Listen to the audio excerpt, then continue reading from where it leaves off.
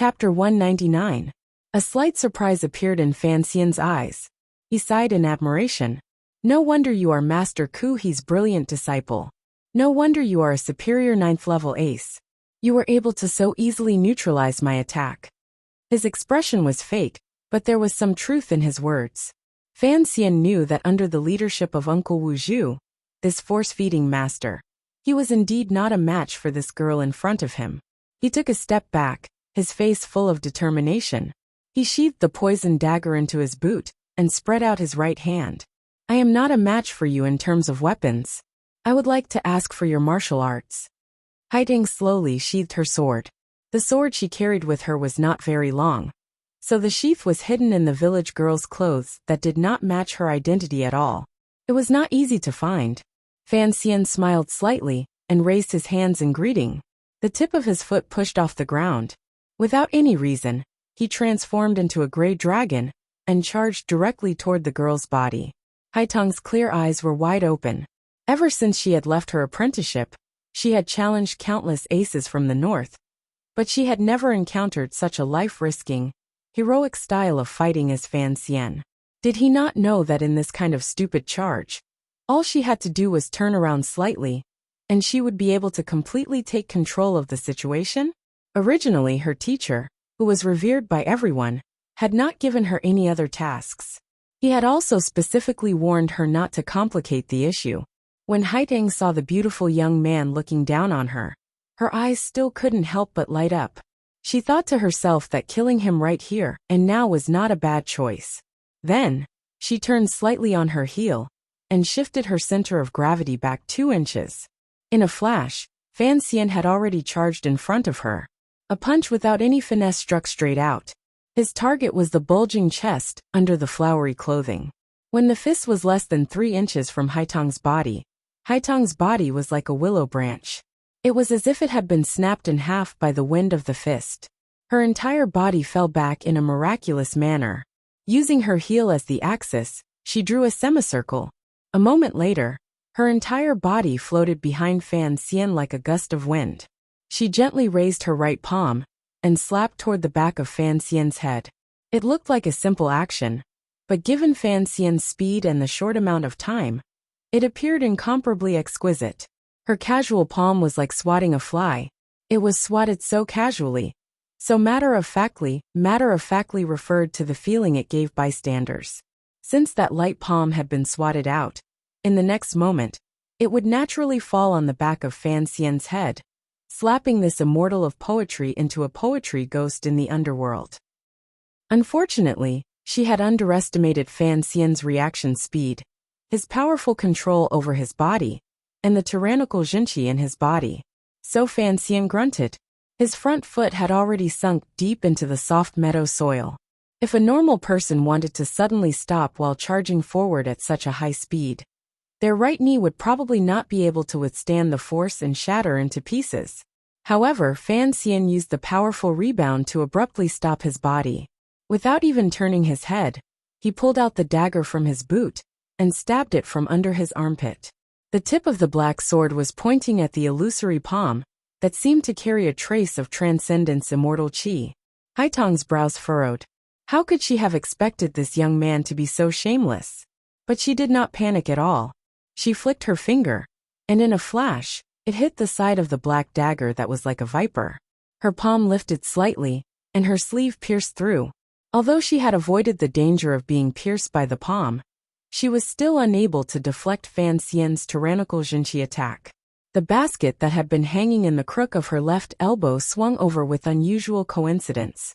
The long dagger entered the bamboo basket.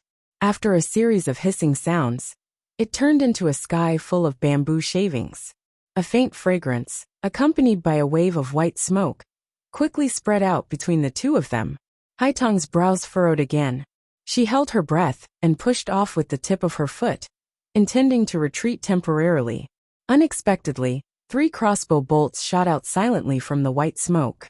By the time she discovered them, they were already a foot in front of her. If it had been a normal 9th level ace, they would have had to hold their breath after their breath had been slightly disturbed. Inevitably, they would have felt a bit depressed in their chest and abdomen.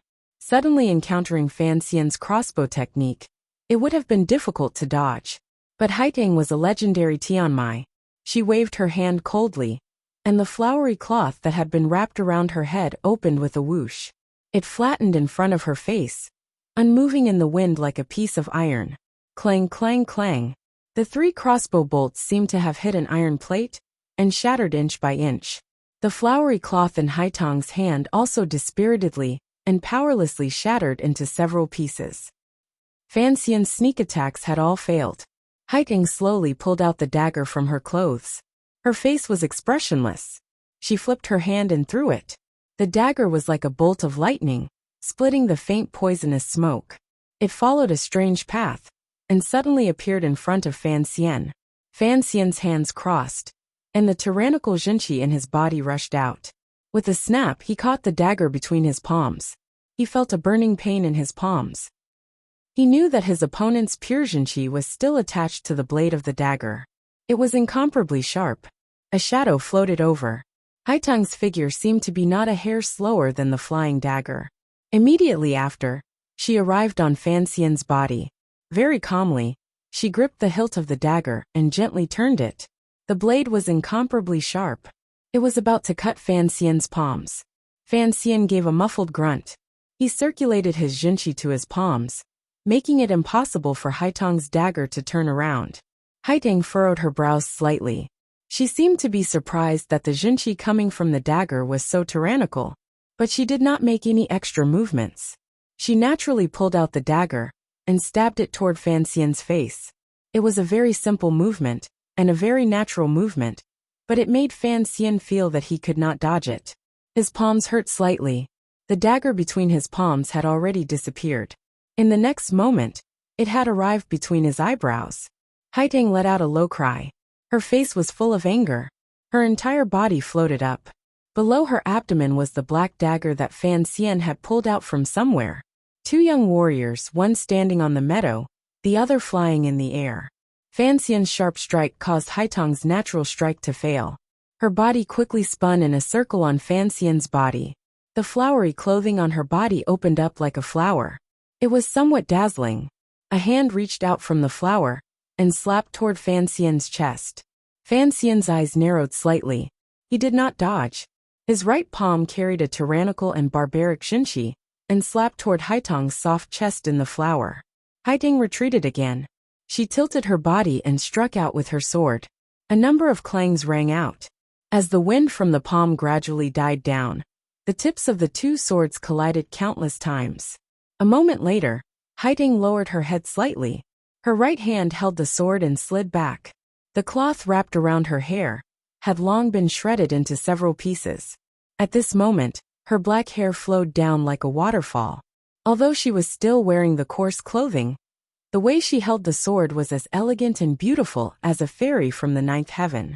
There was no trace of a village girl's temperament. On the other side, Fan Xian stared at her. His hand tightly gripping the dagger was trembling slightly. A feeling of defeat rose in his heart. His moves were not as good as this woman's, but even the tyrannical Jinqi that he had always been so proud of seemed to be at a complete disadvantage in front of this woman's calm and pure Jinqi. In reality, Haiteng was even more astonished. Ever since she had left her apprenticeship, she had met who knew how many experts. Fan Xian was clearly not the strongest. His strength was at most at the threshold of the 9th level. But it was Fan Xian who had put her in the most difficult position. Fan Xian was only unwilling to show weakness in front of a woman.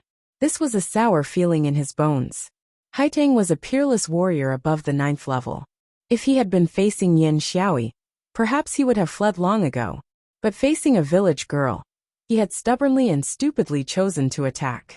Fortunately, his method of attack was extremely shameless. It was completely different from a battle between ordinary strong warriors. Haiteng stared at his handsome face and suddenly showed a look of disgust.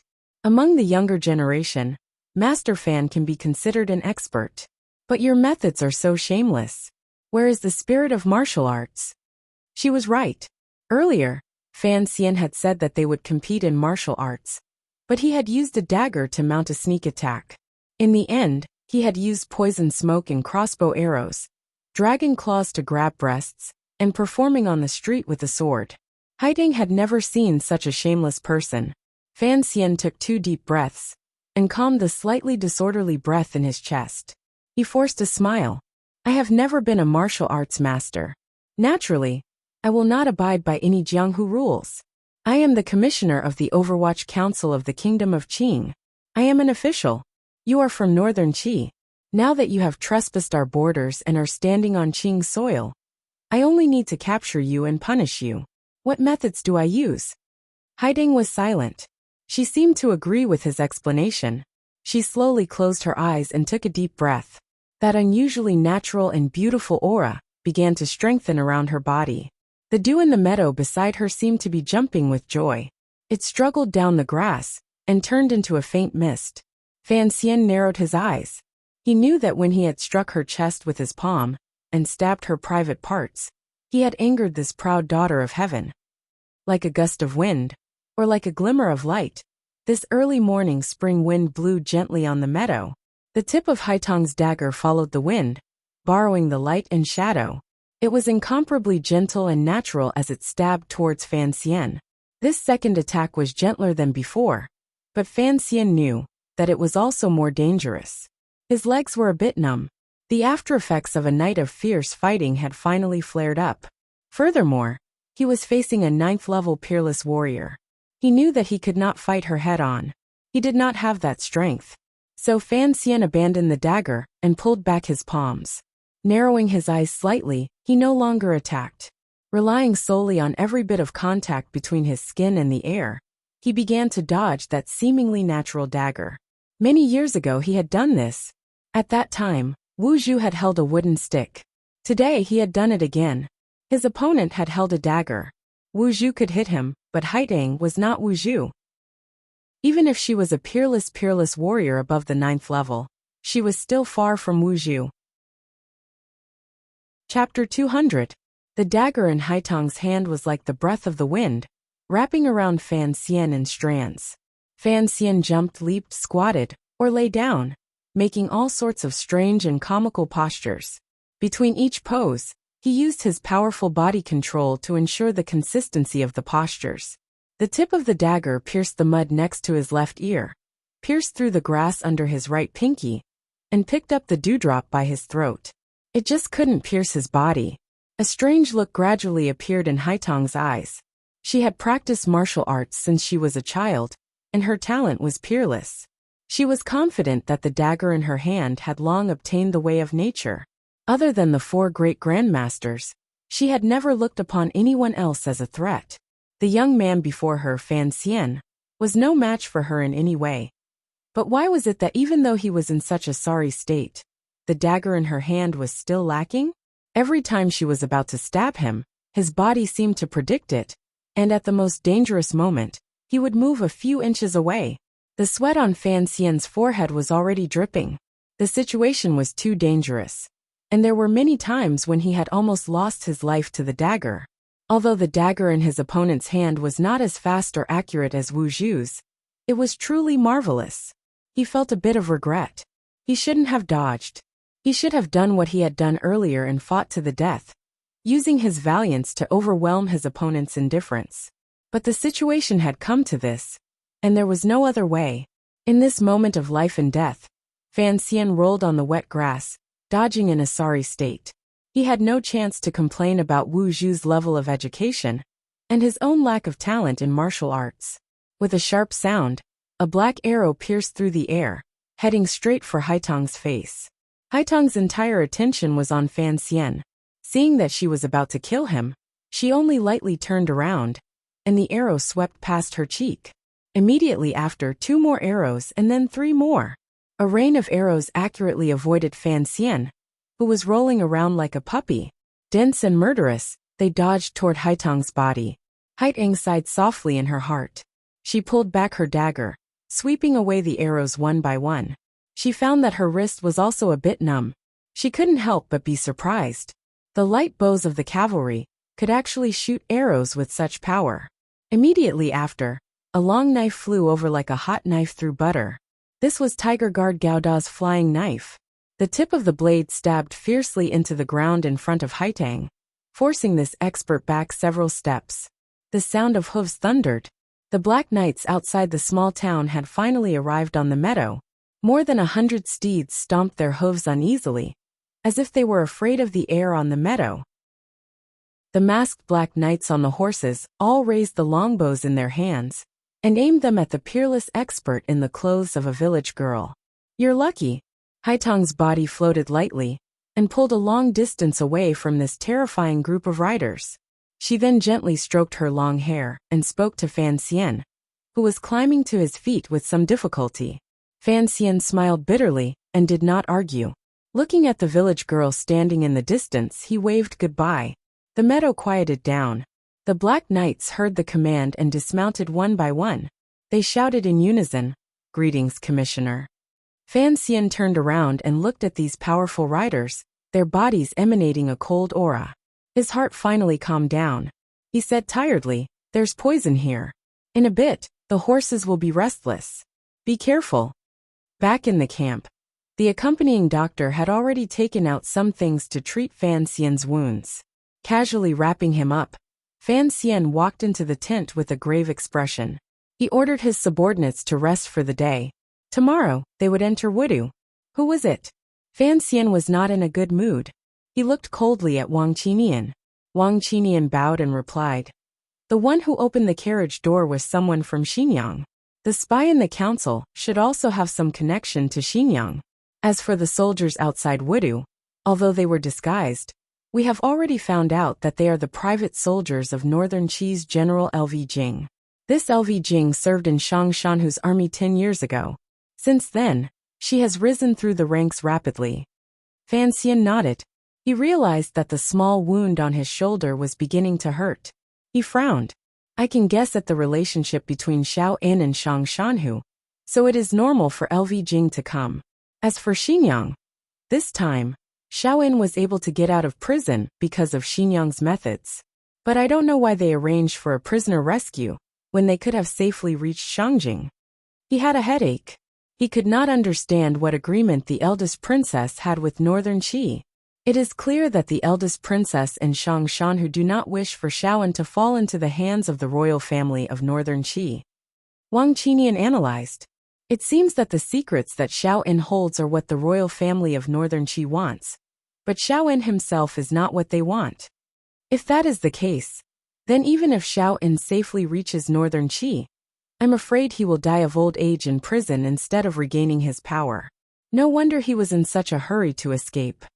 Fan Xian frowned and spoke to himself. It seems that the young emperor of Northern Qi is not an idiot. I'm afraid he also understands the relationship between Shang Shanhu and Xiao En. But what kind of secret could it be that the royal family of Northern Qi is so concerned about? Why would even Ku He send Haitang to silence him? Why would Chen Pingping be willing to let Xiao En go? Why wouldn't he be willing to kill him back then? I feel so stupid. Fan Xian looked at the heavily injured Xiao En and rested his chin on his hand, deep in thought. This was how things were in the world. Before he had fought Xiao En, he was a tiger. Only after fighting him did he realize that he was only a paper tiger. He thought to himself that what his mother had taught Chen Pingping was indeed very reasonable. He continued, "I clearly wanted to kill you, but after all this effort, at the last moment, I became your bodyguard." The development of this matter was truly absurd. Xiaowen's old voice rang out. The affairs of the world are always like this. If they were not absurd, they would not be affairs of the world. Fan Xian smiled. But the temptation to kill you is still very great. Haitang is Ku He's student. In Northern Qi, no one dares to disobey the words of that baldy, Xiao En said lightly. Xiao En said indifferently, "Since she knows I'm alive, then you can't justify framing the corpses outside the town. If you kill me now, I'm afraid it'll be very difficult for that young Master Yen to return alive. What kind of secret are you hiding in your heart?" Fan Xian looked at him calmly. "Something that could make Ku He lose all decorum and come to kill you. Just some old stories. When we were on the meadow, talking about the secret in your heart, it was then that she revealed herself and revealed her murderous intent." Fan Xian looked at him indifferently. It seems that secret is indeed extraordinary. To be able to throw a ninth-level master's state of mind into chaos. Xiaoan looked at him mockingly. Why don't you think that she was preparing to kill you?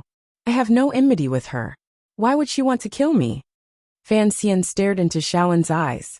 It seemed that those eyes, which were no longer filled with the scent of blood, wanted to see the long-hidden secret. You're wrong. Xiaoan smiled gently. Since leaving the Overwatch Council's prison, the cold aura that had surrounded him had long since disappeared. It seems that Kuhi does not wish for you to return to Northern Qi alive. Correct.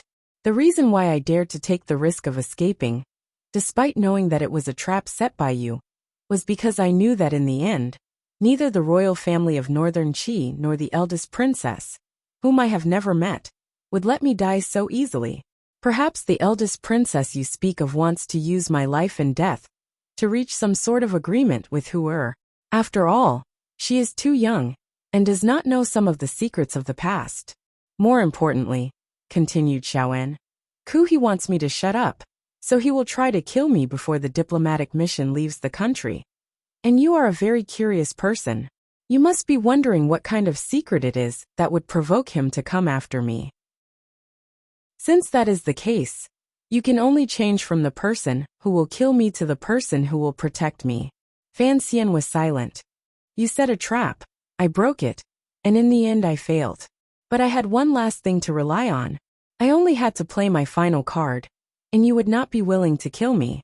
Tomorrow when we enter the country, you will have no chance to strike. So this time you have lost. Xiaoan's face was expressionless. Although this wily old fox was not as strong as he had been in the past, his calculative mind seemed to be able to see through everyone's hearts. I am indeed interested in that card of yours, even more than anyone else. I admit that is enough for me to spare your life for now. Fan Xian did not seem disheartened. Instead he smiled. But you did not escape. When we reach Shangjing, Shang Shanhu will not be able to save you. You will still be imprisoned by the royal family of Northern Qi, tortured until you die of old age, waiting for you to reveal that secret. A sudden look of fear flashed through Xiaoan's eyes. After this old man had been injured today, it seemed that even his mental defenses had weakened. What kind of secret is it? Fan Xian repeated the words he had said in the meadow. If you are not afraid of death, why do you not dare to say it? Don't tell me what is more terrifying than death. I don't believe such nonsense. It seemed that Xiaoan had only just discovered the coldness in the depths of Fan Xian's heart. He smiled and closed his mouth. Fan Xian suddenly closed his eyes and thought for a moment. His hand moved like the wind, and he gently removed the poisonous needle from Xiaoan's neck. Ever since this needle had been inserted into Xiaoan's acupoint in the fir forest, it had not been removed. As the needle slowly left Xiaoan's body, the old man suddenly gave a muffled grunt. A pained expression appeared on his face, and the wounds on his body began to bleed. This needle can block the circulation of your blood, but in reality, it is also helping to staunch your bleeding. After it is removed, you will probably only be able to count to 20 before you die from excessive blood loss, Fan Xian said softly. He gently moved the needle between his fingers. This is the only weapon that I have trained in, so I have always been very careful with it. Blood flowed from Xiaoan's body, soaking his clothes and dripping onto his chair. The old man's face grew paler, and the smell of old age on his body grew stronger, as if it were gradually transforming into the smell of death. But his mouth remained tightly shut. Drip drip. After an indeterminable amount of time, Fan Xian slightly frowned. His fingers stretched out like lightning, and once again pierced into another acupoint of Xiaoan's, helping to staunch the bleeding. Then, he carefully smeared some knockout powder on the half-conscious Xiaoan's nose. Chapter 201. The bitter smell entered his nose, and Xiaoan slowly woke up. He looked at Fan Xian with an indescribable expression, and said with difficulty, I believe Qin Pingping must be very disappointed in you. If you want to kill me, you kill me. If you want to let me go, you let me go. If you keep repeating things, how can you achieve anything great in the future? Fan Xian's face was full of indifference. Everyone else thinks I will kill you, but I won't. What's there to be afraid of? As long as I can obtain the information I want at the end of the story, I am happy to be a repeated villain. Although he said this, he still slowly lowered his eyes. He knew that Xiaoan was using his curiosity to his advantage. He knew that Xiaoan had a secret that even the royal family of Northern Qi and a grandmaster were interested in. If he were to kill Xiaoan, he would not be satisfied. His plan to kill Xiaoan had been ruined by an inexplicable secret, and by an inexplicable village girl. Fan Xian was not the least bit depressed. He had learned from a young age to endure and accept the disharmony between plans and changes. After a while he suddenly smiled. If I capture Zhuang Mohan to threaten you, will you reveal that secret? Xiaoan slowly raised his head, and there was a trace of shock in his lifeless eyes. It seemed that he had not expected the young man in front of him to know that he and Zhuang Mohan were brothers. Of course, a venomous snake like you, someone who only thinks about your own survival, would probably ignore Zhuang Mohan, even though he has done many things for you. Fan Xian continued to look at Xiaoan with that oppressive smile. Suddenly, he had a thought, and said coldly, "So if there is a chance in the future, I hope you will tell me this secret. Otherwise, if I find out the secret of the temple, I will personally kill Zhuang Mohan." The temple? The temple. After 2 consecutive attacks, Xiaoan made a hoarse sound from his throat. He raised his weak arm and pointed at Fan Xian, his eyes full of shock.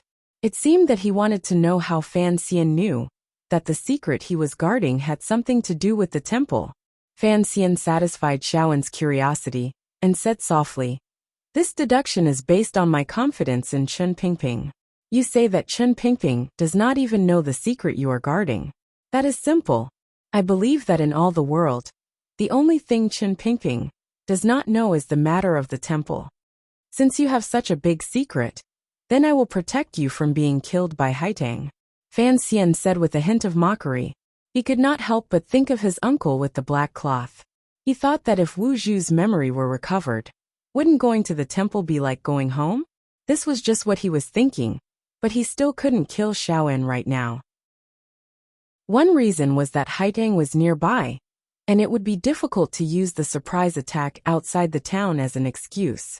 On the other hand, because of his mother, Fan Xian really wanted to know where the temple was.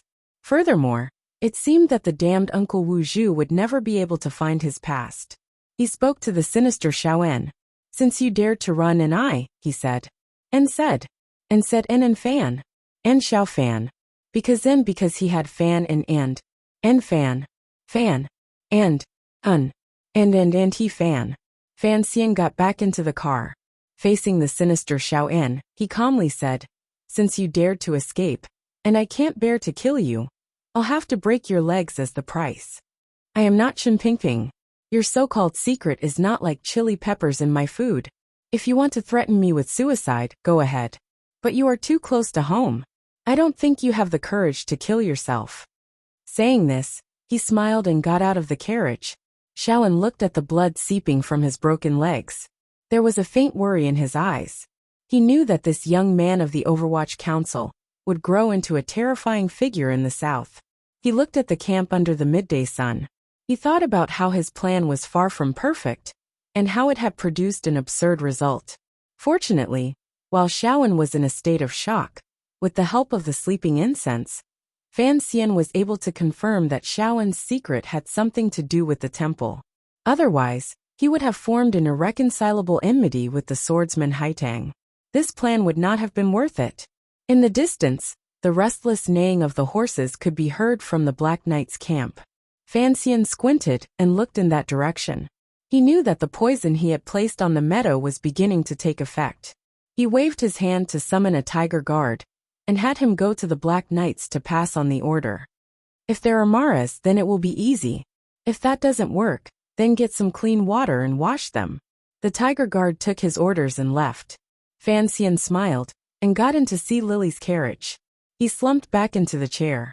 Strangely, facing this woman, even though he knew that she was one of the masterminds who wanted to kill him last year, he still felt incomparably relaxed. It was as if the faint fragrance in the carriage had already become some kind of excellent medicine under the effect of habit. Sea Lily helped him take off his bloodstained clothes and carefully washed him with warm water. The towel slid across Fan Xian's naked and well-proportioned body. It was slightly hot. "Have you seen Haidang?"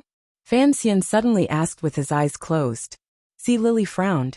She seemed to be recalling her life in the Northern Qi Palace. Kuhi's female disciple. Sea Lily suddenly understood. "You mean Duo?" Fan Xian frowned. "I met her today." He then told her what had happened and frowned. "I thought she would be like a fairy. Who would have thought that she was like a village girl? The way she spoke, and the way she put her hands on her hips. It was hard to tell that she was a powerful master.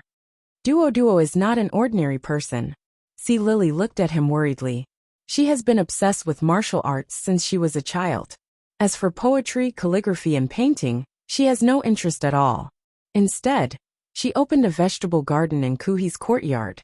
Every day, aside from practicing martial arts, she grows vegetables and flowers. Fan Xian was a little surprised. This kind of behavior was quite similar to that of King Jing. He guessed why Haidang would live such a life. The martial arts of Kuhi's branch followed the path of harmony between man and nature. They paid particular attention to being close to nature. Since Haidang had a talent for cultivation, it was only natural that she would hide in the vegetable garden every day. It seemed that her village girl appearance was not a deliberate act. "Be careful. She's very powerful." Sea Lily teased Fan Xian. She used a dry towel to dry the water on his body. "I reckon that you almost didn't make it back today." That was indeed the situation at the time. But Fan Xian raised his eyebrows. With a strange smile he said, "Although my martial cultivation is not as good as hers, if we really fought, I think that at this time, she would probably feel much worse than me." Sea Lily looked at him with a smile. "After you enter the border of Northern Qi, if Haidang comes to kill you, I won't speak up for you." Fan Xian smiled and shook his head. "After we enter the border of Northern Qi, if she dares to kill me, I will take off my clothes and let her kill me. That is, if she isn't afraid of starting a war between the two countries." He suddenly looked at Sea Lily's soft body, and thought of that night on the pleasure boat. He thought of the medicine he had used that time. He couldn't help but think of Haidang, whose whereabouts were unknown. It was as if he could feel her dagger, which seemed to be one with heaven and earth, still around his neck. It was cold and threatening. He shivered, and Sea Lily thought he was cold. She quickly covered him with a shirt. Only Fan Xian knew that he was afraid. He was afraid of the dagger in Haitang's hand. Today, if the 7 tiger guards and the Black Knights had not arrived in time, he could have died at her hands. A superior 9th-level ace was indeed not someone he could fight against. Yen Xiaoi could shoot him off the city walls with 1 arrow. Although he had improved since then, he was still far from Haitang's level. The matter itself was strange. The bravery Fan Xian had displayed in the 2 battles in the span of 1 night and 1 morning was far beyond what he could accept. He was a person who would rather use assassination than use martial power to fight for his life. After a long time, Fan Xian sighed in his heart. Speechless, he asked the heavens, "That damned Uncle Wu Zhu. Didn't he know to tell me that he wasn't following me? Give me the chest. Give me the chest." In the distant reeds by the lake on the border of the country, a head suddenly appeared in the shallow, cold water. The lake water flowed down along the hair. Haitang, the brilliant disciple of a grandmaster, the Tianmai being worshipped by Northern Qi, revealed her naked upper body. A trace of anger appeared on her face. She had already forced out the poison for an hour. Unexpectedly, it had not been completely forced out. It was as if there was a ball of fire burning incessantly inside her body. Even the cold lake water could not dispel the glimmer of lust in her heart. Haidang bit her lower lip, and the tip of her nose twitched slightly. She finally understood what had happened. The hatred in her eyes flared, and she cursed in a low voice. Shameless Fan Xian. Fan Xian had not used poison, but an aphrodisiac. A good aphrodisiac would not cause any harm to the human body. Haitang's use of Jinqi to force out the poison had actually caused the drug to circulate faster in her body. No wonder in this early spring cold lake, the girl's mind was still flying and her body was boiling hot. Haidang sighed softly, thinking of what the man called Fan Xian had said. He was an official, but he was also a man of martial arts. As a 9th-level master, he used such despicable means. But there were still many things she did not understand. When the poisonous smoke had come out, she had clearly held her breath. Could it be that during the fight, in a moment of carelessness, she had breathed in some remnant of the drug? She suddenly raised her right hand and frowned as she examined it. Only then did she discover that there was a small burn mark between her thumb and index finger. This burn mark did not hurt at all. It must have been caused by the poison on the needle. Haiding had always thought highly of herself, and had never cared about any poison in the world. That was why she had been able to pinch it with her hand. But she had not expected Fan Xian's poisoning method to be so complicated. First, he had used the poison on the needle to burn a small opening, and then let the medicinal mist touch her body and escape through this small opening. First, he had used the poison needle to burn her skin, and then he had used the aphrodisiac to confuse her mind. Her body was tired of spring, and the heavens had descended upon Fan Xian in great anger. Chapter 202. Haiding grunted softly, seemingly in pain. She dove back into the ice-cold bottom of the lake, wanting to expel the burning flame in her body. Her body rolled, crouched, and swam. From the surface of the lake, she looked like a white fish swimming with graceful postures. The fishes in the distance also followed, carefully swimming beside her naked body. After a long time, the lake exploded with a white splash. Haiding broke through the water and swept to the lakeside. A cool breeze stirred. She had already put on her coarse clothes. This woman was not very beautiful, but there was always a faint rustic feeling in her eyes. She was very amiable. Her eyes were unusually clear, reflecting the white birds on the surface of the lake. At this moment, however, there were two traces of anger in them. Fan Xian, I'm going to kill you. It was clear that the poison had failed again. Fan Xian awoke from his meditative state and strolled leisurely through the camp. Northern Qi's ambush troops had already been slaughtered by the Black Knights, and the corpses on the battlefield were the best proof. At this time, there were already envoys crossing Wudu to express their strongest protest to Northern Qi. It's a pity. Wang Qinian followed behind him and sighed. It wasn't easy to calculate the location of the other party's attack and push the blame for Shaowen's death to the other party. All kinds of evidence have also been arranged very well. Shaowen's death was originally in the master's plan, but unexpectedly, that woman ruined everything. Fan Xian shook his head and walked over to a tree. Looking at the mist drifting over from a distant valley, he said quietly, "Perhaps I ruined her plan. Although Shaowen didn't die in the right place at the right time, it's fine. At least I know what he was hiding. Let's torture him." Wang Qinian began to come up with a rotten idea. Fan Xian stared at him and said coldly, "Chen Pingping used 20 years of torture to no avail. Do you think we can make any progress in 2 short days? Then what do we do? Do we really hand Shaowen over to the north?" Although Wang Qinian didn't know what Shaowen knew, as an official of the Overwatch Council, he really didn't want to hand over this secret to the enemy in the north. Give it to Northern Qi for now. In any case, the people there who want to kill him are very powerful, and the people who want to protect him are also very powerful. Fan Xian furrowed his brows and wondered if he really had to use that chest. But the chest was not by his side, and he did not know where Uncle Wuzhu was. Let's not think about this anymore. Fan Xian shook his head. Prepare to cross Wuda tomorrow. Be careful of that Haiding woman. If Shaowen is killed within our borders, the responsibility will be ours. Should we send out the Shadow Knights to eliminate the target? You're just coming up with stupid ideas today. Fan Xian coughed and found that there was still some pain in his chest and abdomen. Leaning on the tree trunk, he said, "If it was a battle between 2 armies, even if it was a great grandmaster, if he encountered a formation of Black Knights, he could only float away. However, if he used the Black Knights to search for people, he would probably be silently cut down one by that girl's dagger." "You are very self-aware." A slightly angry voice came from the mountain path in front of him. A woman dressed in coarse clothes and with long hair that fell over her shoulders stared at Fan Xian. This place was about 30 meters away from the camp. The tiger guards, who had worked all night, had been ordered by Fan Xian to rest. Wang Qinian looked at Fan Xian and was shocked. He knew that this was the superior 9th-level ace, who had almost killed Commissioner Fan that morning, Haitang of Northern Qi. Fan Xian's expression was calm.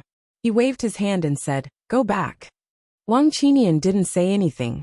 He ran back to the camp with his head down, thinking that he had to quickly wake up Gao Da and the other silent aces. The horses of the Black Knights were in heat today, and he didn't know what had befallen them. Fan Xian tilted his head slightly and looked at Haitang. "Aren't you afraid he'll call for help?" he asked quietly. "Aren't you afraid I'll immediately kill you? This isn't morning. I believe I can cut Master Fan down in 3 rounds. You can try, if the poison in your body is cleared." Fan Xian's tone was somewhat frivolous.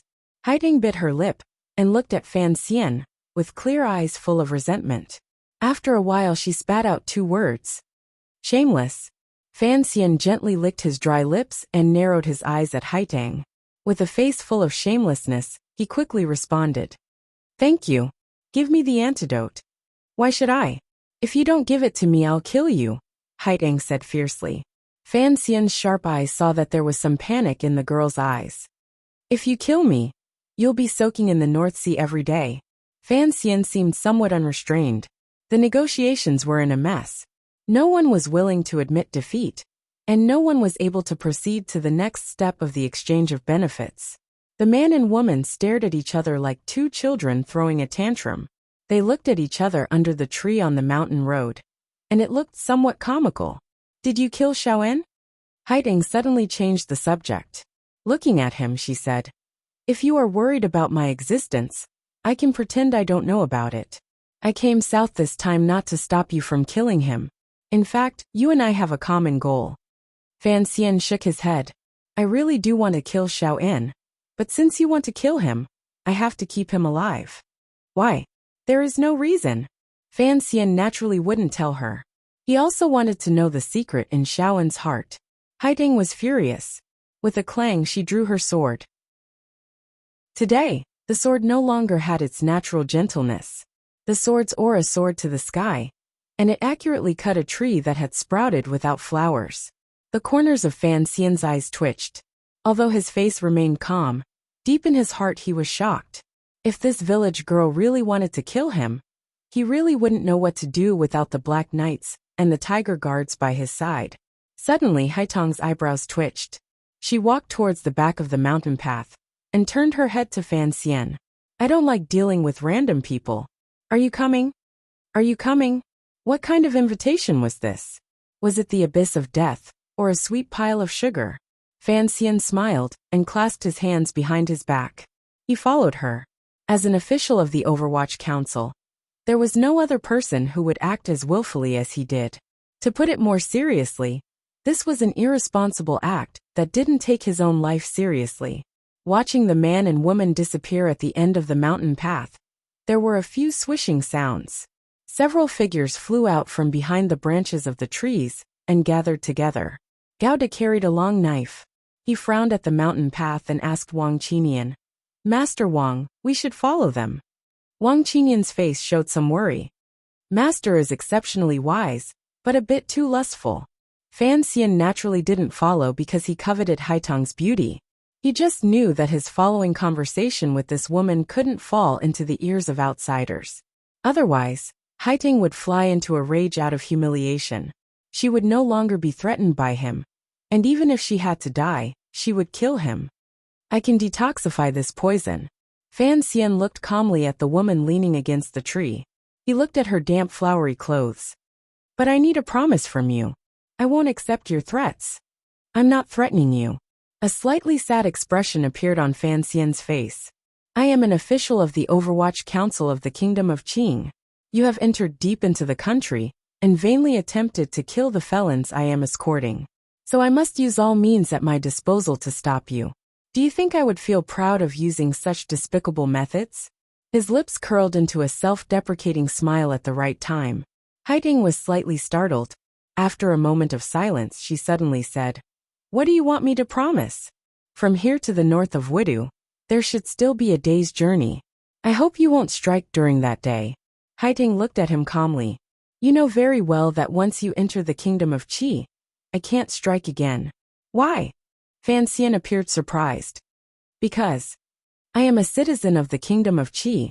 I must consider the people of this country. I cannot break this agreement in my own country. If I anger the royal family, and the two countries go to war again, the dead and wounded will not be the unarmed people. A faint look of worry appeared in Haitong's eyes. But I don't want Xiao En to return to northern Qi alive. Fan Xian listened calmly, but in his heart, he gradually came to a sense of propriety. It seemed that it was as Sea Lily said. This superior ninth-level master, before him really was a country girl, bemoaning the state of the universe, and pitying the fate of mankind? This was the good moral character that Fan Xian liked most in his enemies. Why did you kill Xiao En? Strangely, a look of disapproval and disgust appeared in Haitong's eyes. Don't you know that if Xiao En dies, that high-ranking official of yours who fell into the hands of the court will also die? Fan Xian was silent. Of course, he wouldn't tell her the darkest side of himself. He smiled slightly. I didn't kill him, did I? Even if Xiao En dies, it is still your northern Qi's responsibility. You sent troops to infiltrate our country. Do you think you can wash away suspicion? As for Master Yan, I believe I can bring him back to the kingdom of Qing. He paused, then asked curiously, why did you kill Xiao En? His expression was a little naive, even a little stupid. Haiding looked at him with disgust. I don't need to explain it to you. Fan Xian shrugged his shoulders, and took out a pill from his robes. The aphrodisiac that you have is something I developed myself, he said quietly. You cannot force it out with Jinqi. Having said this, he tossed the pill far away. Haitong's expression was one of anger, then embarrassment. She was angry again and again, her expression changing constantly. She caught the pill and looked at him coldly. I didn't agree to it. Why are you willing to give me the antidote? Fan Xian sighed, and turned his body, so that his wide and solid back was facing the woman behind him. His hand gently held onto a new branch, as he looked at the mountain valley's first green staining the peaks, and the wild flowers on the mountain slope in the distance. Chapter 203. Last night, the rain was light and the wind was strong. Deep sleep did not sober the wine. Ask the curtain rollers, and they say Haitang is still the same. Do you know it should be green fat and red thin? Fan Xian softly recited from beneath the tree. His voice was gentle, but it was unclear whether he was talking about a person or an object. This was the first time since that night in front of the palace that the immortal of poetry, Fan Xian, had composed a poem. This girl called Haitang quietly looked at that slender, and even somewhat thin body. She gradually loosened her grip on the dagger. If you want to fight, then I will fight. Fan Xian suddenly turned around.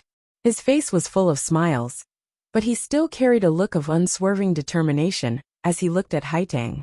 It's only one day. I would like to see, even if I do not use those half-drunk methods, whether or not I can protect Xiao En's old life from Haitang's hands. Drunken tricks. Of course it meant drunken spring. Haitang's expression was calm. It was impossible to tell what she was thinking. It seemed that she had not expected that after reciting that poem, Fan Xian would reveal the backbone and courage that a man should have. As a proud daughter of heaven, she had unexpectedly suffered such a setback at Fan Xian's hands. She had not expected that Fan Xian would have the courage to face her alone. At this moment, she truly did not understand the young official in front of her. She could not help but frown slightly, but it seemed that she was interested in something else. She quietly said, Master Fan, I have heard that you will no longer compose poetry. Why are you in the mood today? When I see the pine, I think of winter. When I see the chrysanthemum, I think of autumn. When I see the crabapple, I think of... Fan Xian swallowed the word spring just in time. He looked at Haitang with a smile. Poetry is at the end of the road. It is useless for the country and its people. I have some reputation for poetry in the kingdom of Qing, but I do not have the patience to recite these lines on Sundays. This poem was written by chance after a storm last year. Today, seeing the spirit in Haitang's frail appearance, I could not help but recite it. I hope you do not blame me for being absurd. Haitang raised her head and squinted at Fan Xian. She suddenly smiled. I don't care if you are putting on an act or trying to weaken my will. I just feel that what you said earlier was reasonable. You are an official of the kingdom of Qing, and it is your freedom to use whatever methods you want, so I will not hold a grudge against you. As for Master Fan's earlier poem, perhaps it was a good one, but I have never been an expert in this field, so naturally I do not understand its meaning. All I know is that the crabapple cannot be soaked in the rain. If the water accumulates in the pot, the roots will rot. Regardless of whether it is green or red, I fear it will become a pot of rotten fruit. Having said this, she turned and walked back. A few moments later, she had disappeared into the quiet mountain forest, leaving behind only a faint fragrance, a few bird cries, and an embarrassed Fan Xian. Why did Miss Hua leave? Fan Xian seemed to have lost something. He sighed. I was going to tell you a story about a mushroom-picking girl. Haitang left with ease, and Fan Xian returned with ease. He patted his buttocks, clasped his hands behind his back, and slowly walked back along the moss-covered mountain road. After a few steps, he saw the 7 tiger guards on the other side of the road, who looked as if they were facing a great enemy. Wang Qinian led a group of Overwatch Council officials and hid in the grass, ready to attack at any moment. Seeing the commissioner return safely, everyone let out a collective sigh of relief. The Overwatch Council officials hiding in the grass also stood up, but their faces and bodies were covered in grass stains, which made them look very comical. Master, is that it?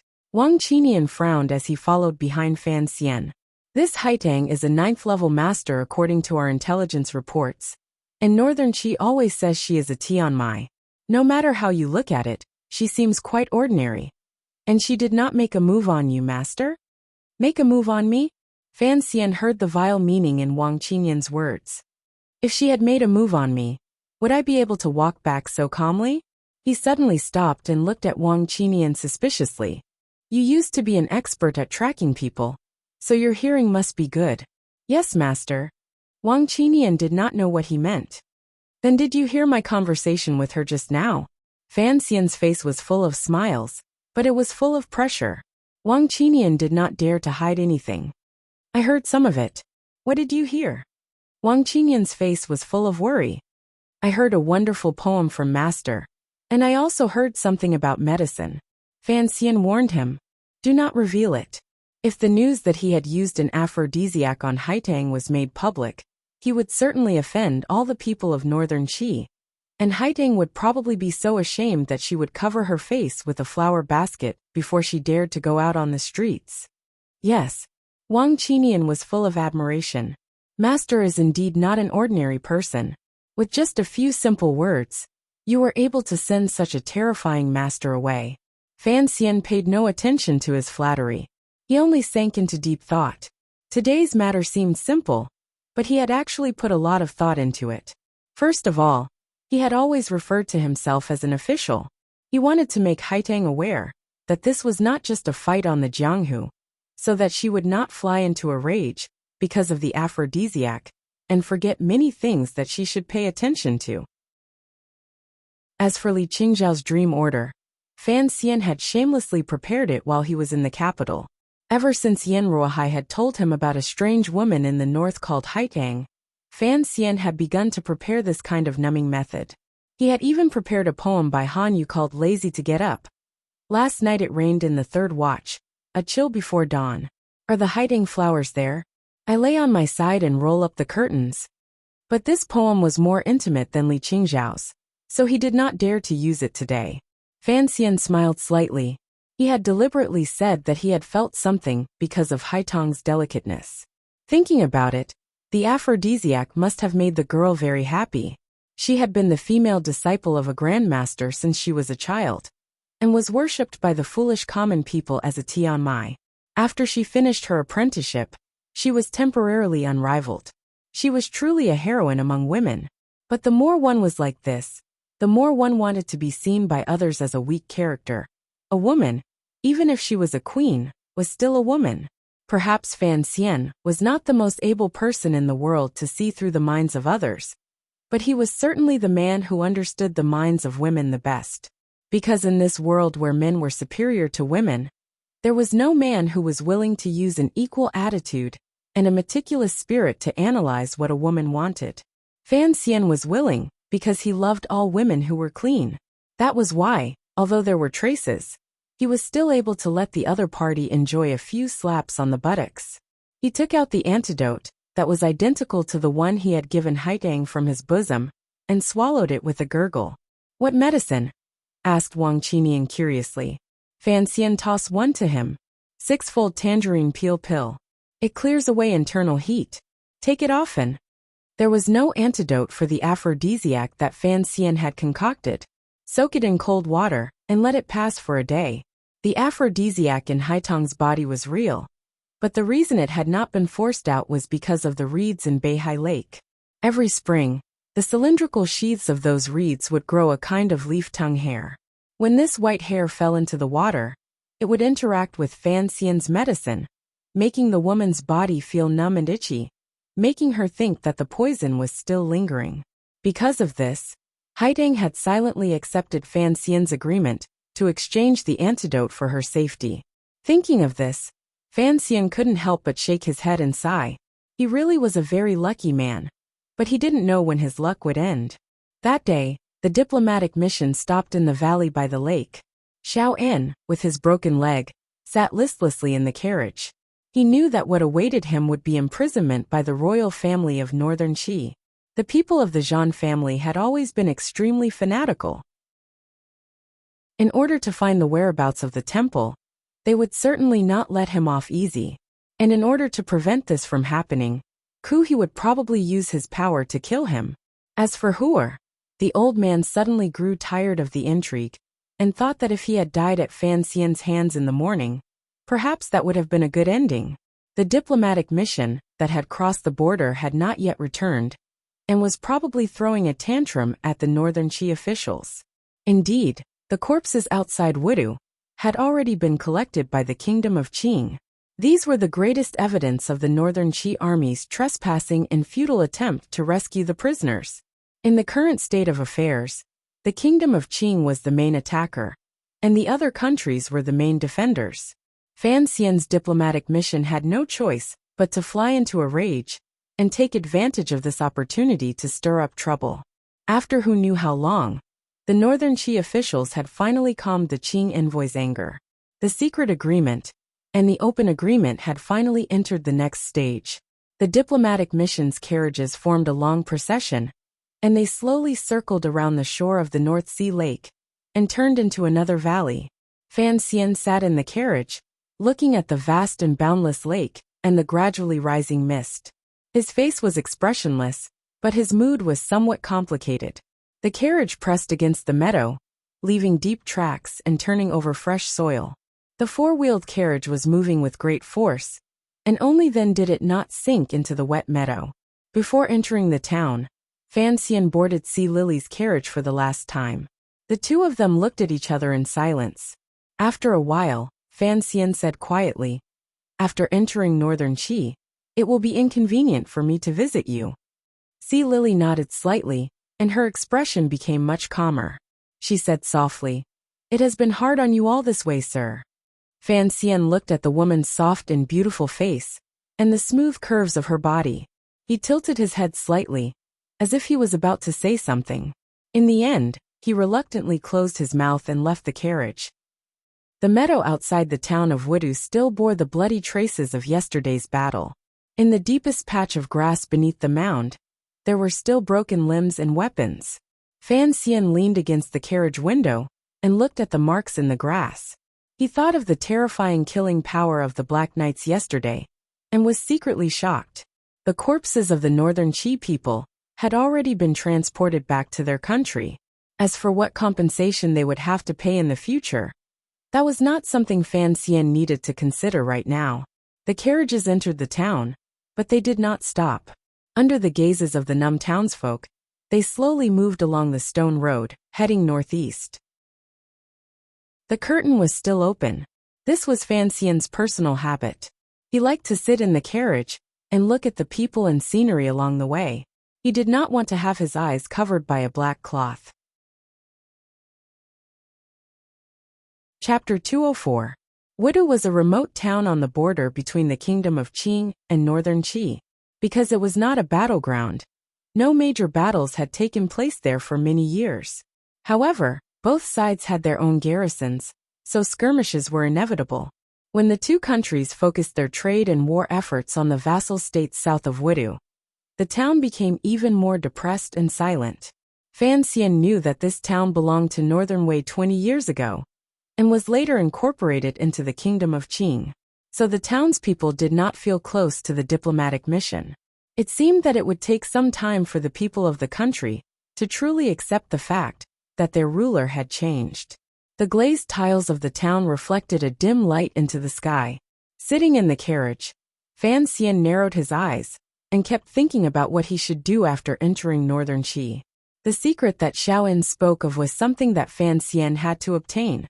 This was even more important than the mission and interests of the kingdom of Qing, because the temple was connected to Uncle Wu Zhu, and the words his mother had left in the chest had revealed that she had once snuck into the temple and stolen something. A faint smile rose to the corners of Fan Xian's lips. He had never seen his mother, but strangely, he loved that woman called Yi Qingmei very much. Thinking of how many years ago, a little girl had secretly run into an illusory temple that no one knew she was in, he sighed in admiration. He sighed in admiration of his mother's courage and wisdom. Fan Xian knew that he was not as good as his mother, but this fact did not discourage him in the slightest. On the contrary, it made him more eager to face this seemingly beautiful, but actually very dangerous second life.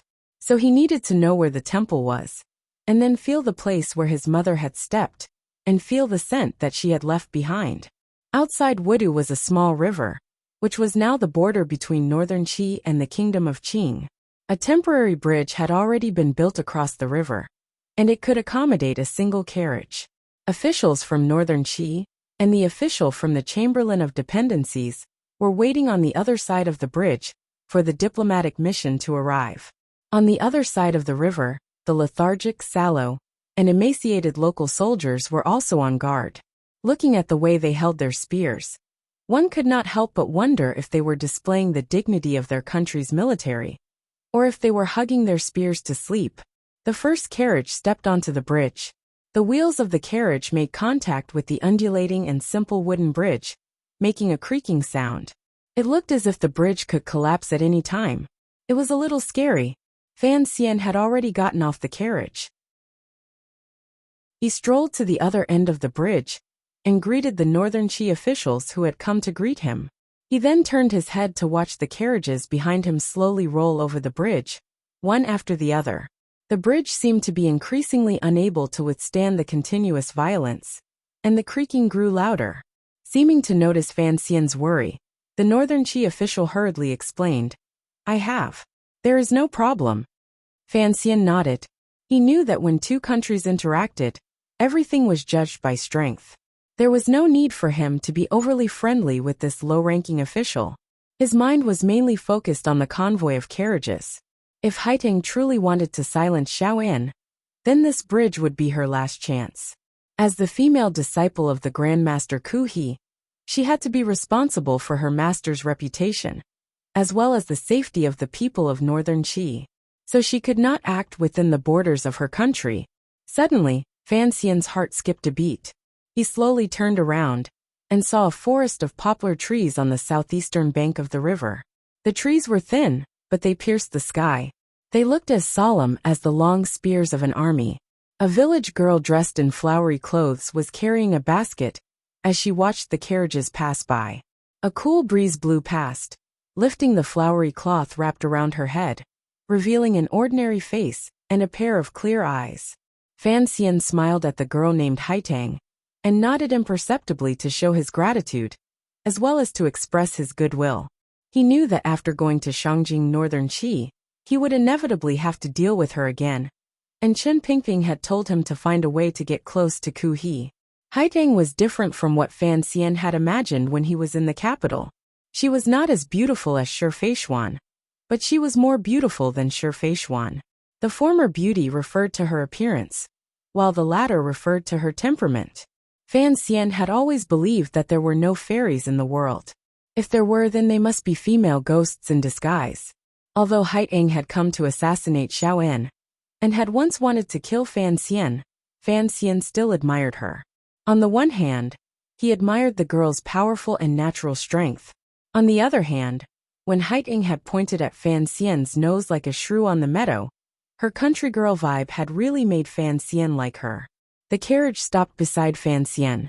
He lifted the curtain and entered, not looking at the riverbank again. Crossing the river and through the forest, the convoy of carriages arrived on the official road, under the protection of the Northern Qi army. Fan Xian sniffed the air and looked at the green trees on the side of the road. He felt a little strange. Had he left the country? How come he didn't feel anything at all? The formation on the official road was rather frightening. To the left and right of the convoy were two groups. One group was made up entirely of women. There were young maids, nimble middle-aged servants, and old gloomy nannies. The other group was made up of men, but they were even gloomier than the women. They wore embroidered robes and carried curved swords at their waists. Their bodies exuded a sinister aura. At least half of the people in the diplomatic mission were from the Overwatch Council of Qing. As soon as the convoy set out on the official road and saw the group of men with curved swords, a strong sense of hostility began to brew. Everyone's hands unconsciously touched the hilts of the straight swords at their waists. The Overwatch Council of Qing and the Brocade Guard of Northern Qi were the two most secretive and dangerous secret service organizations in the world. Over the past decade or so, the two sides had crossed swords countless times, both in the open and in the shadows. The battle between spies and counter-spies was always cruel and merciless. The hands of both sides had long since been stained with the blood of the other. Today, suddenly meeting on the official road, both sides began to smell the scent of the other, and their eyes began to turn red. The officials of Northern Qi hurriedly came forward to explain to Fan Xian. Fan Xian didn't mind. He waved his hand, telling his subordinates to relax a little. After all, today they had come for the sake of the friendship between the two countries, separated by a strip of water. It was the 7 tiger guards behind him, who kept their cool the whole time. They were indeed two neighboring countries separated by a strip of water, and the feeling was even more obvious as they passed through Wudu. Without waiting for a rest, Fan Xian immediately had his subordinates begin to arrange the handover ceremony. Wang Qinian was a little puzzled. Why don't we continue to hold Shaoan? Perhaps on the way to Shangjing, we can get some information out of him. He didn't know what secrets Shaoan held, but as Fan Xian's confidant, he naturally knew what Fan Xian wanted. Fan Xian shook his head and calmly said, "Forget it. It's not that convenient to travel with these Northern Qi spies. It's better to leave him to them, and we'll have less to worry about. If anything happens to Shaoan along the way, naturally Northern Qi will take responsibility. Would they dare not return Yin Bingyan to us?" Although he said this, Fan Xian still felt a little depressed. Once they entered Shangjing, Shaoan might not be able to keep his life under the pressure of Ku He's position. Even if Shaoan regained his power because of his relationship with Shang Shanhu, Fan Xian had no better way to pry open Shaoan's yellow, old, and tight-lipped mouth. The clanking of chains rang out, and Fan Xian watched coldly as the old man was helped out of the carriage. Both of Shaoan's legs were broken, so it was particularly difficult for him to get out of the carriage. His trousers at the knee gave off a faint sweet smell of blood. Most of the brocade guards of Northern Qi were young men, and they had no idea what Shaoan looked like. But from folklore and from the mouths of the older members of the guard station, they knew that the current Northern Qi Secret Service had been single-handedly built by this pitiful old man, who could not even stand. In other words, this white-haired old man could be considered the founder of their group. A strange atmosphere pervaded the scene of the handover. The brocade guards of Northern Qi didn't know how to treat Shaoan. Should they treat him as a national hero? Or a remnant of the previous dynasty? Was he their ancestor? Or was he a serious criminal that they had to watch out for in the future? After a moment of silence, the emotion that flowed through everyone's blood finally gained the upper hand. On the official road, the brocade guards dismounted in unison and half knelt to the ground. They saluted the old man and said, "Greetings, Master Shao." Following the loud salute, a valiant and familiar power seemed to return to Shaoan's body. He looked at his disciples on the official road and narrowed his eyes. His silver hair danced in the wind. His withered lips parted slightly, but he didn't say anything. He just waved his hand calmly. It was this wave that made Fan Xian, who was observing from behind, feel a chill in his heart. Xiaoan straightened his body. His iron-like shoulders seemed to have regained the strength to bear the weight of the world. On the other side, the maids from Shangjing had long since boarded Sea Lily's carriage. No one knew how they had managed to carry so many ornaments and utensils with them. But Sea Lily was able to take a fragrant bath in the carriage. After a long time, the carriage door opened, and Sea Lily stepped out, stepping on a soft embroidered stool. Everyone's eyes brightened, but Fan Xian's eyes dimmed for a moment, then returned to normal. A pair of slender, jade-like hands hung lightly outside the wide light green sleeves. Her voluptuous curves were perfectly accentuated by her gorgeous clothes. Her black hair was lightly tied up, and she wore a simple ebony fork. Her red lips were a shade of vermilion, and her eyes were bright and clear. This was Sea Lily, the peerless beauty, who had easily captured the heart of the emperor. Chapter 205. Wang Qinian glanced at Fan Xian, as if trying to find something strange on his face. After all, if Sea Lily were to leave, she would forever be in the palace, and the two of them would probably never see each other again. Unexpectedly, Fan Xian's face was still calm, and his eyes were as clear as a lake. He smiled and walked forward, bowing to Sea Lily through the crowd of women. Just as he was about to say something, a pair of disdainful eyes stared at him from the side. Fan Xian was a little annoyed. He turned his head and saw that it was an old nanny dressed in clothing that clearly had some status. Before he could speak, the old nanny spoke coldly and disdainfully. Southern Qi official, Lady C has now set foot on our territory. She no longer needs to be reprimanded by you, right? Fan Xian frowned, wondering where this was coming from. Then he heard the old woman whisper to herself in disdain. This official of the southern court dares to stare at a young lady. He has no manners at all. This old nanny was an old member of the royal palace, and had always had a high status. When Sea Lily was a child living in the royal palace in Shangjing, Northern Qi, she had served her. This time, the Northern Qi emperor was heartbroken that Sea Lily had suffered in Qing, and was afraid that she had been wronged by Qing officials on the way here. So he had ordered the old nanny to come to the border and let Sea Lily recover. Fan Xian frowned again. Suddenly, he walked toward the carriage where Sea Lily was standing. The Zhenqi in his body was tyrannical, and at this moment, he only released a little bit of it, but it was enough to make the women around him cry out and fall to the side, making a path for him. At the other end of the path was Sea Lily, who was sitting uneasily under the carriage. What a rude fellow! The old nanny was furious. What do you want, you southern barbarian? Someone kick this man out. Hearing this, the brocade guards and officials from Northern Qi hurried over. A few of them were unprepared to draw their scimitars from their waists. The Northern Qi official who received the diplomatic mission knew of Fan Xian's background.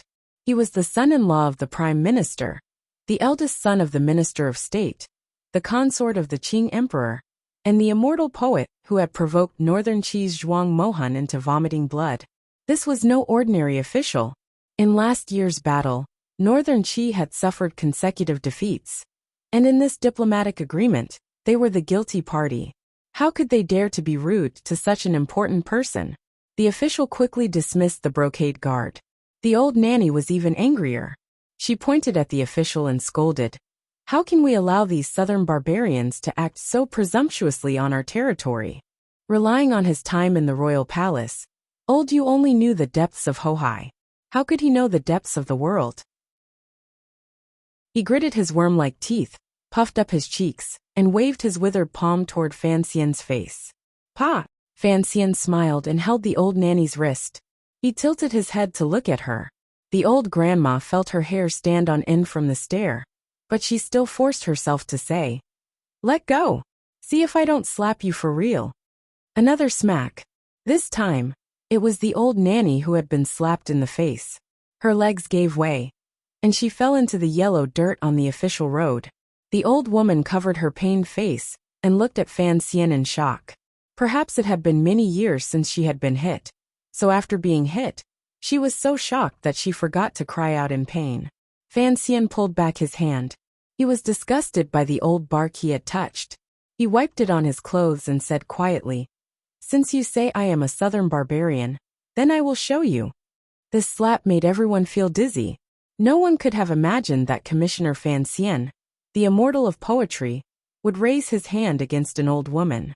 The official quickly wiped away his sweat and explained, "She is an old member of the palace. Even the common officials have to give her some face." Fan Xian looked at the old woman, who was sitting on the ground and covering her mouth. He shook his head slightly and smiled. "I am not an official of Northern Qi, so I don't have to give her face. Don't say she's an old member of the palace. In my heart, she is a shameless old member of the palace." These words were far too arrogant. He didn't even care about the face of the Northern Qi palace. The official gritted his teeth and lowered his head. He knew that the situation was not in his favor. Even if Fan Xian had hit her, he couldn't say anything. Fan Xian walked directly to the side of the carriage through the empty path. No one dared to stop him now. He smiled and looked at Sea Lily. "Take care of yourself in the palace," he said quietly. Sea Lily curtsied slightly. The panic in her eyes had now been well concealed. She pursed her lips and replied lightly, "You have taken care of me on the way. I have nothing to repay you for your kindness. I am truly at a loss as to what to do." Fan Xian smiled. "What to do is good. Don't worry." With a few simple words, he had determined the future of Sea Lily's brother in the capital. Fan Xian silently retreated, standing far away in the middle of his envoy's carriages. He watched as the old man and woman, who had traveled with him for a long time, boarded Northern Qi's carriage. He narrowed his eyes and felt that something was strange. Northern Qi did not seem to treat this as a secret agreement. Logically speaking, Shaoan should have been secretly sent to Shangjing. With so many brocade guards present today, there was no way to hide it. If Shang Shanhu asked for Xiao En from the royal family of Northern Qi, how would the young emperor respond? Haitong's side was another opposing force. It seemed that the royal family of Northern Qi was in for a headache. Fan Xian was also curious about how Sea Lily was being treated. He could see that the emperor really liked her. Otherwise he wouldn't have gone to such lengths to receive her. But even if Sea Lily was the granddaughter of the Qing prince, after all these years, she had long since lost her value. Could it be that the young emperor really believed in love? But wouldn't the Empress Dowager be angry at such a serious matter? How could Sea Lily enter the palace? The old man with the broken legs boarded the carriage in silence. Fan Xian couldn't help but sigh to himself. Shaoan had just gotten off the prisoner's carriage, and now he was in another. How could one carriage carry the 20 years of separation and the loss of freedom? After entering Northern Qi, the Black Knights quietly returned to their encampment near the capital. The safety of the envoy was left to the Northern Qi brocade guards and the troops along the way. Fan Xian had a rare moment of leisure, and he was quite content. In any case, they were on foreign soil. Even if they were given 800 times more courage, they wouldn't dare to do anything to the envoy. The trip was a pleasant one. Most of the people in the envoy were old people who had been to Northern Qi. Even Wang Qinian had done business between the two countries for free. The only ones who seemed excited about going abroad were Fan Xian and the 7 Tiger Guards. Although the Tiger Guards, led by Gouda, still maintained the stern air that experts should maintain, one could tell from their incessant gazes that they were very interested in the foreign scenery. Fan Xian laughed. "We've opened our eyes to the foreign world. But the scenery of Northern Qi isn't much different from that of Qing. It's just that the trees are different. Even the temperature isn't cold. It's much warmer than the wasteland southwest of the Great Lake," Wang Qinian explained. "Although Northern Qi is in the northeast, the weather is actually quite good." Gouda suddenly spoke in a low voice. Because he rarely spoke, Fan Xian was very interested. He said, "The scenery of Northern Qi is indeed good. My greatest wish in life is to follow His Majesty on his 4th northern expedition, to bring this territory under the jurisdiction of Qing, and to help His Majesty unify the world." The carriage rattled along the official road. Outside the window, the green leaves of the deciduous trees, large and small, swayed in the wind created by the carriage, as if they were shaking their heads and sighing. Fan Xian sighed. On this beautiful spring day, let's talk less about fighting and killing. Although he said this, he still quietly explained all the things that they should pay attention to in Shangjing. This time there was no need to negotiate. As for the implementation of last year's agreement, it shouldn't be too difficult. But there were some things that needed to be taken care of. Aside from Fan Xian, Wang Qinian, and Gauda, the only other person in the carriage was the deputy of the diplomatic mission, Master Lin Jing of the Chamberlain of Chamberlain. So there was nothing taboo about their conversation, as long as it wasn't overheard by the people of northern Qi outside. There was still a long way to go from Wudu to Shangjing. As the carriage traveled eastward day by day, Fan Xian's brows gradually furrowed. He was no longer in the mood to look at the dull scenery outside the carriage. In his heart he was thinking, where should Xiao In be at this time? And see Lily, before she entered the palace, what kind of identity would the young emperor arrange for her? Chen Pingping's plan of white sleeves had already been secretly broken by Fan Xian. Would Fan Xian's plan of red sleeves come to fruition one day?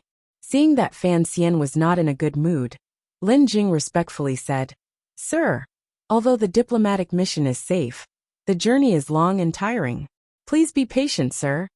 He was well aware of Fan Xian's status. That day at Wudu, when he had slapped the old nanny, Lin Jing didn't think it was a big deal. Given Fan Xian's status and temper, in the capital of the kingdom of Qing, he would even dare to beat up the Guo family and guard Ye's only daughter, let alone a mere servant woman. He also knew that this diplomatic mission would be carried out according to Fan Xian's orders. He was just a minor character dealing with miscellaneous matters, so he was afraid that Fan Xian would be in a bad mood and cause trouble. He hurriedly said, Shangjing is one of the most prosperous places in the world. The women there are more elegant than those on Lujing River in the capital. When the time comes, you should go and see. Chapter 206. Fan Xian smiled and shook his head, indicating that it wasn't because he couldn't bear the loneliness of the journey. He knew that ever since he often sat in See Lily's carriage, in the eyes of these people, he was probably inextricably linked to the word dissolute. After thinking for a moment, he suddenly opened his mouth and asked, We've already walked for so many days. Furthermore, we've been traveling on official roads. Our speed is very fast. We should have already passed the distance from the border to Jingdo. Northern Qi's territory seems to be rather large. A strange silence fell over the carriage. After a long time, Ling Jing smiled and said, Correct. Although the royal court seized a large piece of land from Northern Qi last year, in terms of territory and population, Northern Qi is still the largest country in the world. It's just that there's been constant internal strife, and the hearts of the people are divided. That's why they're no match for us. Fan Xian frowned slightly. If Northern Qi could really rise to power, then the country he grew up in might be in trouble. As he thought this, he heard Gauda say in a low voice, It seems that there's still a large territory waiting for us to conquer. Gauda was a man of few words. These past few days, after he was no longer in charge of escorting Xiao In, he would often say a few short words, but they were extremely absurd and hilarious. Fan Xian couldn't help but laugh. The officials of the kingdom of Qing, under the influence of 20 years of victory, had indeed developed a terrifying self-confidence. Wang Qinian, on the other hand, laughed bitterly. I say, Sir Gao, don't take away my role as a sidekick. Along the way, the diplomatic mission stopped at various relay stations in northern Qi. Very few of them stopped in the larger cities, although the Qing diplomatic mission was somewhat displeased, seeing that the officials of the other side had carefully received them and served them attentively. They couldn't say anything. Everyone knew that northern Qi had lost a great deal of face by this agreement. Naturally, they would be too embarrassed to let the people of the country see the southern diplomatic mission swagger through the cities. But along the way, they would always meet some ordinary people. One day, Fan Xian asked a question he had been curious about for a long time. Why do the people of northern Qi not seem to hate us? Why do they look at us with contempt and even pity? In the eyes of the people of northern Qi, we are still southern barbarians, uncivilized objects. Ling Jing smiled. As for the war between the two countries, the royal family of Northern Qi has kept it a secret. Although the people of the north know that the kingdom of Qing is extremely powerful, they still look down on us. Fan Xian shook his head and sighed. If you cover yourself with a black cloth, just pretend that you're not afraid of the dark. After all, Northern Qi is the successor of Northern Wei. They always think of themselves as the rightful ruler of the world, and naturally look down on other countries. This was the truth. Although the Northern Wei Empire had been destroyed 20 years ago, it was still the most powerful country in the world. It had cast its shadow over all the smaller countries in the surroundings. The might of the barbarians still remained in the hearts of the people of the north. Thus, they had always thought that Northern Qi still retained its former glory, and that they were still the people of the most powerful nation in the world. When they looked at other people, they would habitually lift their chins slightly and lower their gaze slightly, boasting, pitying, and respecting themselves. People were willing to live in the past. Of course, the officials of Northern Qi knew that the world had changed a long time ago. This could be seen from the way they treated the Qing envoys. There's one more important point. Ling Jing continued his analysis calmly. Northern Qi inherited most of Northern Wei's territory and officials, so all the scholars of the world regard Northern Qi as the rightful ruler. The path of literature lies in Northern Qi. This is not wrong. Every year during the spring examinations, Northern Qi's examinations are much more lively than ours. Not only do the scholars of Northern Qi gather in Shangjing, but even the scholars of Dongyi travel thousands of miles to Shangjing. Wang Qinian interrupted. That's right. Even many of the scholars of the kingdom of Qing went to Shangjing to take part in the examinations a few years ago. Preposterous. Fan Xian laughed. Can people of Qing become officials of Northern Qi? Ling Jing smiled bitterly. Of course not. But it seems that the people of the world recognize this. So as long as a scholar can enter the top 3 in the Northern Qi examinations, no matter what country they are in, they have the right to be an official. Even our kingdom of Qing is no exception. Sir, you were once a professor of the Imperial College. Surely you know of Xu Wu? Fan Xian nodded. Ling Jing sighed. Xu Wu the scholar took the examinations in Northern Qi. His teacher was Zhuang Mohan. That's why he calls himself Zhuang Mohan's student. Sir, think about it. Xu Wu the scholar clearly passed the imperial examinations in Northern Qi, and yet he was able to return to Qing to become an official. You can see that Northern Qi's literary style is flourishing. Fan Xian laughed and shook his head. No wonder His Majesty has been trying so hard to make a name for himself. It's probably because he can't stand this kind of vexation. Correct. When it comes to martial arts, no one can compare to our kingdom, Ling Jing said. It's just that when it comes to literature, there have never been any true talents. Literature is the end of the road, Fan Xian said. Ling Jing thought of something and laughed. Of course. Sir Commissioner, you appeared out of nowhere and provoked Northern Qi's Zhuang Mohan into vomiting blood. After that, I'm sure no one would dare say anything to our kingdom of Qing. Wang Qinian repeatedly said yes, and Gao also nodded. Although Fan Xian's rise in the capital did not necessarily make all the powers feel comfortable, on the level of the outside world, to be able to have another talent outside of the battlefield, who could suppress Northern Qi's arrogance was presumably a situation that all the people of Qing wanted to see. This kind of boring journey, without the company of beautiful women, was boring. Fan Xian hoped it would end sooner. However, the long road seemed to have no end. The carriage's 4 wheels stirred up yellow dust, rising up on the wide road like a yellow dragon. However, it was firmly bound in the middle of the road by the 2 rows of trees on the side of the road, unable to leap out. It looked like it was pitifully struggling, twisting incessantly. The leaves of the trees that blocked the dust on both sides of the road varied in size, but overall, compared to the leaves of the kingdom of Qing, they were much wider.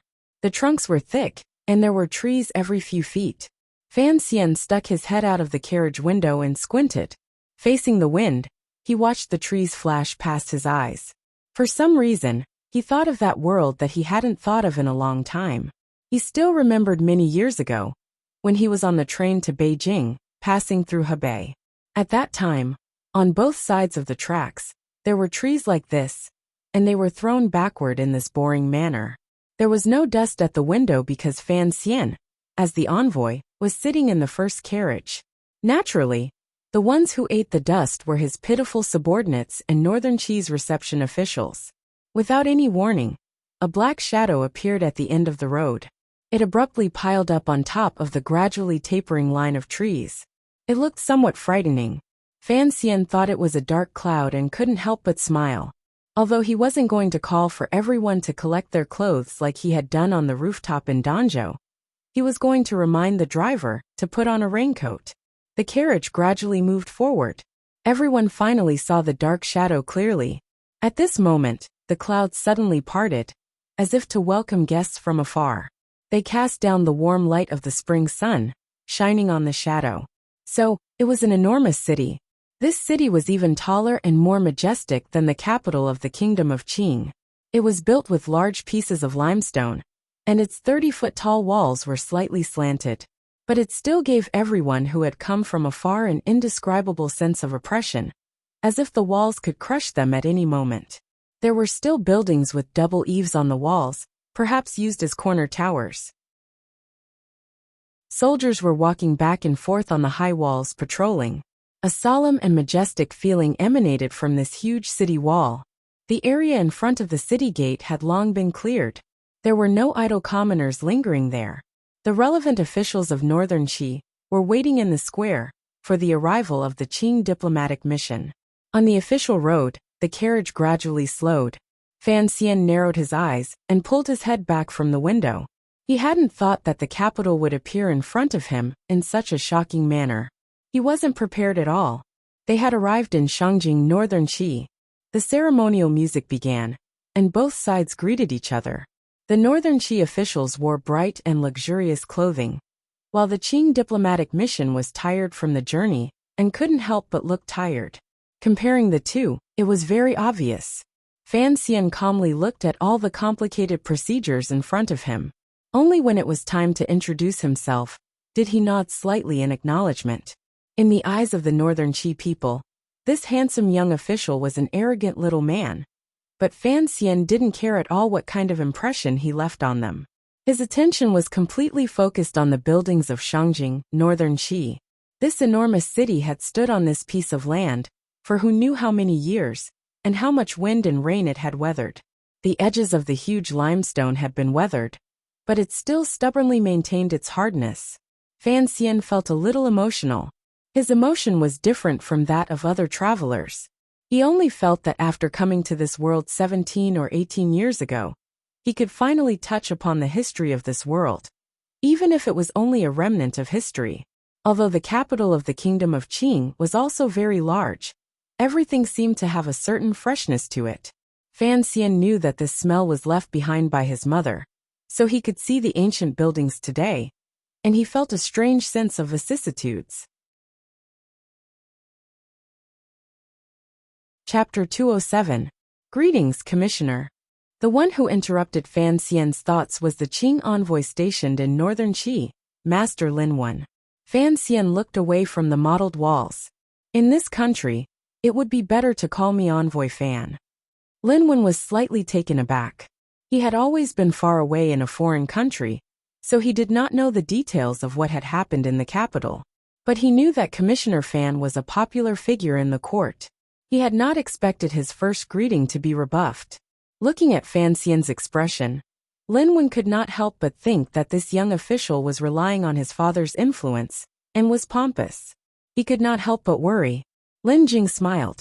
Master Fan, what you mean is, since we are here to declare our friendship, we should not use the identity of the Overwatch Council, lest the other party be unhappy. Lin Wen finally understood. He smiled.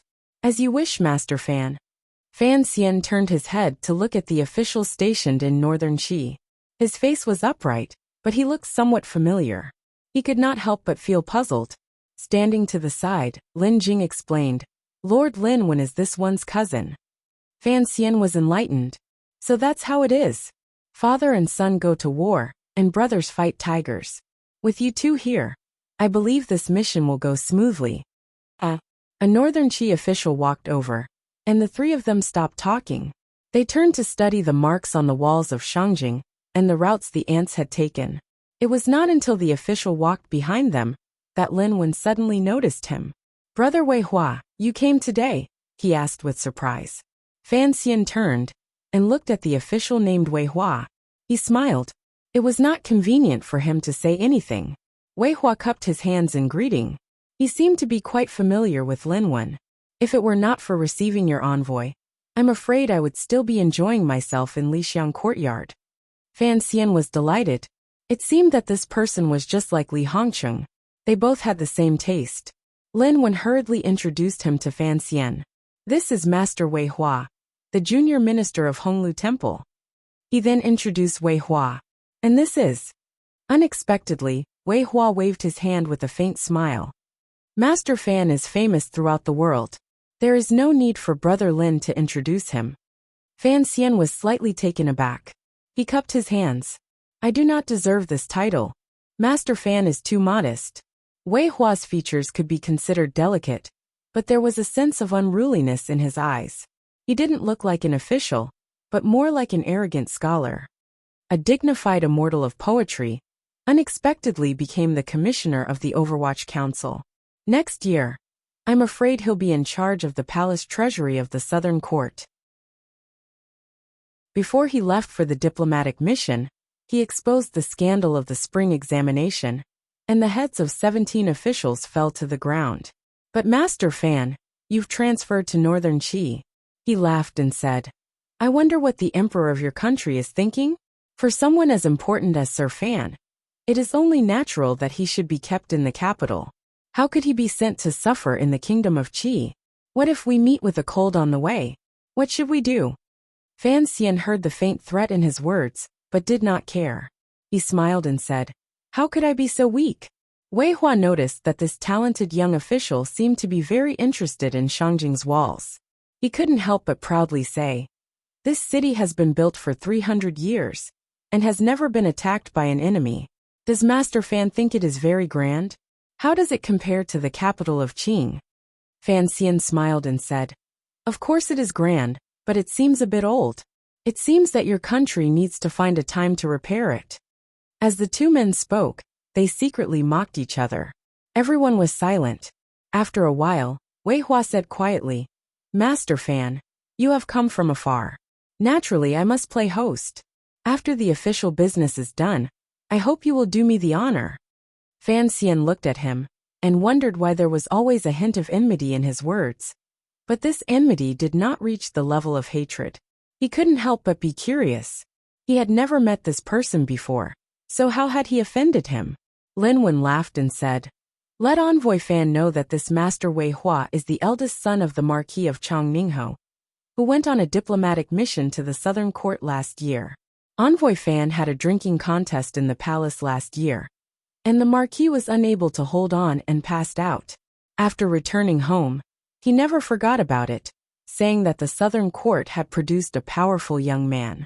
Not only was he good at poetry, but his capacity for liquor was also astonishing. Master Wei Hua often listened, and naturally wanted to compete with you. So that's how it is." Fan Xian laughed bitterly, and looked at Master Wei Hua again. Sure enough, he saw some similarities between him and Chang Ningho. Last year, he had been the deputy to receive the Northern Qi diplomatic mission, and had come into contact with Chang Ningho quite a bit. Later, during the palace banquet, they had a good drinking contest, and could be considered half a drinking buddy.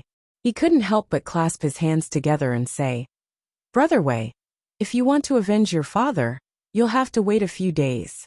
Otherwise, if I get drunk and become muddle-headed, it won't be easy to explain to His Majesty." Everyone laughed and left the matter for another day. Shangjing Northern Qi was indeed bustling. Although the streets were not wide, there were restaurants and restaurants along the way, with green tiles and pale walls and tall trees. The scenery was beautiful, and the people on the streets smiled warmly, full of confidence and pride. It did not look like a defeated country at all. The diplomatic mission was received by Wei Hua, and they headed west of the city. They were arranged to stay in the royal courtyard behind Honglu Temple. From this arrangement, it could be seen that the Emperor of Northern Qi was giving the Qing diplomatic mission enough face.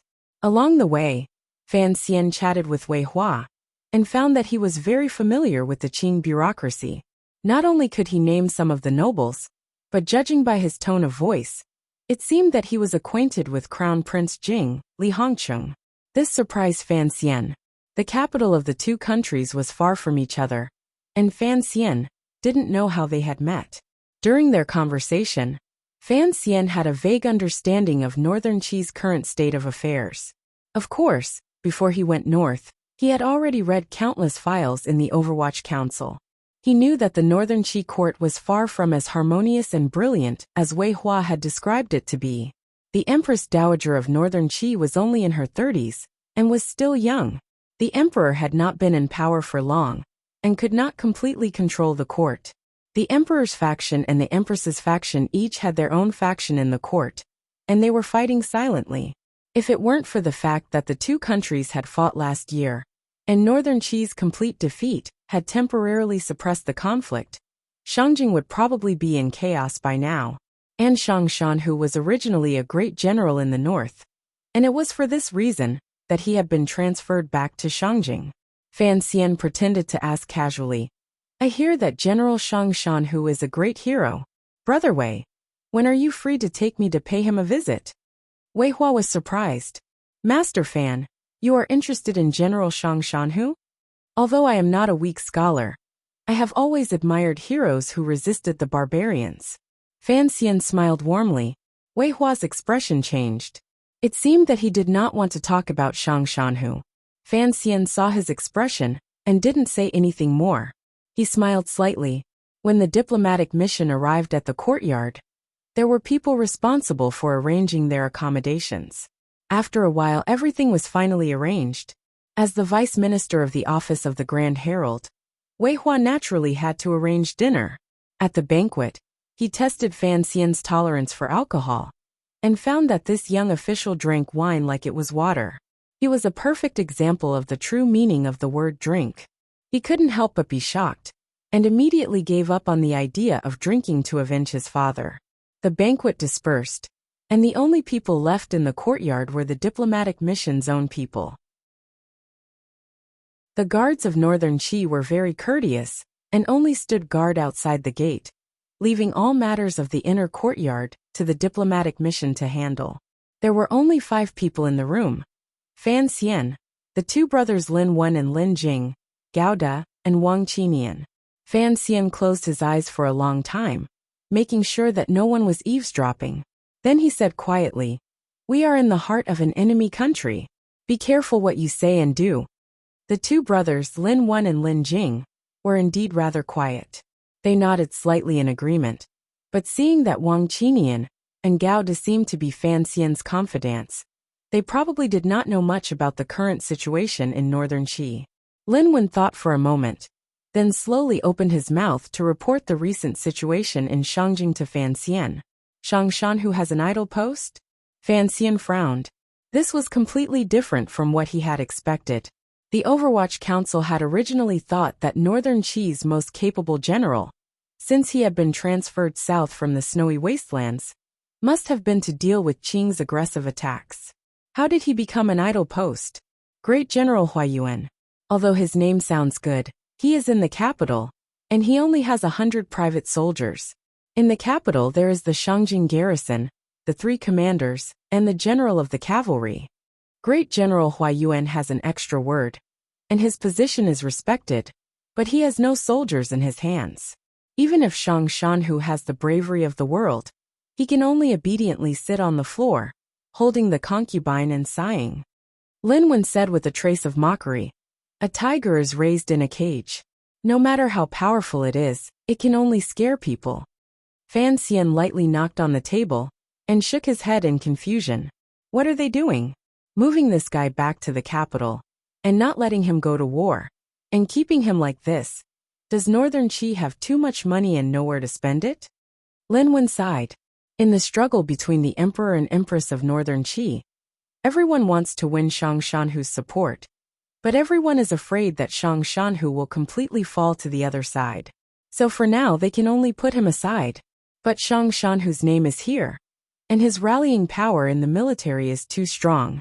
Even if he only has 100 personal guards in the capital, no one would dare to look down on him. Fan Xian shook his head and sighed. No wonder only a few private soldiers came to Wudu. I was wondering. Helping Xiao En escape was such a big thing, and Shang Shanhu would not be so careless. Lin Wen was startled. He did not know what had happened to the diplomatic mission on the way. Lin Jing quickly explained in a low voice. Lin Wen was shocked. Seeing that Fan Xian did not seem to be injured, he relaxed. What is the relationship between General Shang Shanhu and Xiao En? Fan Xian fell silent. After a while he said quietly, if the council's judgment is correct, Shang Shanhu should be an orphan that Xiao En adopted. Chapter 208. An adopted orphan? Everyone was shocked. Fan Xian replied calmly, but it was a long time ago. After Xiao En was captured, Northern Wei was destroyed, and the world was thrown into chaos. It was then that Shang Shanhu emerged. The Overwatch Council had other evidence, or else they wouldn't have come to this conclusion. But Fan Xian's mission to the north was to confirm Shang Shanhu's master. No wonder Shang Shanhu was in such a hurry to rescue Xiao En. This is a big problem for the Northern Qi court. Fan Xian stopped abruptly and frowned. Haitang wanted Xiao En dead. The emperor wanted to force Xiao En to reveal the location of the temple, and Shang Shanhu simply wanted the old man to have a happy old age. The three most powerful forces in Northern Qi, because of Xiao En, had split into three completely different forces. There was going to be a good show to watch. Of course, Fan Xian also wanted to know the secret of the temple, so he couldn't just be a spectator. It was getting late, and everyone was tired from the journey, so they began to make arrangements for their rest. As for the next day's arrangements, the relevant officials had already drawn up the rules. Lin Wen only selected a few important matters to report to Fan Xian. The most important thing the next day was to enter the palace and meet with the emperor, and then to negotiate the exchange of prisoners at the office of the Grand Herald. Fan Xian thought for a moment and said, we'll enter the palace in the morning. As for the office of the Grand Herald in the afternoon, I'll have to trouble you. He turned to Ling Jing. Sir. Ling Jing looked at Fan Xian puzzled. This was an important occasion for the exchange of prisoners and tribute. How could the envoy not be present? Fan Xian lowered his eyelids and said quietly, I have more important matters to attend to. The prisoner exchange agreement had two pieces of paper, one white and one black. Fan Xian valued the black piece more. He had already handed over Xiao En and Xi Lili, so he had to confirm Yan Bingyun's whereabouts immediately. Fan Xian sat in the carriage on the way to the Northern Qi Palace, yawning endlessly. He was not a pampered person who chose his bed, but he had not slept well last night. Looking at Gauda and Wang Qinian beside him, they seemed to be tired as well. It was not hard to imagine that the entire diplomatic mission had suffered from insomnia. Last night, just as they were about to rest in peace, Wei Hua of the Chamberlain of Honglu Temple came again. Although he did not enter the rear courtyard, a number of singers and beauties, carrying with them a fragrant wind, ran into the rooms of the Qing officials. For a moment, everyone cried out in alarm. How could Fan Xian have known that Northern Qi had such a custom? He was shocked. Although the girl kneeling at the foot of the bed was beautiful, and her large, watery eyes were extremely alluring, Fan Xian could not bring himself to do something so absurd on his first day in Shangjing. He had no choice but to ask her to leave. Naturally, not many people were able to sleep well after the commotion. However, a songstress entered Ling Jing's room and didn't come out. During breakfast, Fan Xian noticed that Ling Jing didn't look too good. Ling Jing was a little surprised and explained with a smile. Even when the Northern Qi diplomatic mission went to the capital, the Chamberlain of Honglu Temple had arranged it this way. Fan Xian wiped the corners of his eyes and found that they were a little sticky. He then looked at Wei Hua, who was 100 times more energetic than before, and couldn't help but curse in his heart. He guessed that Wei Hua was probably doing this on purpose. Going on a diplomatic mission was actually similar to going on a business trip in his previous life. This was what Fan Xian thought. The carriage moved very steadily. He greedily opened the window and looked at the scenery on the street. It was not easy to come to Shangjing in northern Qi. He hadn't even caught a glimpse of the street, and now he was going to the palace to kowtow. It really was not a good feeling. Getting off the carriage and entering the palace, he put on a smile and gently rubbed his hands together. Stepping into the deep doorway, he suddenly saw a bright light. In the light were layers of eaves and tens of thousands of palaces. Most of the buildings in the palace were black. Amidst the solemnity, there was a hint of freshness and antiquity. Fan Xian paused and looked at the palace in front of him. It was like when he had first arrived in Shangjing, and he was a little absent-minded. The palace of northern Qi was very different from that of the kingdom of Qing. It did not triumph in its vastness. Instead, it was layered, beautiful, and tranquil. It was as if every jet-black pillar was telling the story of what had happened in the palace, and every long wooden corridor was telling visitors how many great figures of ancient times had walked lightly through it. The diplomatic mission fell silent. Because the 7 tiger guards were carrying long knives, they naturally could not enter the palace, so they stayed outside. Beside Fan Xian, other than Lin Wen, Ling Jing, and Wang Qinian, were the necessary officials of the Ministry of Rites. After walking for some time, passing through long corridors and flowing water, they gradually ascended and finally arrived at the main hall of the Northern Qi Palace. In front of the hall, the palace guards stood solemnly. Their expressions were firm and determined. At a glance, one could tell that they were at least 7th-level masters. Outside the heavy wooden doors, the head eunuch was waiting, his body hunched. Everyone walked quietly to the front of the hall. The head eunuch opened his eyes and looked weakly at the southern barbarians. With a shake of the horsetail whisk in his hand, he shouted in a croaky voice, "The envoy of Qing has arrived." The eunuch's voice was not loud, but the 2 wooden doors behind him slowly opened, revealing to the visitors the true face of the northern center of power in the continent. The main hall of the Northern Qi Palace was extremely spacious, and the space inside was enormous. The space between the eaves was made of extremely expensive glass, so sunlight shone into the hall without any cover. It blew away the usual gloomy smell of the palace, leaving it bright and cool. The 2 sides of the palace were supported by columns made of an unknown material. The top of the columns was painted black and decorated with golden patterns. On each column was a picture of a coiled dragon soaring into the clouds. It looked extremely exquisite. Behind the columns were layers of gauze, and behind them were faint figures. It was unclear whether they were palace maids or eunuchs. Entering the hall, the first thing that caught Fan Xian's eyes and left a deep impression on him was the long straight path in front of the door. On both sides of the path were 2 pools of clear water. Led by the eunuchs, the envoy slowly walked along the straight path. The Qing officials who entered the palace for the first time were just as shocked as Fan Xian. The straight path beneath their feet was made of green jade.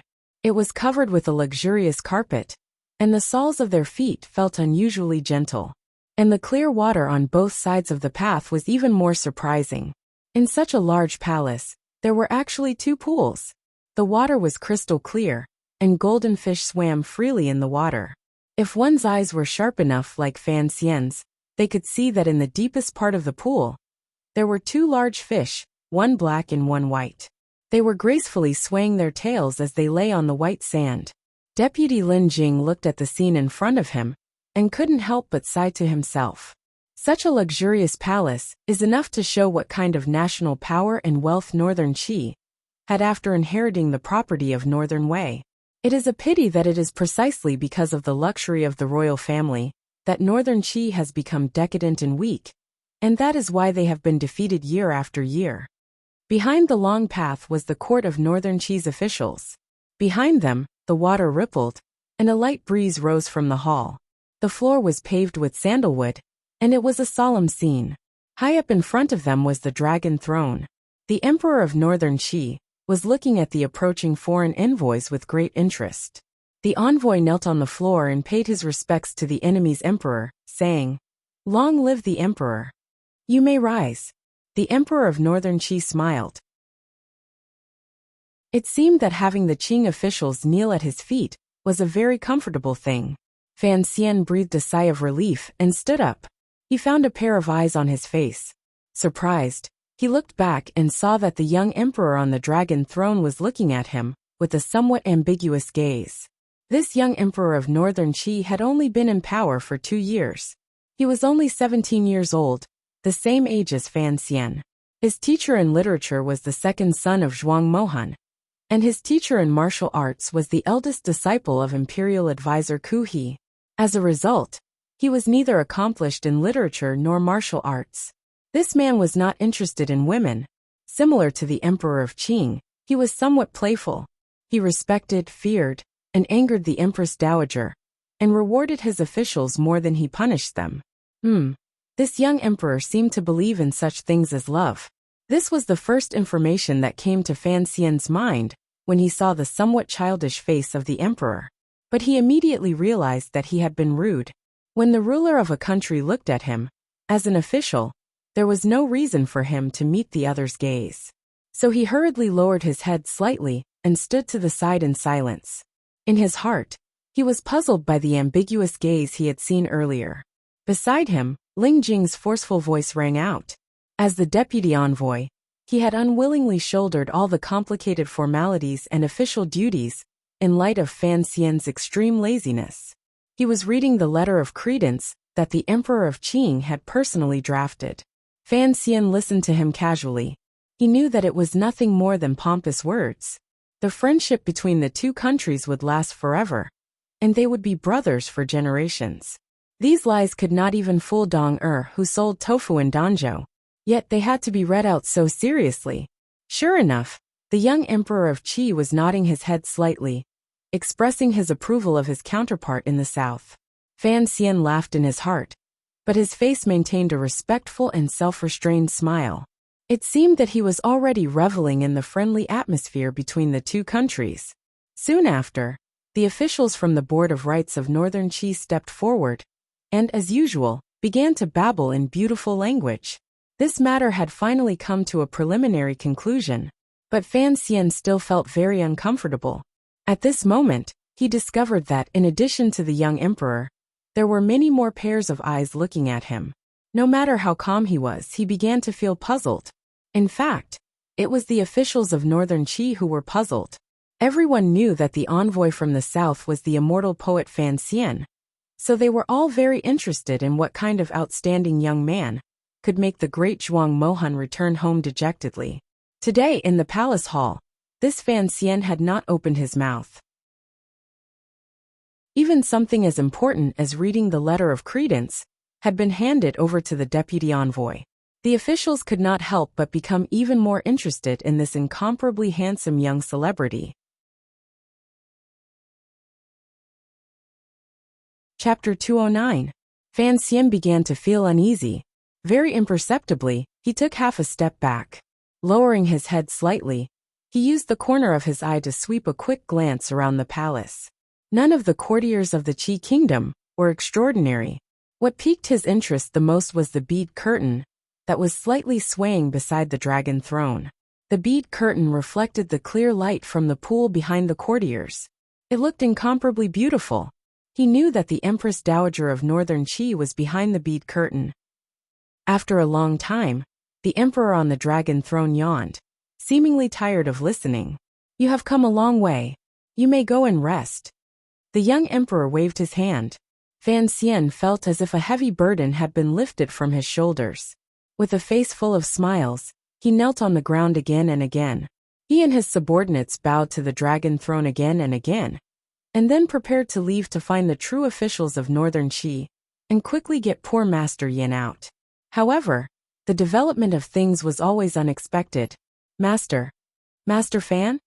There seemed to be a smile on the lips of the Emperor of Northern Qi. He looked at Fan Xian and called out softly, "Stay here and chat with me." The officials were surprised. In court, the Emperor had called the envoy Master instead of an official title. It was a bit inappropriate. Fan Xian didn't think of this, but he was shocked. Could it be that the young Emperor knew something? He hurriedly bowed. "It is my first time here, and I do not know how to greet you. I am afraid." No problem, no problem. The young emperor seemed to be easy to talk to. He smiled and said, I am delighted to learn that it is Master Fan who has come. I have often read the Banksian's high poetry notes, and even the Grand Tutor is full of praise for your talent. Today the affairs of the state are over. Master Fan, please accompany me for a walk. I have been looking forward to your arrival for a long time. Let Master Fan see the sights of the imperial palace along the way.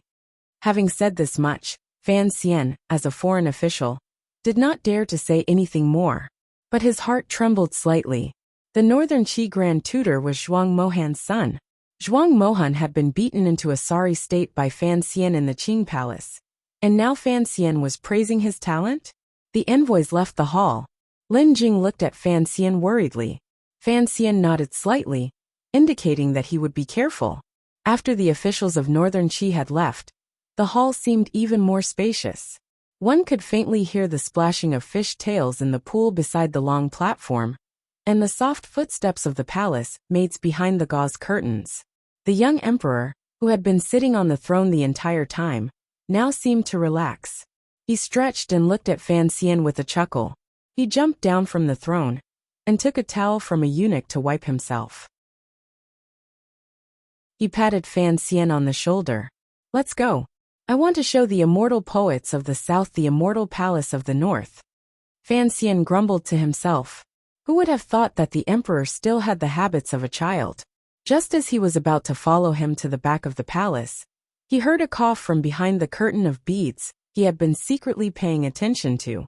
The emperor of Northern Qi was startled. He turned his head with a pained expression and bowed to the bead curtain. Mother, I am happy to see Fan Xian. I hope you will forgive me for my rudeness. A palace maid slowly pulled back the bead curtain. The sound of beads clinking against each other could be heard. A noblewoman walked out from behind the curtain. Fan Xian quickly lowered his head, not daring to look closely. But his poisonous gaze was still fixed on the foot beneath the curtain. The noblewoman wore a pair of embroidered gold shoes. They looked casual, but they were extremely luxurious.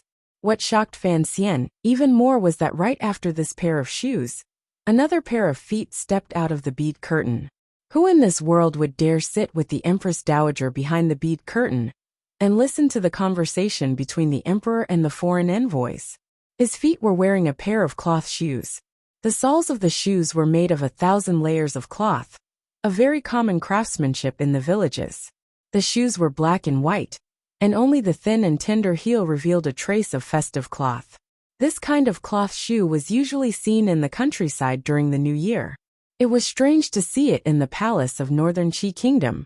Fan Xian guessed who the owner of the cloth shoes was. He raised his head in surprise, no longer caring about etiquette. His eyes were calm, but he was secretly on guard. He was looking at Haitang, who still wore a cloth scarf on her head. He had not thought that Haitang would come out from behind the curtain with the Empress Dowager.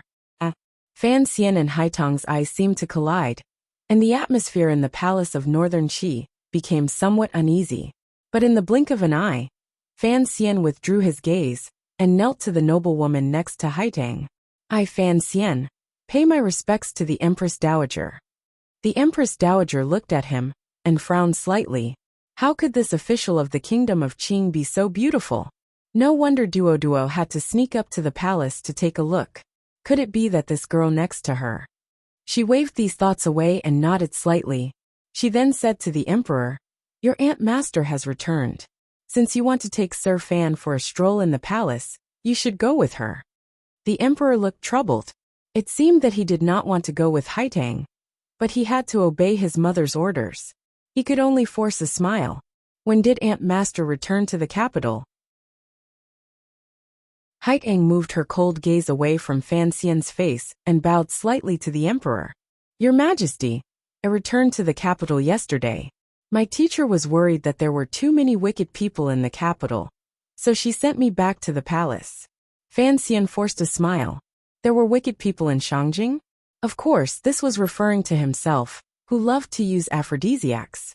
As he walked through the palace of the kingdom of Qi, Fan Xian could not help but think of a very strange saying. It was a remnant of his previous life. Qi people are blessed. Because this palace was truly worthy of the 2 words immortal palace, that the young emperor had spoken of earlier. The nobles of the kingdom of Qi, who lived in this palace, were truly blessed. Tall green trees stretched out from the side of the palace, which was entirely black in color. They were like a cold and meticulous woman fanning someone. The verdant branches playfully peeped out of the black eaves, or rested lazily on the green tiles, or stretched lazily over the gorgeous flowers on the floor of the palace, as if looking down on the delicate plants. The entire palace was mixed with the large green trees that could be seen everywhere, reflecting off each other. Green and black alternated, hard and soft, making for a beautiful sight. The palace was divided into several levels, built around a green mountain. It was a particularly wondrous sight. The three of them walked forward under the service of a large group of eunuchs. They went around a long corridor next to a clear stream in the mountains, and had already reached the second level. Only now did Fan Xian calm down a little. He began to carefully observe the scenery within the palace, and could not help but sigh in admiration. Although the palace was built on a mountain, from the point of view of military or daily life, it was a somewhat foolish choice. But looking at the clear water flowing along the corridor, and the refreshing scenery all around him filled his eyes, Fan Xian finally understood the true reason why people had chosen this place as a palace many years ago. Beautiful, it was truly beautiful. Unfortunately, Fan Xian was not a citizen of the kingdom of Qi, and did not have the blessings of being a citizen of the kingdom of Qi. He did not have two stunning beauties by his side. Instead, there was only the supreme emperor of the kingdom of Qi, and the strongest of the younger generation of the kingdom of Qi, Lady Haitang, who had once beaten him to a pulp. The emperor wore a black robe with a gold-threaded jade belt around his waist. His sleeves were wide, and his attire was rather old-fashioned. With his hands behind his back, he led the way into the palace, as if he had forgotten that it was he who had forced Fan Xian to stay. Fan Xian followed behind the emperor somewhat cautiously. Occasionally, he would glance at Haitang beside him out of the corner of his eye. There was a great enmity between him and this woman. Although he believed that in the palace, she would not do anything to him, he still felt somewhat nervous. However, Haitang Duoduo did not even look directly at him. It was as if she had never met him, had not been poisoned by him, and had not heard his sour words. Fan Xian seemed to understand something, so he smiled warmly, and did not say anything. However, the young emperor seemed to have finally grown tired of walking. He pointed at a pavilion on flat ground in front of them, and gently tapped his finger. In an instant, a large group of eunuchs charged over without touching the ground. In a very short amount of time, they cleaned the pavilion clean.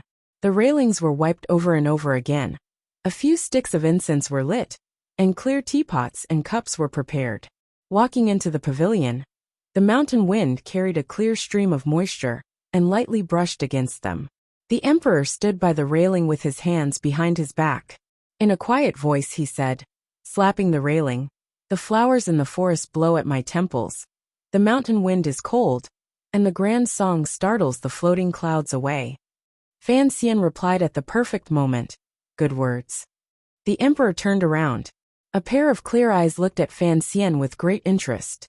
A moment later, he suddenly opened his mouth and said, "To flatter me so carelessly, Fan Xian, you must be the first person to do so."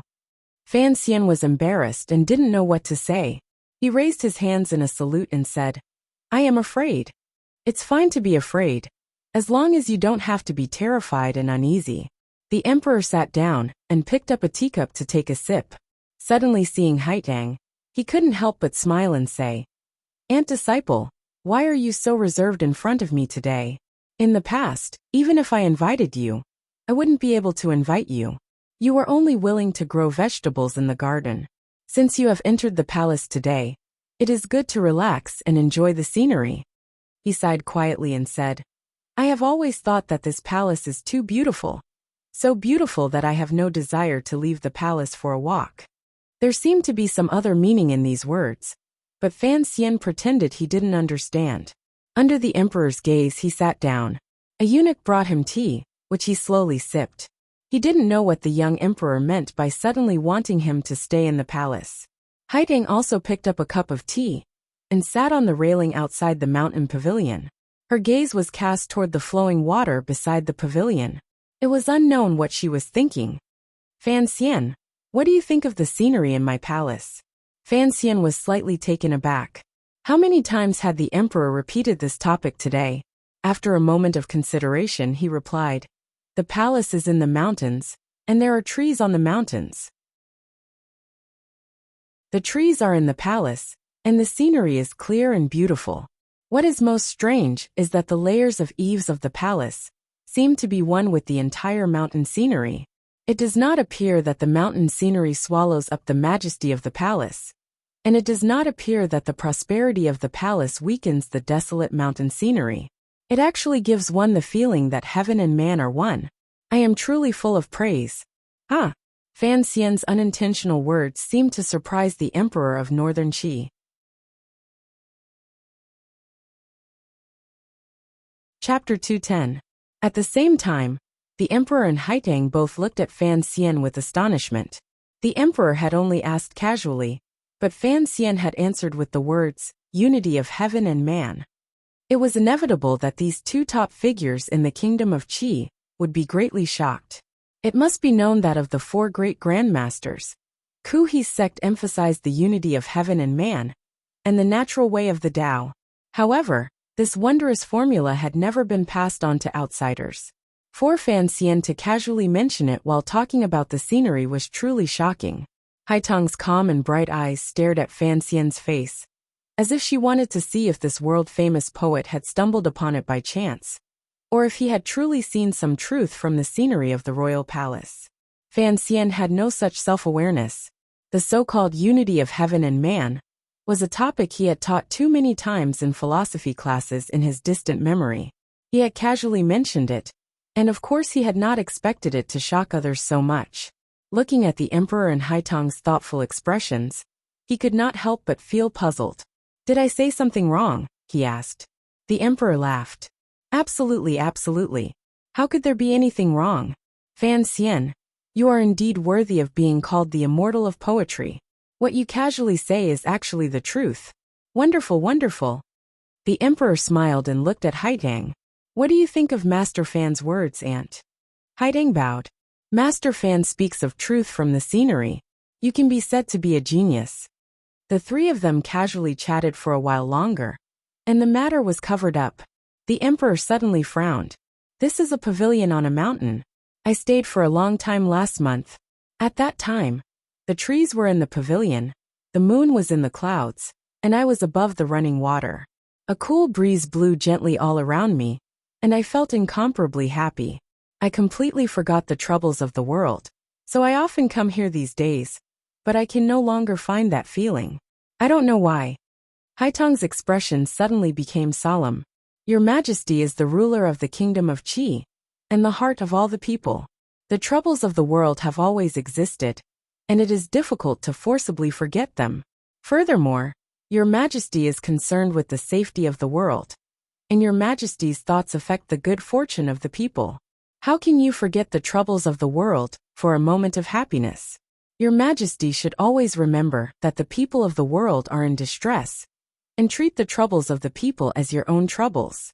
This is what a ruler should be determined to do. The emperor was enlightened. He stood up and bowed. Thank you for your guidance, little martial aunt. Fan Xian watched calmly from the sidelines. He saw that the emperor was truly enlightened, and he couldn't help but be surprised. It seemed that this Haitang, who had been tormented by him in the past, had such a high position in the kingdom of Qi. However, he couldn't help but disagree with Haitang's words. Although he didn't show it on his face, a hint of a smile flashed through his eyes. But how could this slight change escape the eyes of a ninth-ranked powerhouse? Does Master Fan have a different opinion? Miraculously, there was no sense of hostility or acrimony in Haitang's question. It seemed more like a normal question. Northern Qi was good at debating, and the art of helping the world. So from the point of view of accommodating other opinions, it was better than the atmosphere of the Qing kingdom. Fan Xian furrowed his brows slightly. Shortly after, he smiled and said, First worry about the worries of the world, then delight in the joy of the world. Naturally, this is the ideal that an emperor and an official should hold. But if, as Haiteng says, you cannot forget the suffering of the common people day and night, although your majesty can be vigilant and tireless in government affairs for the good of the common people, in the long run, it will inevitably be too tiring. When your spirit is weak, no matter how many wishes you have, you will not be able to accomplish anything. So I believe that when you can forget your worries, you must completely forget them. As the saying goes, the world is always troubled, but the Son of Heaven cannot always be troubled. His explanation was not convincing, but the beauty of it was in the first 2 sentences, that Haiteng's eyes shone even brighter. She didn't listen to the rest of what he said. She just slowly chewed on it. And the emperor slapped the table and applauded. First worry about the worries of the world, then delight in the joy of the world. Minister Fan's words are indeed the loyalty of an official, and the Son of Heaven should uphold them. Good, good, good. The eunuchs and serving girls around them didn't quite understand what the emperor was talking about. But seeing that this southern envoy had managed to make the emperor so happy, they couldn't help but smile and look at Fan Xian with gratitude. Fan Xian smiled and didn't say anything. In his heart, he gave a big thumbs up to that friend of his from his previous life. The young emperor had already begun to call Fan Xian Minister Fan. It was obvious that the Son of Heaven greatly admired Fan Xian. The emperor had kept this foreign official in the palace today because he had other important matters to attend to. As for admiring the scenery, it was because Haiteng had been placed behind the Empress Dowager. It was not convenient for the Son of Heaven to speak with Fan Xian, so he had deliberately chosen a topic of conversation. Unexpectedly, Fan Xian's response was quite interesting. The emperor looked at Fan Xian with a smile. Master Fan, you are a master of both the pen and the sword. You are truly a rare talent. Fan Xian repeatedly said he didn't dare. Haiteng suddenly said, then according to what Master Fan says, how should one view the way of the heavens? Fan Xian was slightly startled. He was not good at the art of metaphysics. His previous words were already very depressing. Why did he have to continue? The emperor smiled and waved his hand to stop Haiteng's question. Master Fan, why do you think I have been unable to find the clarity of mind I had that night? Fan Xian frowned slightly and looked around the mountain pavilion. He pointed at the stick of incense and said quietly, Your Majesty, move this incense and have the people around you retreat. Perhaps you can find the feeling of that night. The emperor was slightly surprised. He had the eunuchs and serving girls retreat to a place where they couldn't be seen. He then moved the calming incense. After a while, the cool breeze rose again, dispersing the fragrance. All that was left was a faint sense of emptiness in the mountain palace. The emperor slowly closed his eyes.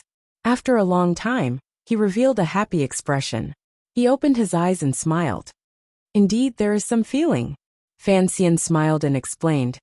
The incense used in the palace is naturally of the highest quality, but compared to the fragrance of this mountain forest, it is inevitably a bit tacky. Haiteng nodded slightly to the side, as if she deeply approved of Fan Xian's explanation. He sat in the mountain pavilion again and sipped tea. Fan Xian's doubts grew deeper and deeper. On the second day of his arrival in Shangjing, the young emperor had kept him in the palace. This was greatly against the rules. No matter how you looked at it, he was still a foreign official. Although the face between the two countries was intact, there were always underhanded moves. The emperor suddenly sighed. Master Fan, do you know why I wanted you to stay? Fan Xian shivered slightly. He didn't know if the emperor had seen through his doubts, or if it was a coincidence. He respectfully said, Please tell me, Your Majesty. The emperor smiled. Nominally, it is because I like the Banxian's high poetry collection. He then smiled at Fan Xian. Of course, I really do like your poems. Only, that Dombo bookstore sells them at a very high price. So last year, I took out some silver from the palace treasury and published many of your poetry collections within the borders of the Qi Kingdom, sending them to various academies. Since I value you so much, how will you repay me? This person was the ruler of a country. He thought that if he used the palace treasury's silver to make a name for a young poet, wouldn't he immediately be moved beyond words? Unexpectedly, Fan Xian's expression turned bitter. He dawdled for a long time before standing up and bowing to the emperor. In his heart he began to curse. There really was no such thing as piracy in this world. You, the royal family, caused Dombo Bookstore's northern business to drop by 30% this year. 7 ye shopkeepers pull their hair out every day. And now I, the owner, have to thank you. Haideng suddenly said quietly, Your Majesty, Dombo Bookstore is Master Fan's business. I'm afraid that not only will Master Fan not appreciate your actions, he may even feel a little resentful. Fan Xian hurriedly smiled and explained, Absolutely not. Absolutely not. The emperor looked at Fan Xian with slight surprise. Minister Fan, you are a poet. How can you still do business? Fan Xian smiled bitterly. It's always good to earn some pocket money. Haideng laughed. The largest bookstore in the world can only earn pocket money for Master Fan. The emperor did not know of the story between Haideng and Fan Xian outside Wudu, so he realized that there seemed to be a faint conflict between the two of them. He couldn't help but laugh. Haideng, you and Minister Fan can be said to be the most famous figures of the younger generation in the world, one in the north and one in the south. Why is it that you like to bicker like a child? Haideng was slightly startled. She also realized that her words today seemed to be deliberately harsh. It was very different from her usual contented temperament. Fan Xian smiled and explained, Perhaps Miss Haideng still thinks that merchants are lowly professions. Although the importance of business had been fully demonstrated, starting from the Yi family, and all the royal families paid attention to it, on the surface, most people still saw merchants as a relatively lowly profession. Unexpectedly, Haideng shook her head slightly. Workers, farmers, merchants, and scholars, the people of the world do the things of the world.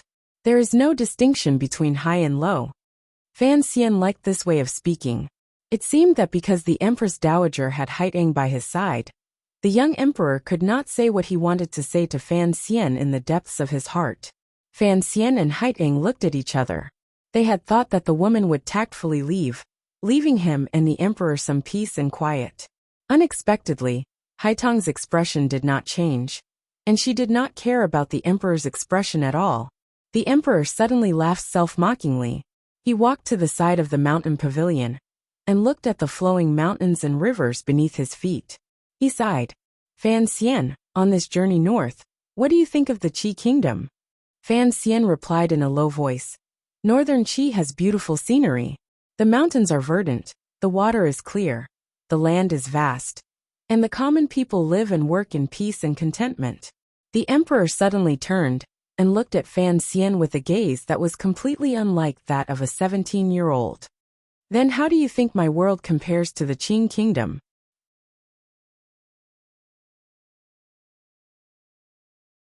Chapter 211. The comparison between Northern Qi and Qing? This was a sensitive topic. He could not weaken his own country's prestige, and as an envoy, he could not lose too much face to Northern Qi. But Fan Xian's answer was smooth and natural, as if he had been thinking about it since he was in his mother's womb. He spoke confidently, forcefully and quickly. It made Haitong's face contort in anger, and made the emperor open his mouth wide, revealing his well-kept white teeth. Fan Xian smiled warmly, cupped his hands, and said a few words. I do not know. The emperor was stunned for a moment, then began to laugh. This reply was a scoundrel, but he could not punish him. After all, he was a so-called foreign official. Even if he knew about the kingdom of Qing, it did not matter. No wonder the young girl was a 9th-level martial artist at such a young age, while he himself had only just crossed the threshold of the 9th-level martial artist. No wonder the young girl was given the title of Tianmai by the people of Northern Qi, while he could only shamelessly rely on poetry to win Jianghu status. No wonder the young girl waved her hand lightly, and he had to crawl on the ground like a dog.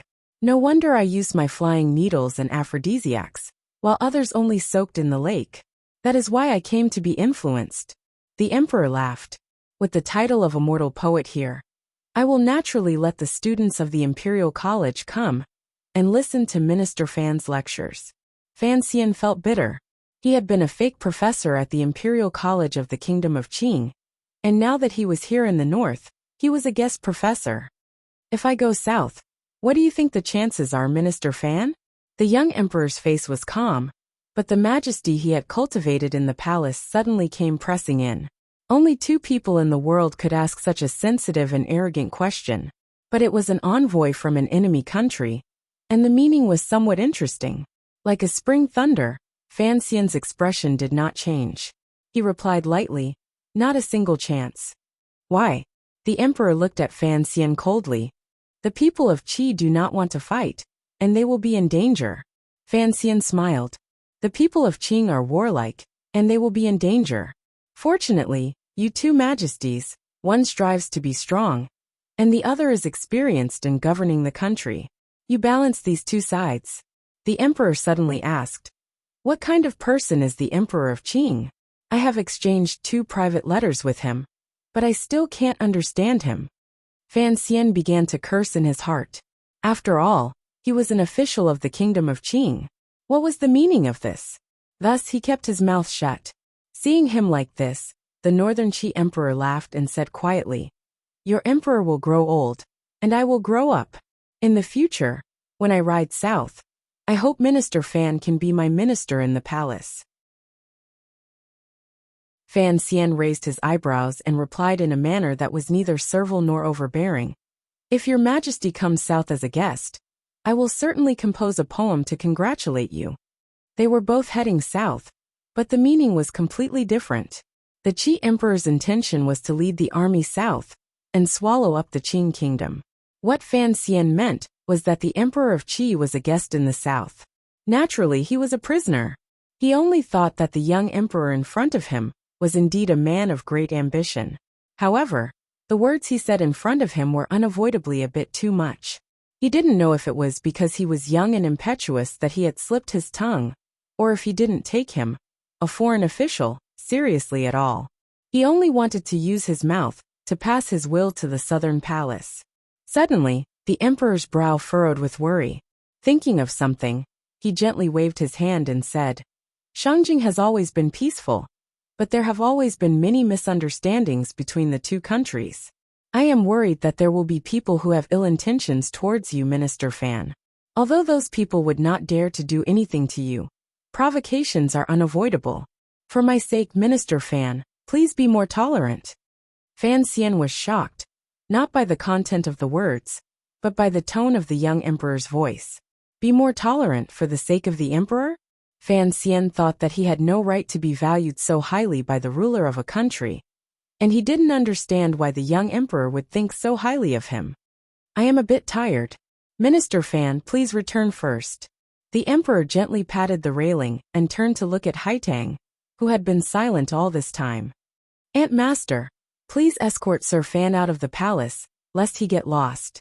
In the coming days, if anyone is rude to the Qing diplomatic mission, I will have to trouble you to say a few words." A single word from Haitang of Northern Qi was enough to restrain those fanatical nationalists. Haitang bowed slightly and said, "As your majesty commands." Fan Xian's eyebrows twitched. Did that mean he would have to see this 9th-level woman often? He didn't know if that was a good thing or a bad thing. The emperor suddenly smiled and said, "I hear that Master Fan is no longer composing poetry. I am rather disappointed." Fan Xian smiled bitterly and replied, "Please forgive me, your majesty.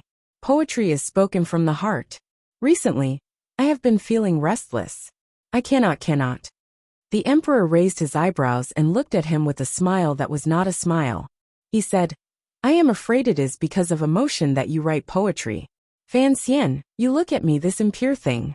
Naturally, you cannot think of poetry." Fan Xian's forehead was beaded with sweat. The emperor suddenly laughed. "Yesterday the Empress Dowager showed me a small poem. Do you know or not?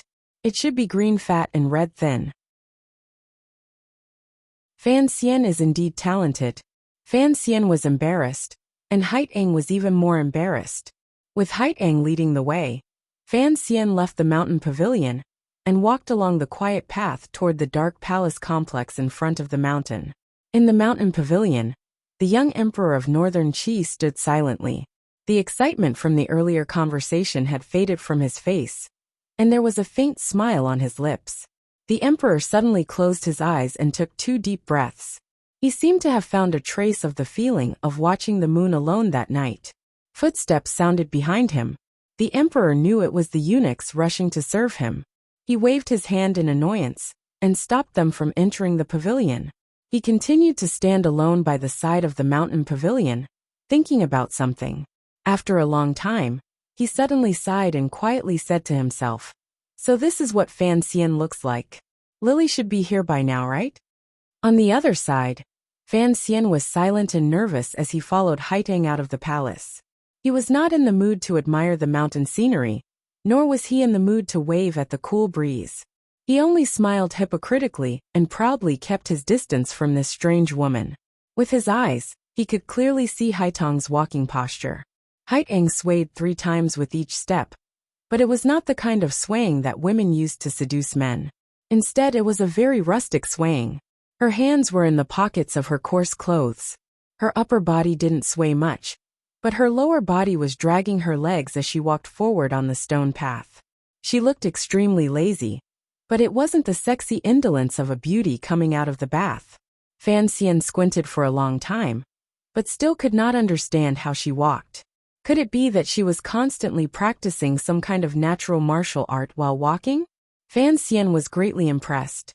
He had always thought of himself as one of the most diligent practitioners of martial arts in the world.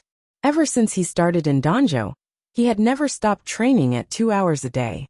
But he had never thought that he could train even while walking.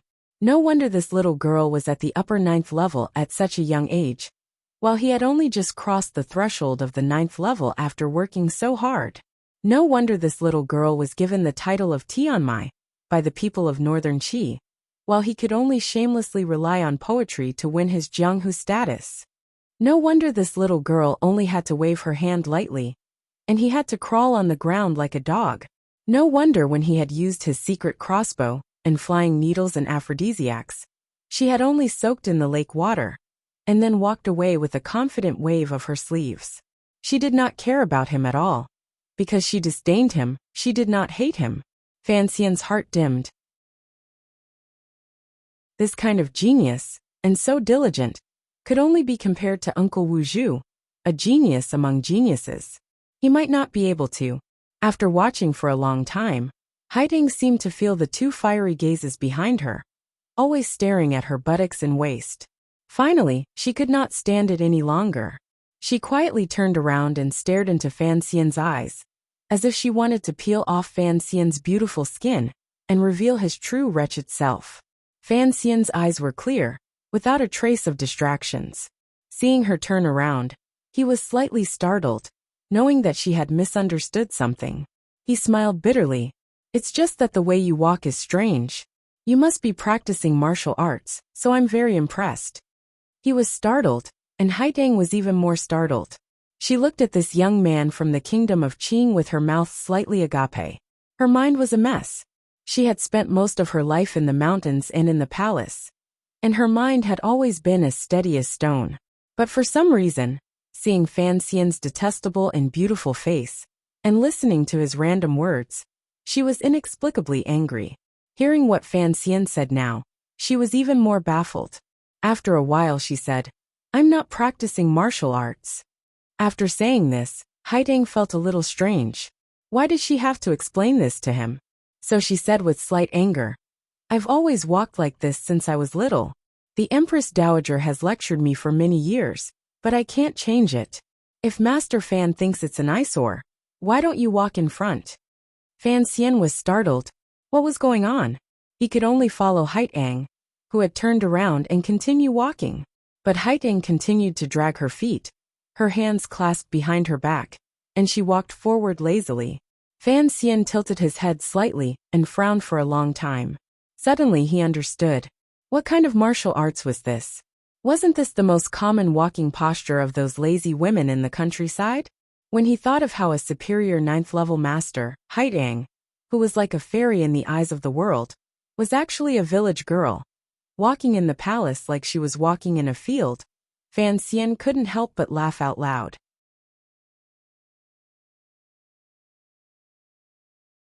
Chapter 212. Why are you laughing, Master Fan? This was an expected question from Haitang. Fan Xian coughed twice, his eyes full of smiles as he explained. I really like the way you walk. Haiding was slightly taken aback, and anger flashed in her eyes. Fan Xian hurriedly said, May heaven smite me if I deceive you. Haiding had no choice but to believe the viciousness of this oath, but she still didn't understand. She had been laughed at by the people of the palace for many years. Why did this young man behind her like the way she walked? Thinking of Fan Xian's shameless methods on the shore of the North Sea, Haiding was even more confused. The two of them sank into silence once more, walking out of the palace, accompanied by the green trees and black eaves of the mountain. Haitong's position in northern Qi was indeed very respected. Along the way, the eunuchs and palace maids they saw, as soon as they heard the lazy sound of cloth shoes rubbing against the ground, rushed to hide under a tree by the side of the road, and respectfully bowed to the lazy village girl, not daring to look her in the eye. His Majesty favors me so much that I am a little afraid, Fan Xian finally said, carefully testing the waters. There is no need to be modest, Master Fan. Haiding replied expressionlessly, His Majesty loves poetry. When the Bangxian's High Poetry Anthology was published, all the scholars of the world had a copy, and His Majesty was no exception. After Zhuang Mohan and Master Qing rebelled against the capital, His Majesty had a long conversation with His Majesty in the palace. From that day on, His Majesty never stopped mentioning Master Fan's name. He often said that if Northern Qi had a talent for poetry like yours, it would be wonderful, and that it would be a great regret. Now that you have escorted Xiao In back to the capital, and the two countries are in a standoff, His Majesty is naturally worried about your safety. Fan Xian was silent. Only now did he realize that there was such a story between this young emperor and him, who he had never met. But the young emperor had a worried expression on his face, and presumably there was something he wanted to tell him. But there were many eyes and ears in the palace, and the emperor did not want to say it in front of Haitang. He didn't know what it was. Oh, Fan Xian furrowed his brows slightly, as if he didn't quite believe her words.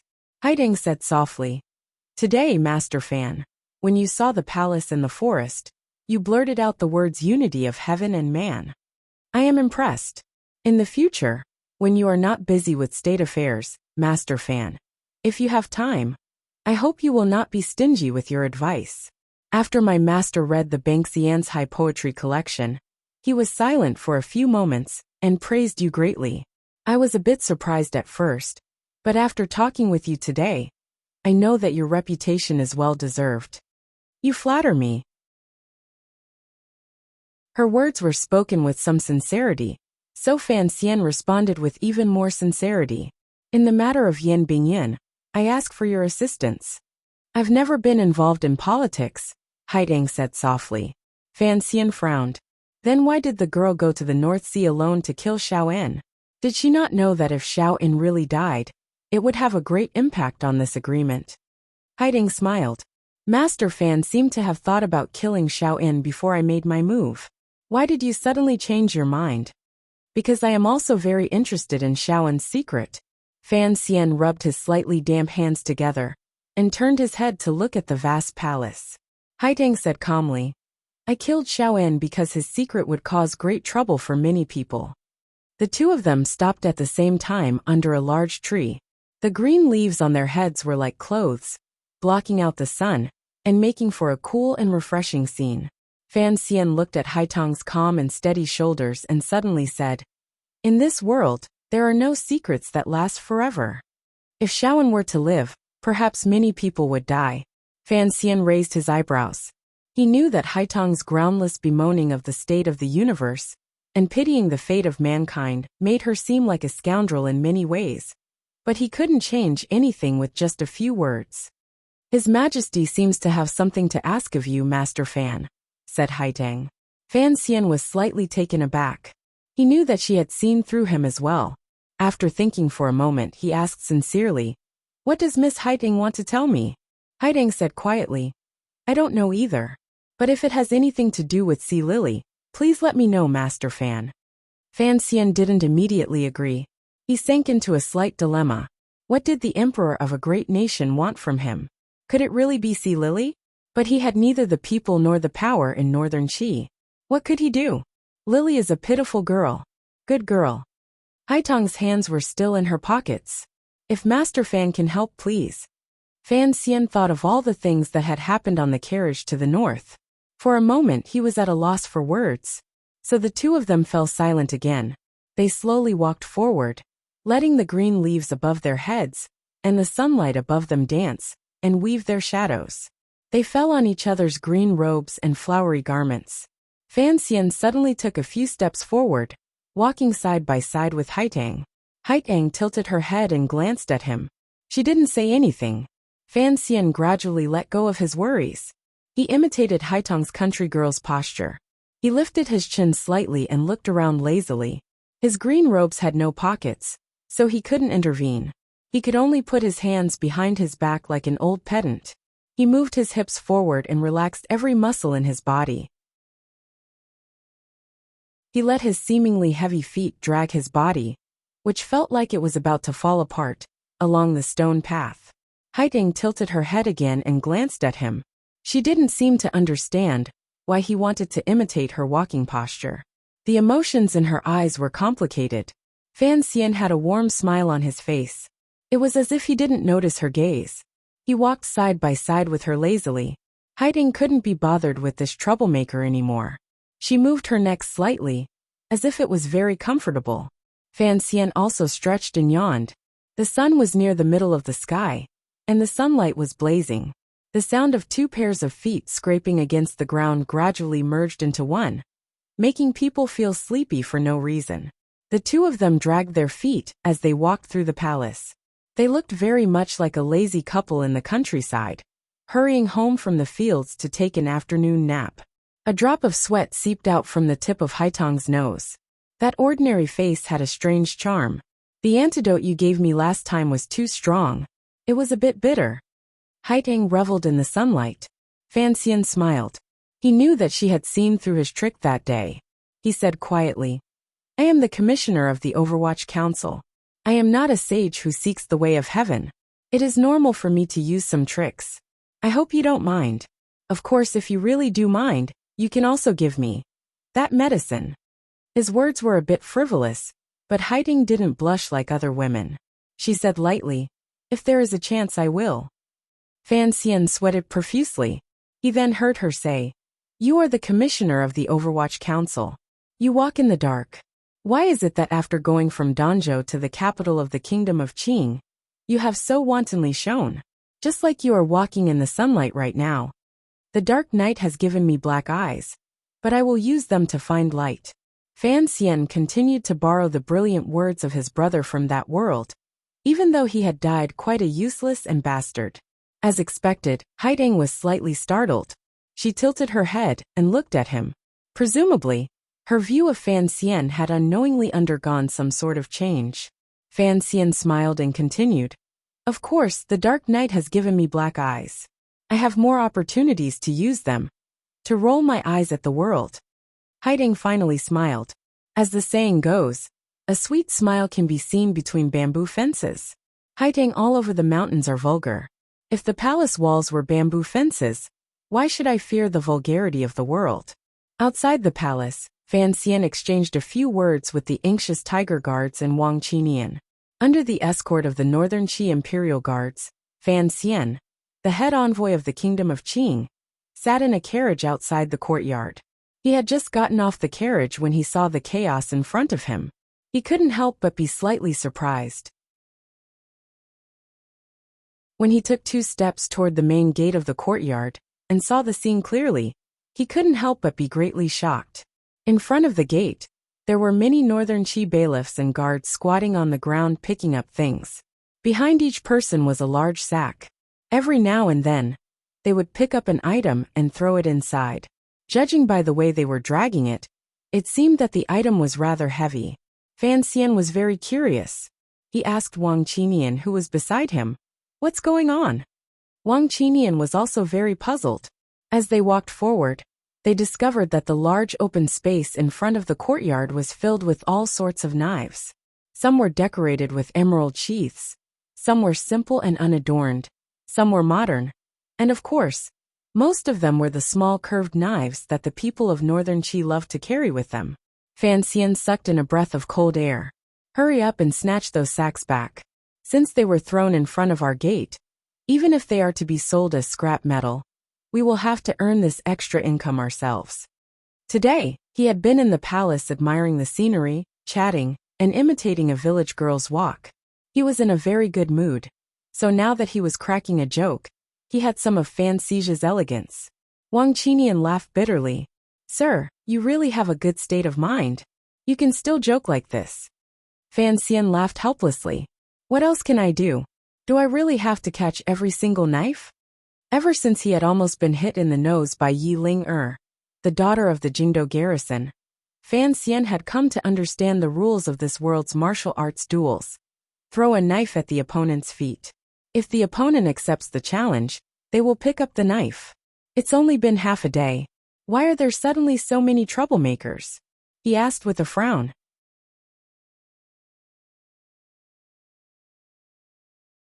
Chapter 213. Deputy Lin Jing and Lin Wen, the officials stationed in Shangjing, who had been feeling uneasy all this time, saw that Fan Xian had returned and let out a sigh of relief. They slid along the wall to the front of the crowd and explained, I don't know who leaked part of the agreement between the two countries. The people of Shangjing knew that northern Qi was going to cede land, and they were furious. Although the common people didn't dare do anything, the young nobles came looking for us. They said they wanted to challenge us southerners to a duel, to wipe away the shame of the battlefield. Fan Xian was startled. The northern Qi court would certainly not announce the agreement of exchanging captives and ceding territory to the world. Who would expose this matter? It seemed that the young emperor in the palace was not having an easy time, but he had no time to worry about his number one fan. He looked at the knives on the ground with a headache. You deal with this yourself. I'm going to the Ministry of Rights Yamen in a bit. Although there were related subordinates working on the exchange of prisoners, the painting world, and the exchanging of credentials, Fan Xian insisted on dealing with Yan Bingyan himself. Sir, you can't leave. The two brothers, Lin Wen and Lin Jing, were typical civil officials. The Tiger Guards, who were the strongest in the diplomatic mission, were naturally at Fan Xian's side. The Overwatch Council experts, who used various identities to disguise themselves, only listened to Fan Xian's orders. So the two brothers, who were in the heart of an enemy country, had long been frightened to see the knives flying in front of the courtyard. Hearing that Fan Xian was going to leave, they were afraid that the young nobles of northern Qi would cause trouble again. Fan Xian furrowed his brows and looked at the two of them with disgust. As an official of the kingdom of Qing, it is best for you to remain calm. Do not lose face for the court. As for those troublemakers, the northern Qi court has arranged for guards to block them. Would they dare let those people into the courtyard? The point is, Lin Jing was the more familiar with Fan Xian between the two brothers, and he didn't care that Fan Xian's expression was off. Those people are looking for you, Sir Fan. If you avoid them, I'm afraid that the northerners will think that the kingdom of Qing is weak. Fan Xian laughed and scolded him.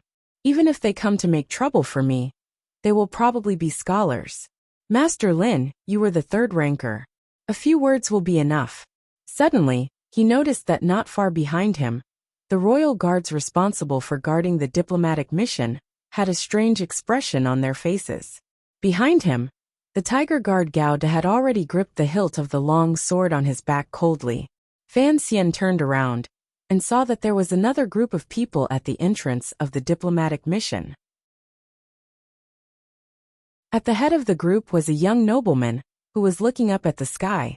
Since Fan Xian had given the signal, naturally, no one went to stop him. So, the young man walked directly in front of Fan Xian and threw a punch. His fists were fat and powerless, extremely loathsome. Fan Xian unceremoniously slapped him back. The tyrannical Jinqi in his body was one of the most unique in the world, and under Wu Zhu's education, his ability to judge the right timing was even better. This palm strike was like a blade that tore through the air and fiercely slapped onto the fist. Although Fan Xian appeared to be a yes-man in front of Haitang, not even daring to fart when it came to fighting, that was because Haitang was too fierce. In terms of martial cultivation, Fan Xian's level could be considered outstanding among the younger generation of the world. But because of his opponent's young age, he did not intend to injure him this time. The young man, who was probably only 10 years old, fell on his butt and cried out in pain. He probably did not expect that this seemingly weak scholar would be able to push him down so easily. He looked at Fan Xian and cursed. *CKU. The southern barbarians have gone mad. Fan Xian, who had been about to enter the courtyard, stopped. He smiled and walked back, holding the young man's wrist in a friendly manner. Although the servants next to the young man were nervous at Fan Xian's actions, they saw that he was only supporting their young master. They thought that this young man was probably a follower of the Qing diplomatic mission, so they didn't take it to heart. Instead, they cursed at him. The sound of joints cracking was heard, followed by a scream of pain and countless angry shouts. If mother heard you say this, I'm afraid she would tear you apart, Fan Xian thought to himself. He let go of his hand and looked at the young man sitting on the ground, trying to determine his identity. To be able to make the imperial guards of northern Qi not dare to stop him, it seemed that his family must be of high status. A large group of people gathered around. They were obviously the young man's servants and companions. They saw their young master holding his broken wrist and crying. Only then did they realize that Fan Xian had broken the young master's wrist. They could not help but be angry. They all stood up, ready to teach Fan Xian a lesson. Seeing that things were about to get out of hand, the imperial guards hurried over and separated the two sides, saying something to the people on the other side. Those people kept on cursing and swearing, saying things like southern barbarians and so on. There was no end to it. Fan Xian pulled Lin Jing over and asked, "Whose family is that brat?" The young master of Marquis Chang'an's family. Lin Wen was very familiar with the bureaucracy of northern Qi Shangjing, so he answered first. Fan Xian was slightly surprised.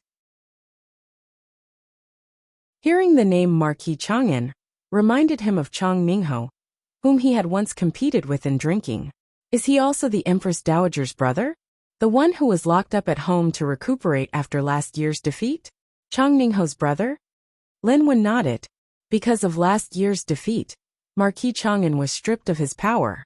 But this year the Empress Dowager decreed that he would be reinstated, and gradually regained his former arrogance. I suppose this young master saw that the people of Shangjing wanted to cause trouble at the diplomatic mission, so he took the opportunity to avenge me. Foolish brat. Fan Xian shook his head. Without looking at the scene, he prepared to enter the manor where the diplomatic mission was located. You want to leave after beating someone up?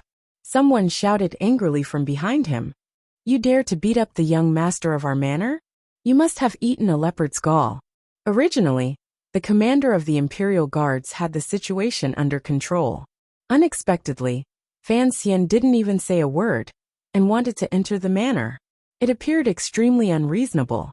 The commander couldn't help but feel angry. He thought the Qing kingdom is too arrogant.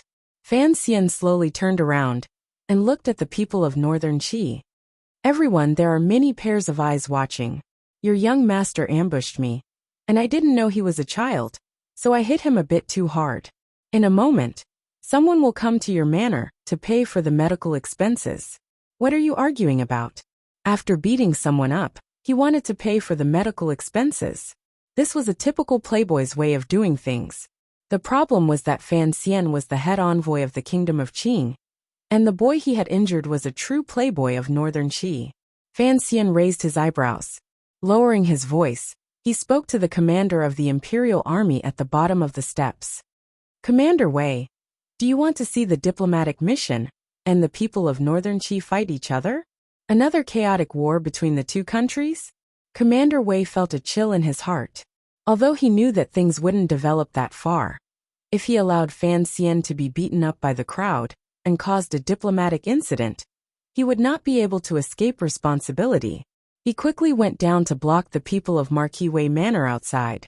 Fan Xian's figure flashed, and he entered the courtyard, closing the door tightly behind him.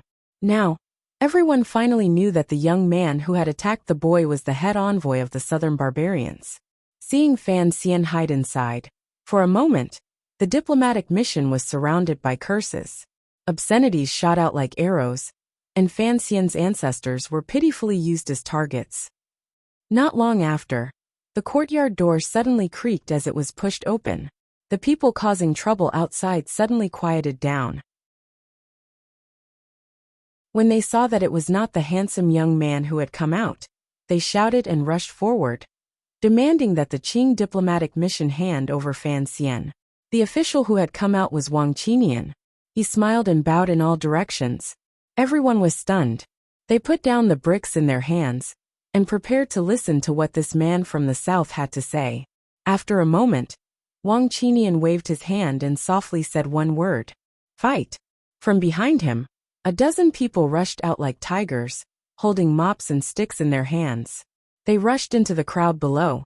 As soon as he said this, Commander Wei of the Imperial Guards knew that things were bad. He was about to go up and say something, but unexpectedly, Wang Qinian had already taken him by the arm with great familiarity.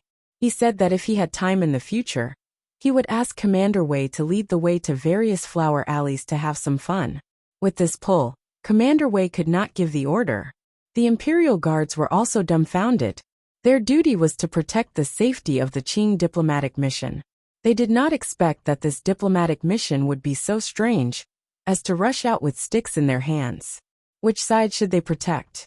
With this delay, the empty space in front of the diplomatic mission began to fill with howls like pigs being slaughtered. Sticks danced in the air, and evil slaves wept on the ground. It was a very lively scene. Commander Wei said angrily, "Sir Wang, are you trying to make a big deal out of this?" "Nonsense. Am I the one who wants to make a big deal out of this?" Wu Qinian said angrily. "You're already prepared to have a relationship beyond friendship with the commissioner's mother, even though you're just a little kid who's still wet behind the ears. Let me ask you, on the first day of the diplomatic mission's arrival in Shangjing, why are so many people making trouble? What is the Northern Qi Kingdom trying to do?" The one-sided beating continued. Although the dozen or so people who charged out did not carry knives or swords, other than the 4 tiger guards, the rest were all skilled fighters of the Overwatch Council. Beating the servants of these rich and powerful families was a very unskillful thing to do. Cursing the ancestors of the Fan family is fine. Fan Xian and Gao De walked out of the courtyard. Seeing the scene in front of them, they thought to themselves, "Cursing my grandmother and my mother in Danzhou is absolutely not allowed."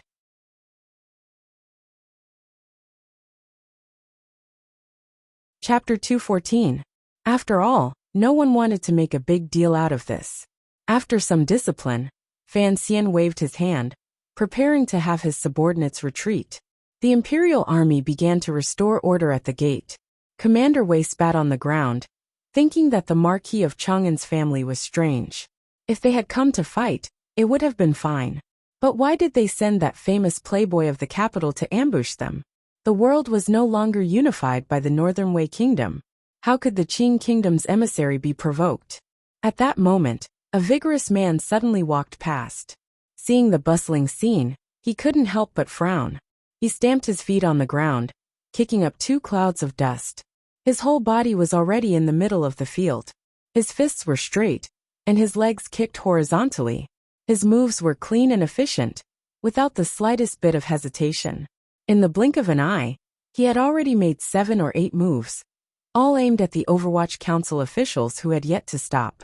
The man's punches were simple, but they were fast and deadly.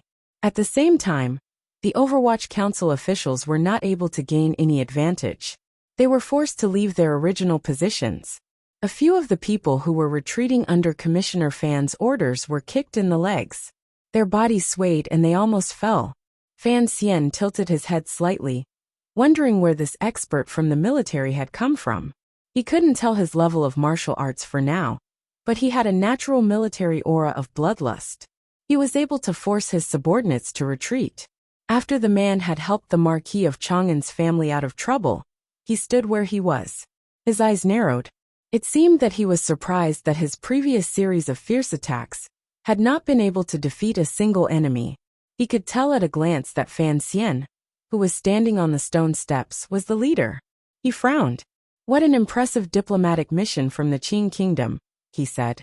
"Yet all the people they send out are masters of the 6th level and above. Fan Xian looked at him and quietly said, "When traveling to a foreign country, the most important thing is to not lower the prestige of the country. Since you are a military figure, do you not understand this principle?" The man looked at the people on the ground, who were crying out in pain. He frowned. "They are just servants. Even if that child was rude, are you going to rely on that child and the servants to establish your prestige?" Fan Xian narrowed his eyes. "Then in your opinion, should I just let them spit on their faces?" The man was startled. He seemed to have thought of something, and his expression darkened slightly. On the other hand, Commander Wei had long recognized who this man was. With a respectful expression, he stepped forward and saluted. "General Tan, why have you come?" The soldier surnamed Tan did not recognize the commander of the Imperial Guards for a moment. Commander Wei hurriedly said, "I am Wei Wuji." As it turned out, this General Tan, surnamed Tan Wu, was a capable subordinate of Northern General Shang Shanhu. He had always fought the barbarians in the snowy north, and had followed Shang Shanhu back to the capital last year. Who would have thought that he had been idle and without a job, only occasionally going to the Ministry of War to do a roll call? Although his fellow soldiers in the capital admired Shang Shanhu's valiant loyalty, and had always respected him, he still felt a little bitter about it. Today, when he happened to pass by, he didn't expect to run into the farce at the gates of the Southern Qi diplomatic mission. Tan Wu glanced at Commander Wei and said helplessly, "How can we let these Southerners run amok in Shangjing?" Wei Wuji smiled bitterly. "The palace has strict orders to ensure the safety of the diplomatic mission. This is a matter of national importance, and I dare not neglect it." Tan Wu thought of the Qi kingdom's successive defeats, and how he and Commander, who had never had the opportunity to fight south. He couldn't help but feel depressed. Looking at the wounded on the ground, he felt even more disdain and anger. He suddenly raised his head and saluted Fan Xian, who stood on the stone steps. "Dare I ask if you are Fan Xian, the head envoy of Southern Qi?" Fan Xian returned the salute. "I am." Tan Wu's expression was solemn. "I am Tan Wu of Northern Qi," he said sternly. "I ask for your guidance, Master Fan." Having said this, he gently placed the sword at his waist on the ground. Fan Xian shook his head. He knew that this man was not claiming to be an official, and was preparing to fight according to the customs of duels among the common people. "Master Tan," he said quietly, "I have already collected 2 sacks of daggers before you came. If you wish to duel, perhaps you will have to postpone it for a few days." Tan Wu frowned. "There is no time like the present. Please enlighten me, Master Fan." Fan Xian shook his head again. Tan Wu said angrily, "I know that Master Fan is not only talented in poetry, but also extremely skilled in martial arts. Last year, you single-handedly killed Cheng Jishu, one of our country's aces. Are you looking down on me?" Fan Xian looked at him, and knew that this soldier had been stirred up. He laughed. "Although I am the leader of this diplomatic mission, and you really did look like a troublemaking group, I have always respected good men on the battlefield. I knew that you had spent many years fighting the barbarians in the snowy lands of the north. How could I not respect you enough? Why must you decide victory with your fists and feet?" Tan Wu was a straightforward man. Hearing the gentleness in Fan Xian's words, his expression softened a little, but he remained stubborn and raised his hands in the air. Fan Xian sighed and shook his head. "Don't overdo it," he said quietly to Gauda, who stood behind him. Gauda slowly lowered the long knife on his back to the ground, and walked to the bottom of the stone steps. He steadily extended his right hand toward this famous and valiant general of Northern Qi, and made an inviting gesture. Tan Wu narrowed his eyes.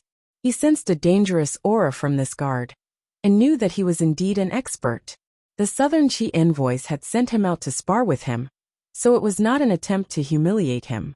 He let out a light breath, crossed his palms and attacked Gauda. The shadow of the palm moved, and a muffled groan rang out. The collision of the 2 forces stirred up a cloud of dust. After the dust settled, Gauda's right chest was hit, and a sliver of blood seeped out from the corner of his mouth. Gauda's cold right hand had already grabbed Tan Wu's throat.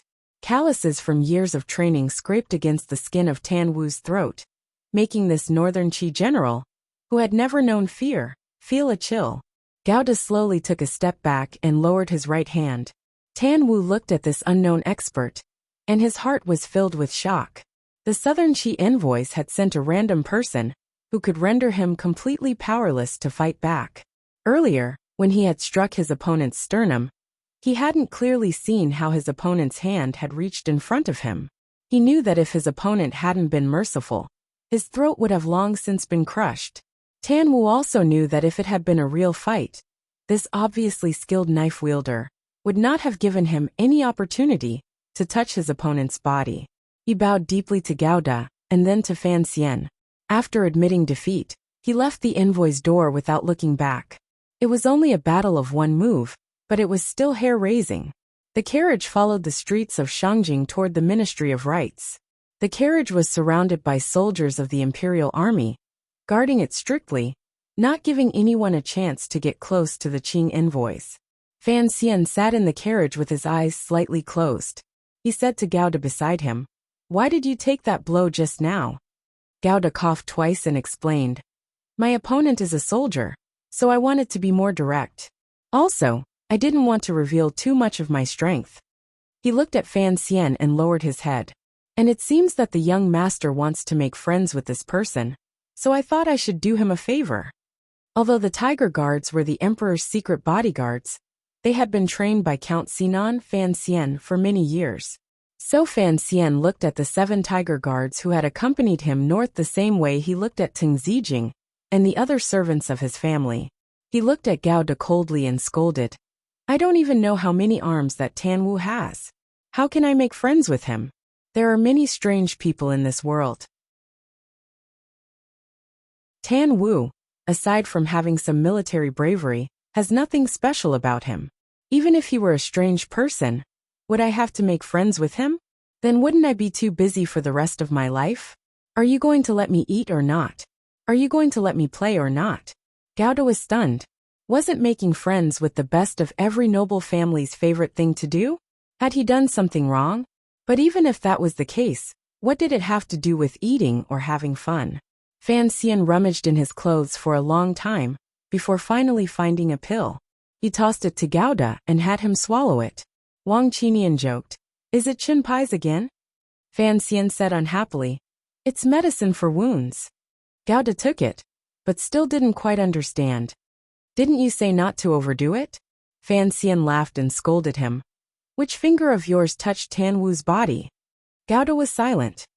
"I don't know whose idea it was for Marquis Chang, Anne's young master, to come and make trouble." Wang Qinian's thoughts were mainly on what had happened earlier. Logically speaking, since the Emperor of Northern Qi was willing to carry out the agreement this time, and admired the commissioner, he had the Imperial Guards ensure the safety of the diplomatic mission. This should be enough to send a clear message to all the people in Shangjing. For someone to come and make trouble, this is a little strange. Don't forget, it seems that even the agreement between the two countries has been leaked. Fan Xian lightly knocked on the window of the carriage.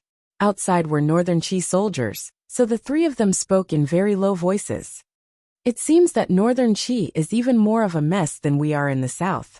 It seems that the young emperor's grip on power is not firm enough. As long as it doesn't affect our mission, it's fine." He had been rather busy today.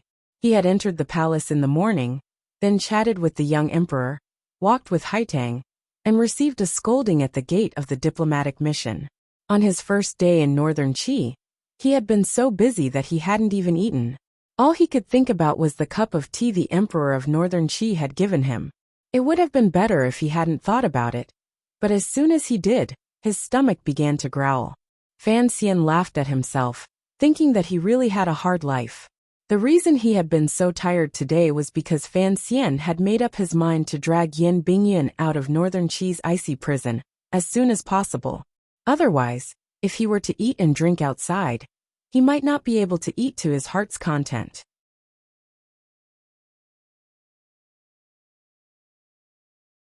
Chapter 215. The diplomatic mission's itinerary in Shangjing, Northern Qi, had been set long ago. Logically speaking, Someone of Fan Xian's status in Shangjing would be accompanied by a corresponding attendant, but Fan Xian was wary of this arrangement. Although there were already officials stationed there to negotiate, he still went to the Ministry of Rites with the permission of the Northern Qi royal family. In the secret agreement, Yan Bingyan was exchanged for Xiao En and Si Lily. The kingdom of Qing had already suffered a great loss, so Fan Xian was anxious to find the other side's hidden executor.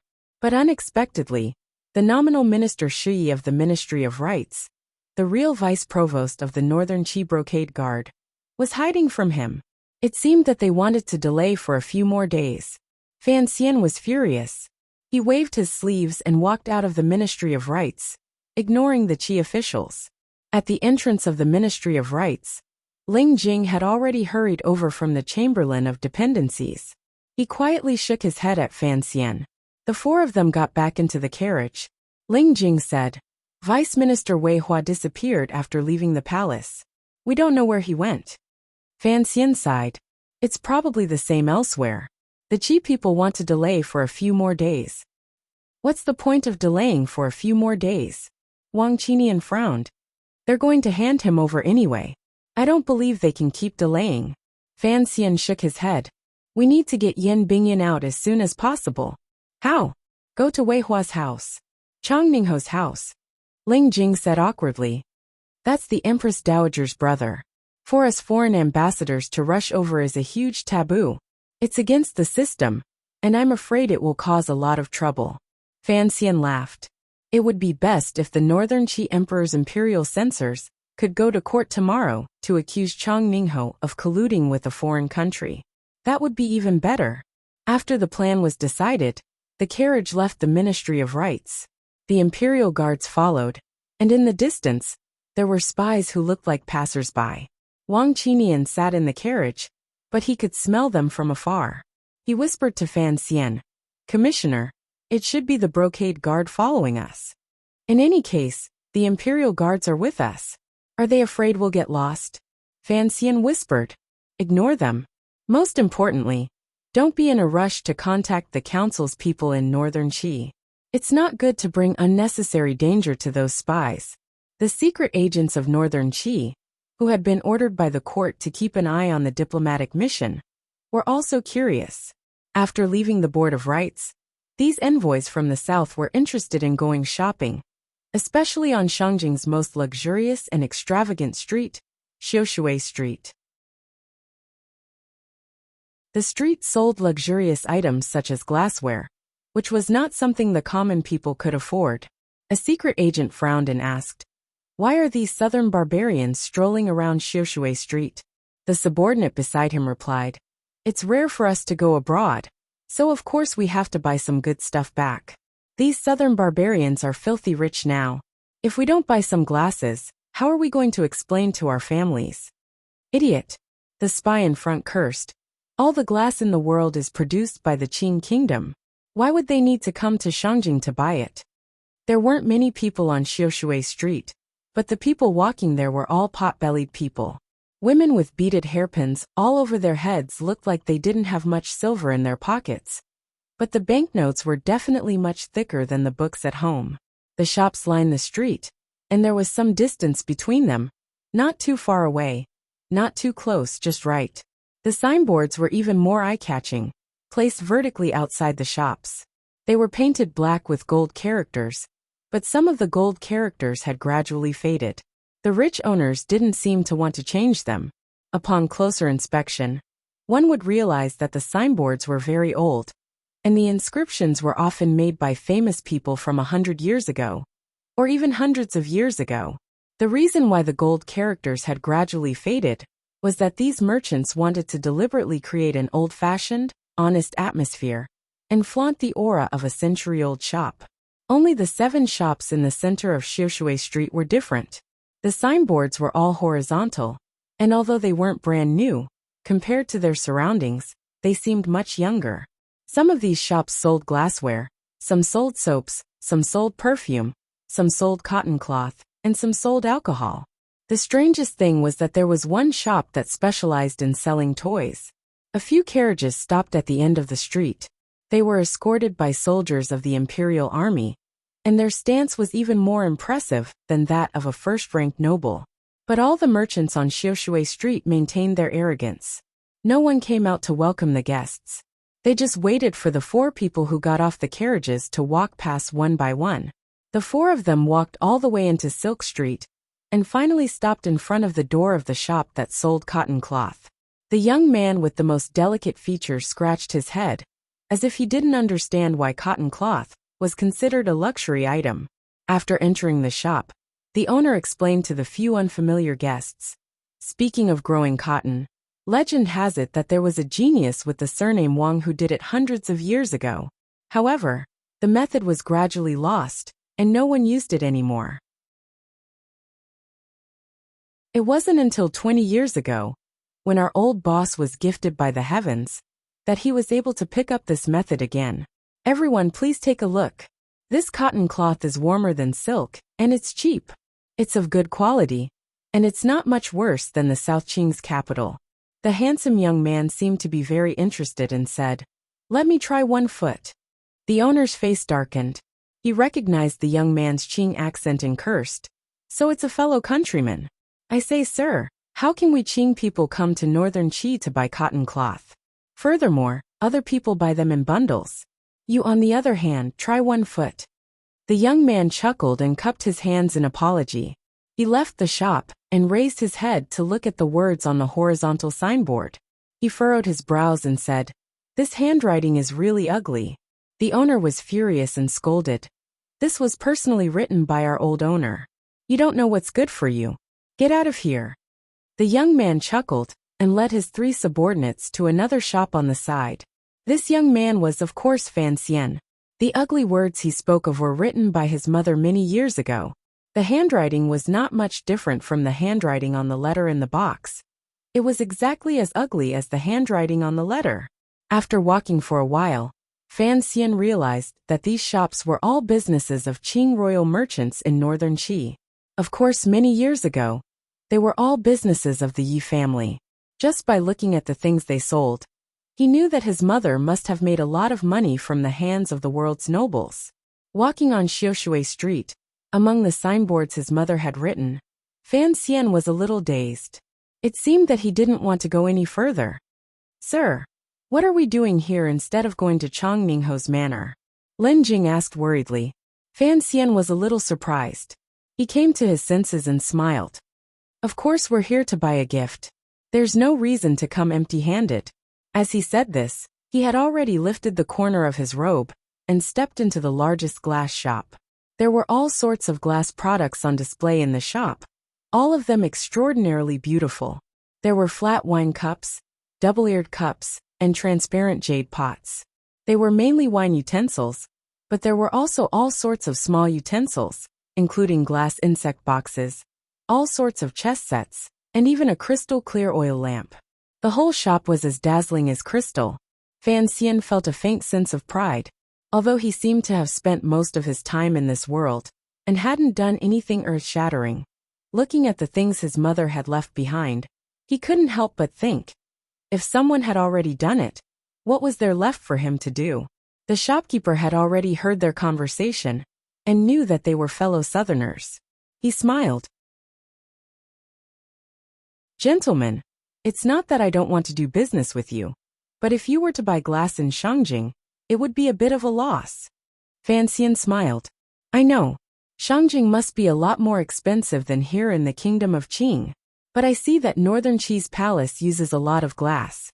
Don't they think it's expensive?" The shopkeeper beamed. "Who's the stupidest customer in the world? Of course it's the emperor. I heard that the deal with the Northern Qi palace was the biggest deal our old master ever made. That amount scared the rest of the world's rich merchants silly." Fan Xian smiled proudly. "You're quite bold to say that. You're in Northern Qi. Aren't you afraid that the officials will catch you?" "I'm not afraid. As long as the Kingdom of Qing remains the most powerful country in the world, we merchants will not be bullied wherever we go." Even so, the shop owner still lowered his voice and continued. "The phrase 'the dumbest customer in the world' isn't something I can say. I heard from my master, and it was also said by my old boss back then." Fan Xian smiled and suddenly asked, "Is your master a big leaf or a few leaves?" The shopkeeper was startled. He raised his head to look at Fan Xian, as if he couldn't believe that this handsome young man knew so much. For a moment he forgot to answer. Lin Jing smiled. "This is Master Fan Xian, the head envoy of this diplomatic mission. Although you're far away in the north, I'm sure you know who Master Fan is." Master Fan? That was the shopkeeper of all the royal merchants in the coming years. The shopkeeper paled. He quickly lifted his robe and knelt before Fan Xian.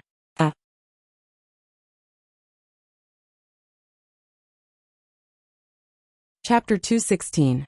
Fan Xian hurried to help him up, but the shopkeeper insisted on kneeling and kowtowing. He then rose and said, "So you are my future boss. I have to kowtow no matter what. Furthermore, you are the head envoy of this diplomatic mission. I am in a foreign country, and even if I wanted to pay my respects to the people back home, I would have nowhere to go." The shopkeeper suddenly came to his senses. He remembered that he had mentioned some taboo names in front of this man from the south. He couldn't help but ask, "Master Fan, what brings you to my humble shop?" Northern Qi was, after all, far away from the Qing emperor, so the merchants here were a bit more daring. That was why they still kept their old signboards and kept mentioning the old boss they were so proud of. Fan Xian looked at the shopkeeper's expression and knew that he was afraid these words would get back to the capital and offend the royal family, who now controlled all the businesses outside of Qing. He smiled and told the shopkeeper why he had come. He wanted the shopkeeper to pick out a few exquisite glass wine utensils. "What are they used for?"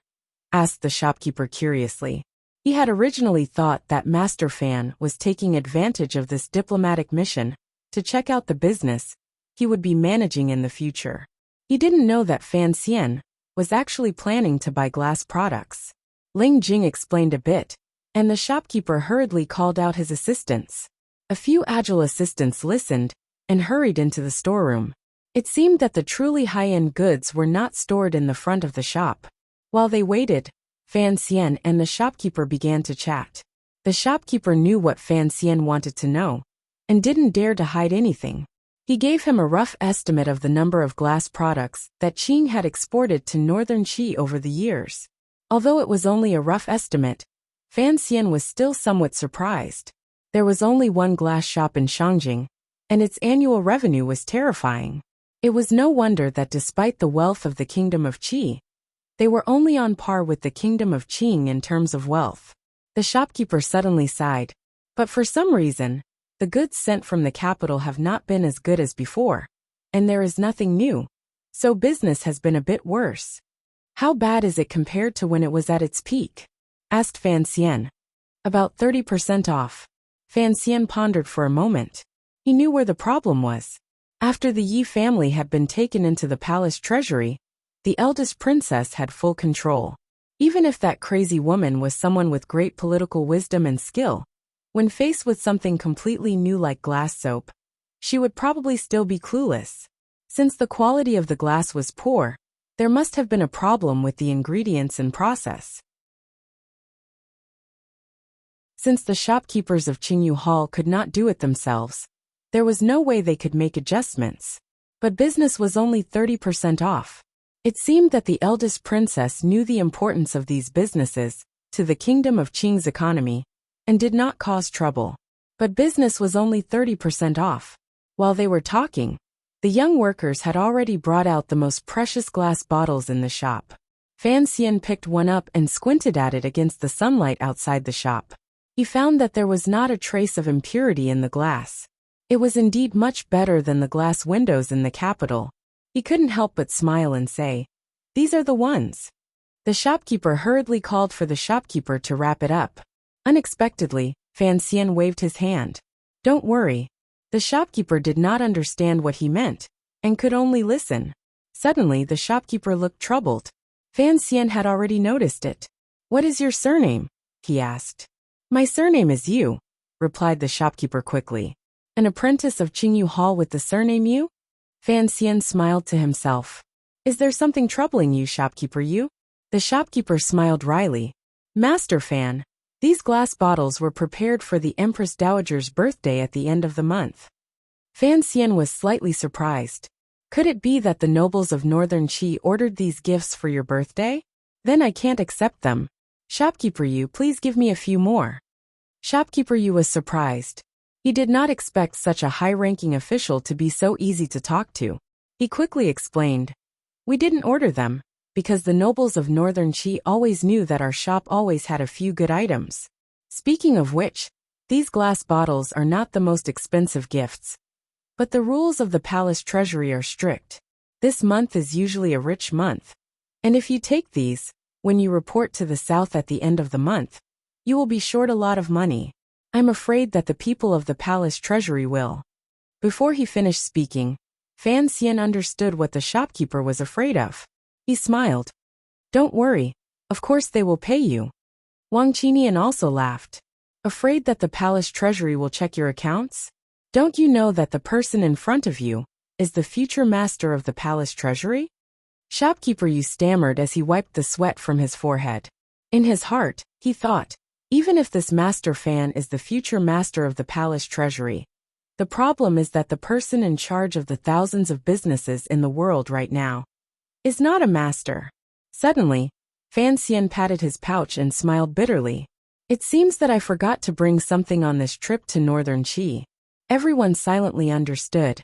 As the head of the diplomatic mission, Fan Xian's trip to Northern Qi was naturally a public one.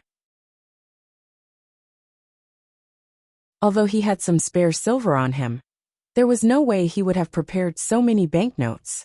Shopkeeper Yu continued to wipe his sweat. "Master, if this is official business, then naturally it should be reported to the public accounts. Master, please write a list, and I will send it back to the capital. That should be enough to pay off the bill." A promissory note? That's a good idea, Fan Xian thought to himself. He accepted the brush, ink and paper that he had prepared earlier. He thought that this shopkeeper, Yu, was very observant. He had probably seen too many cases of envoys writing promissory notes. He scribbled a few lines on the paper, and shopkeeper Yu carefully wrote down the amount of money. When it was Fan Xian's turn to sign, he hesitated. He turned around and asked Wang Qinian, "Does the council have money?" Wang Qinian smiled bitterly. 1/3 of the council's finances are provided by His Majesty, and 2/3 by the Ministry of Revenue, which is your father. In recent years, things have been a little tight. Fan Xian turned to look at Gauda. "You follow your father, so of course the tiger guards are rich." Gauda saw the young master looking at him, and his face was filled with embarrassment. "Young master, the old master is very strict with the tiger guard's finances." Fan Xian sighed and looked at Lin Jing. "It seems that I will have to use the name of the office of the Grand Herald." Lin Jing held back a bitter smile. He thought, "You are clearly eating the office of the Grand Herald. What else can I say?" Anyway, it was all public accounts, so Lin Jing did not feel bad. He even joked, "The palace treasury and the external treasury are always inferior to the national treasury." This was very true. Whether it was the palace treasury, which was currently managed by the eldest princess, or the Ministry of Revenue, which was managed by Count Sinan, in the end, it was still the money of the kingdom of Qing. Fan Xian and Lin Jing, the envoy and deputy, confidently signed their names. They glanced at the 2,000 taels of silver on the paper, and then walked out of the glass shop. They did not have any attendants following them, so shopkeeper Yu carefully instructed the workers to carry the precious glass bottles and follow them out. Because Fan Xian did not instruct them to return them to the diplomatic mission, they presumably had other uses for them. As they walked past the toy shop that sold 9 rings in Sharong Road, Fan Xian only glanced at it, his gaze gentle. The shop in front of them sold wine, and Fan Xian walked in first. The shopkeeper had already been informed by his servants that a few high-ranking officials from his hometown had arrived, and was standing at the door to welcome them respectfully.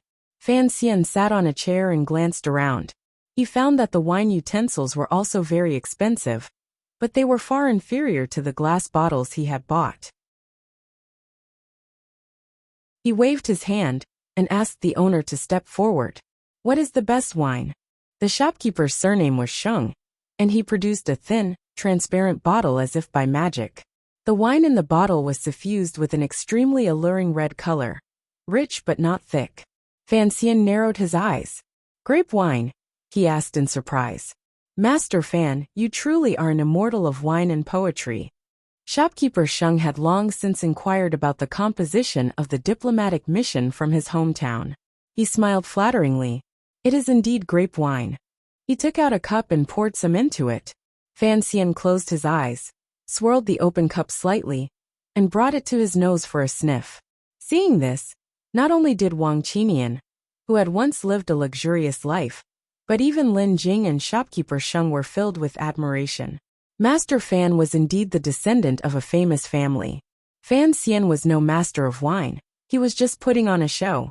He placed the cup on the table next to him. I'll take this wine, he said. Pick out some stronger ones.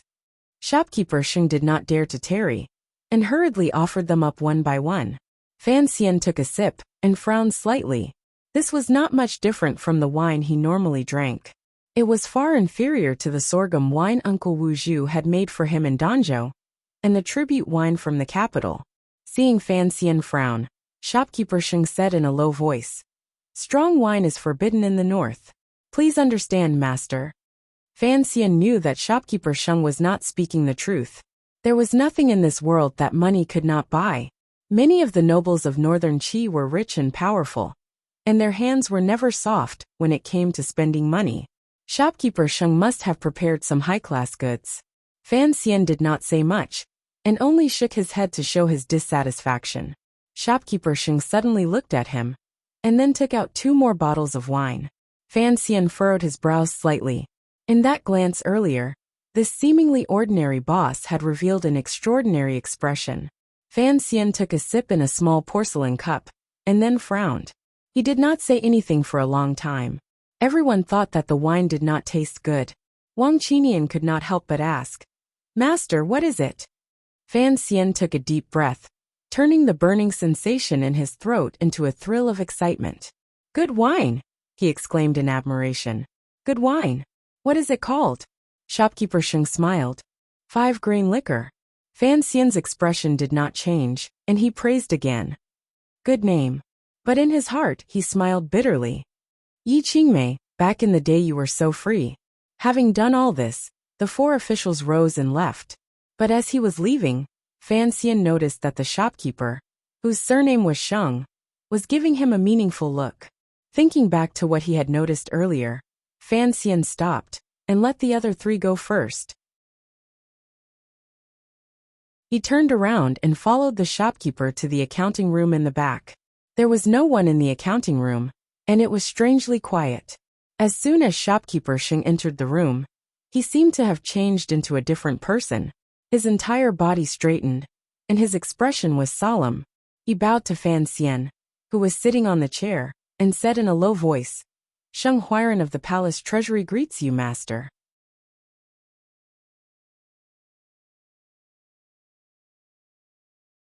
Chapter 217. Fan Xian's expression did not change. He had expected this. Today's trip to Xiushui Street was, on the surface, secondary. The key was to see how the palace treasury was doing in the north. So when he heard Sheng Huairan call him son-in-law, he was not surprised. After all, the palace treasury was still managed by the eldest princess, and there would always be some of her trusted aides hidden in northern Qi. For some reason, Fan Xian believed that the eldest princess would send someone to find him, the head envoy of the diplomatic mission. This was not only intuition, but also a judgment of the people of Qing. Whether the people of Qing were virtuous or foolish, they all had a self-confidence and pride that bordered on paranoia. There must be a reason why the eldest princess wanted to let Xiaoan go. If it did not have to do with the secrets of the temple, then it had to do with Shang Shanhu, who lived in Shangjing. Now that Xiaoan had been sent to northern Qi, the eldest princess would naturally contact her son-in-law, the head envoy of the diplomatic mission, if she wanted to rescue him. But the word son-in-law still struck Fan Xian as absurd. It seemed that his mother-in-law would not like him more and more as she looked at him. Since Sheng Huairan dared to call him son-in-law, then he must be the most trusted aide of the eldest princess. Fan Xian looked at him and nodded. Elder, what do you have to say? Sheng Huairan did not say anything. He only handed him a letter. Sitting in the carriage, Fan Xian squeezed the letter in his sleeve. He had not yet had time to read it, but he was already beginning to feel the weight of the letter. After today's business was finished, he would have to deal with it. Wang Qimian was an expert at tracking, and Gao De was an amazing fighter, but he would be missing someone to help him judge the situation and analyze intelligence. He couldn't help but think of the students he had taken in during the spring examination. Those guys should have been sent away by now. Perhaps they could become officials, but conspiracies were not their forte. Even if he wanted to train Shi Changli, it would be too late. Fan Xian suddenly had an idea. If he could get Yin Bingyun out quickly, he believed that it would be of great help to the government's plans. At that moment, Wang Qimian respectfully handed over a thin piece of paper. Fan Xian raised his eyes and glanced at it. It was a banknote worth 500 taels of silver. He frowned. What is this? It's a commission from Boss Yu of the glass shop. Fan Xian glanced at it again and said with a smile. You can also get a commission if you make a promissory note. You and Gao to take it and split it. Oh right, leave some for the tiger guards. 500 taels of silver was already a large sum, but Fan Xian had given it away without even looking up. Only a wealthy family like the Fan family could cultivate such a habit. Now that Fan Xizha was a millionaire with an annual income of 10,000 taels of silver, he did not care about such a small sum. Ling Jing smiled and said, Sir Fan treats money like dirt. I am impressed. Fan Xian knew that he was not truly admiring his clean sleeves, but rather that his house was full of gold. He smiled and said nothing. The carriage passed through the quiet and beautiful streets of Shangjing, and finally arrived at the area where high officials and nobles lived. It stopped in front of Chang Ningho's manor. Shangjing was similar to the south of Jingdou in the Qing kingdom. The spring wind gently caressed the branches extending from each manor. The sunlight was blocked by the large trees overhead and dispersed. Fan Xian stood next to the carriage and looked at the street. He looked at the stone lions beside the grand doors. For some reason, he was reminded of when he had first arrived in Jingdou from Danzhou. The carriage stopped in front of Chang Ningho's manor, and with the protection of the imperial guards, it made quite a commotion. There were already some people hiding in the shadows and beginning to peep. The servants in front of the manor looked at the carriage in front of their manor and were at a loss of what to do. They did not know whether to go down and greet them or rush into the manor to inform their master. These servants could all see that the newcomer was dressed very clearly. It was an envoy from the Qing kingdom. Who in this world had ever heard of an envoy coming to the manor of another country's minister? If this was a journey permitted by both countries, then Chang Ningho's manor would have long since made preparations. How could it be so quiet? The concierge swallowed a mouthful of saliva, wondering what the hell was going on. Could it be that these envoys did not understand the rules? Today, the envoy was not on official business, and Fan Xian had carelessly thrown off the accompanying officials from the office of the Grand Herald. So only Commander Wei was from Northern Qi. Seeing that Fan Xian and the others were about to charge into Chang Ningho's manor, Commander Wei became anxious and stepped forward to stop them. Master Fan, you must not do this. Without the permission of the court, an envoy cannot interact with a court official. If Master Fan and Chang Ningho really are on good terms, then you must not go in like this. What if you bring trouble to Chang Ningho? Chang Ningho was Empress Dowager Wei's brother. What trouble could there be? Fan Xian muttered to himself. It would be best if they could bring him trouble. His son had been hiding from him all day, but he smiled and said, It's fine, it's fine. This morning, I spoke to His Majesty in the palace, and His Majesty did not object. Why should I be afraid of people gossiping? Bringing up the Emperor of Northern Qi, Commander Wei was stunned. Did he really have to go to the palace to seek confirmation? At that moment, Fan Xian had already brought his 3 subordinates to the door of Chang Ningho's manor. The gatekeeper hurried forward to greet him. His etiquette was thorough and his words clear. Fan Xian secretly praised them. They were indeed a noble family. Could I trouble you to inform them that my drinking companion from the south has arrived? Fan Xian had finally learned some of the quintessence of this ability to be familiar with people after a year of training in the officialdom and wine circles. The gatekeeper was stunned. The Marquis had indeed gone on a diplomatic mission to the south last year, and he had heard that he had gotten drunk quite a few times in the south. Could it be this young envoy? But he did not dare to immediately inform the Marquis. After all, it was a serious matter for a foreign official to enter the manor. Just as he was in a dilemma, he suddenly heard a sound from the corner door. A man came out and bowed to Fan Xian. The Marquis requests your presence. Fan Xian had not expected the manor to be so easy to enter. Entering the hall, he looked at the middle-aged man in the chair and laughed. He walked over and gave him a warm hug. I have not seen you for a year, and you are even more elegant than before, Marquis. Actually, last year in the capital, he had only met this envoy from Northern Qi a few times. In the end, they had a hearty drink in the palace hall. He only vaguely remembered the man's face. Chang Ningho was the brother of the emperor, and his status was incomparably noble. He had never encountered such a warm greeting. He coughed and said with a slight headache, I have not seen you for a year, and your reputation is even greater than before. What brings you here today? I entered Shangjing yesterday, and this morning I chatted with His Majesty for a while. As a matter of fact, I did not know many people in Shangjing, so of course I had to pay you a visit. Chang Ningho was born with a white face and swollen eyes. He was in his 40s or 50s, and the signs of excessive drinking could not be erased. Fan Xian was close enough to smell the alcohol on him. It seemed that he had been drinking through the night. Fan Xian was secretly happy. It seemed that he had bought the right gift. Not only was Chang Ningho fond of wine and women, but he was also a pedantic fellow. The Empress Dowager had two brothers. One of them, Chang'an, could still lead troops into battle. Although he was a defeated general, he was still better than Chang Ningho. This Marquis had been holed up in the capital for many years. It was only because of his stupidity, and because he had the support of his sister, the Empress Dowager, that he dared to invite Fan Xian, the envoy from Qing, into his manor. Fan Xian had come today to get closer to this brother of the Empress Dowager.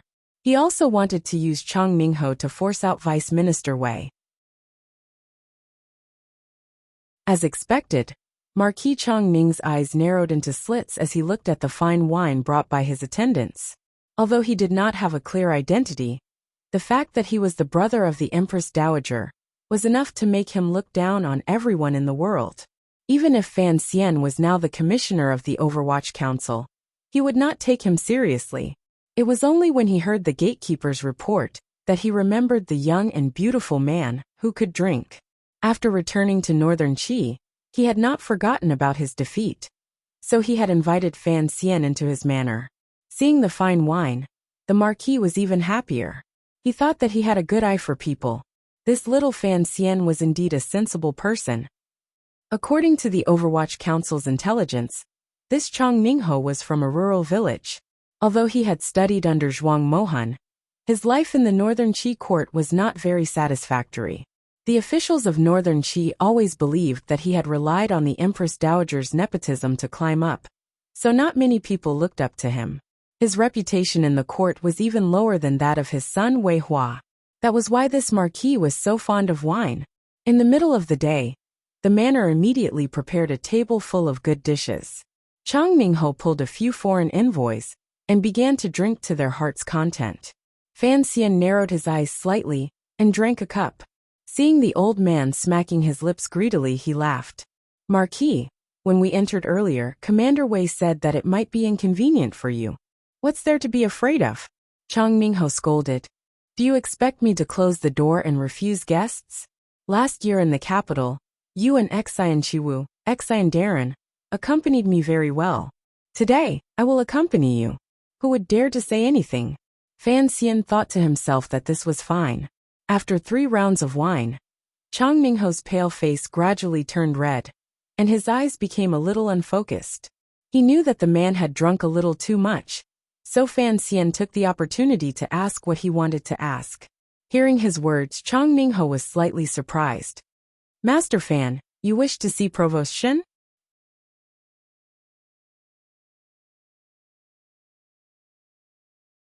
Chapter 218. Fan Xian smiled. I heard that during the rebellion in Shangjing, you risked your life to leave the palace with a letter from the Empress Dowager.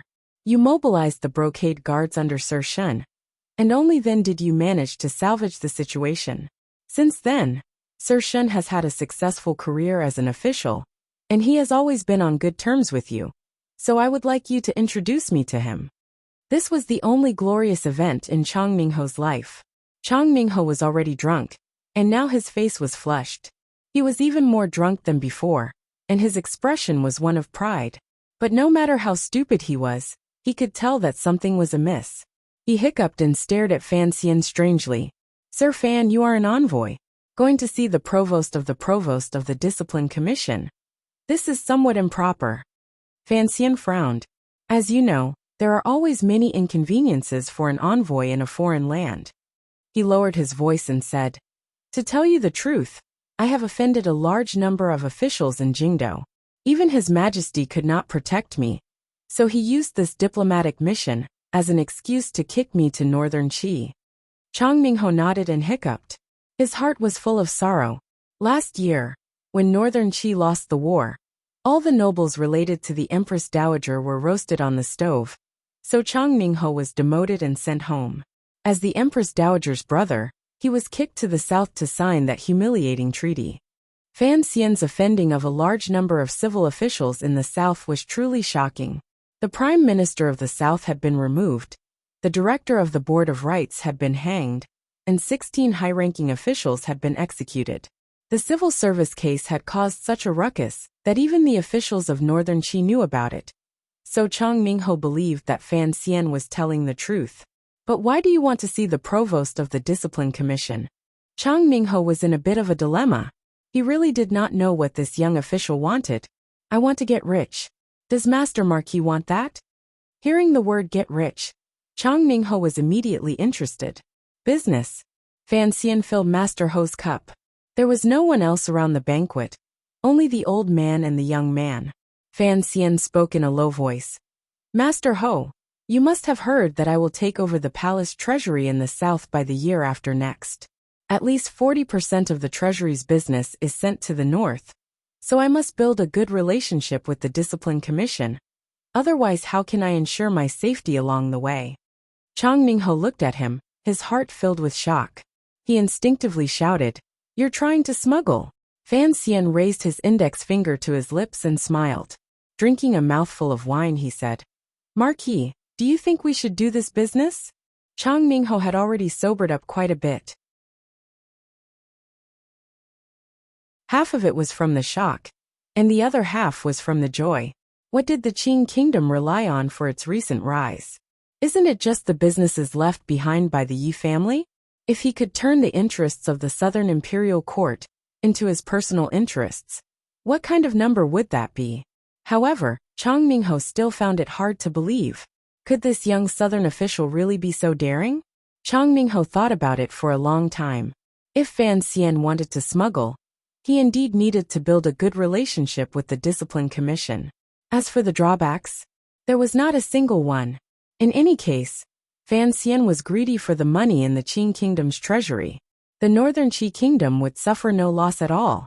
If he smuggled, the prices of those goods would fall, and the palace would save a great deal of money. The Empress Dowager and the Emperor's nephew would probably wake up laughing.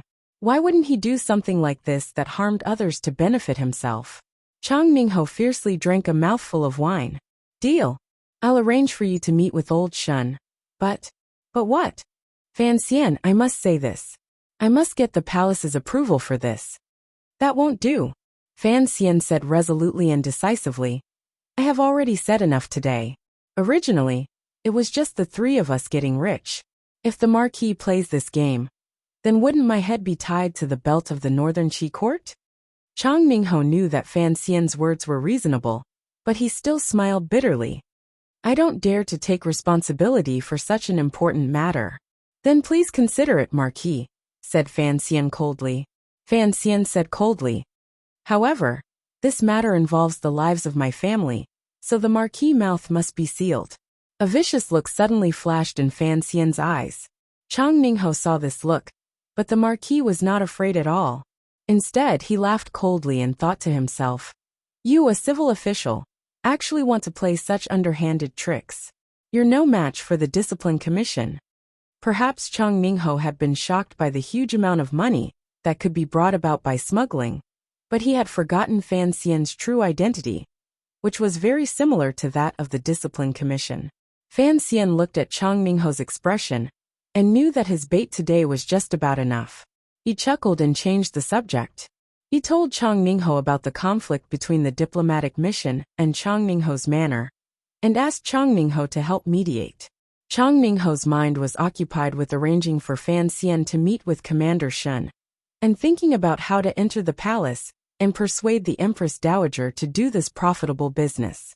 Hearing Fan Xian's words, he naturally agreed. That brother of mine doesn't know how to do proper business, he scolded. He only knows how to cause trouble. Don't worry, I'll handle this matter. Not having eaten and drank to his heart's content, Envoy Fan left the manor and boarded the carriage, preparing to return to the diplomatic mission. Just then, he suddenly heard the hurried sound of hooves in front of him. It stopped next to the carriage. Fan Xian lifted the curtain and saw that it was indeed the eldest son of Chang Mingho's family, Wei Hua, the vice minister of the office of the Grand Herald, who had hurried back. He couldn't help but smile. It seemed that he had accomplished all four of his goals by delivering gifts to Chang Mingho's manor. Master Fan, what exactly do you want to do? Wei Hua gritted his teeth and lowered his voice to speak to Fan Xian, who stood by the carriage window.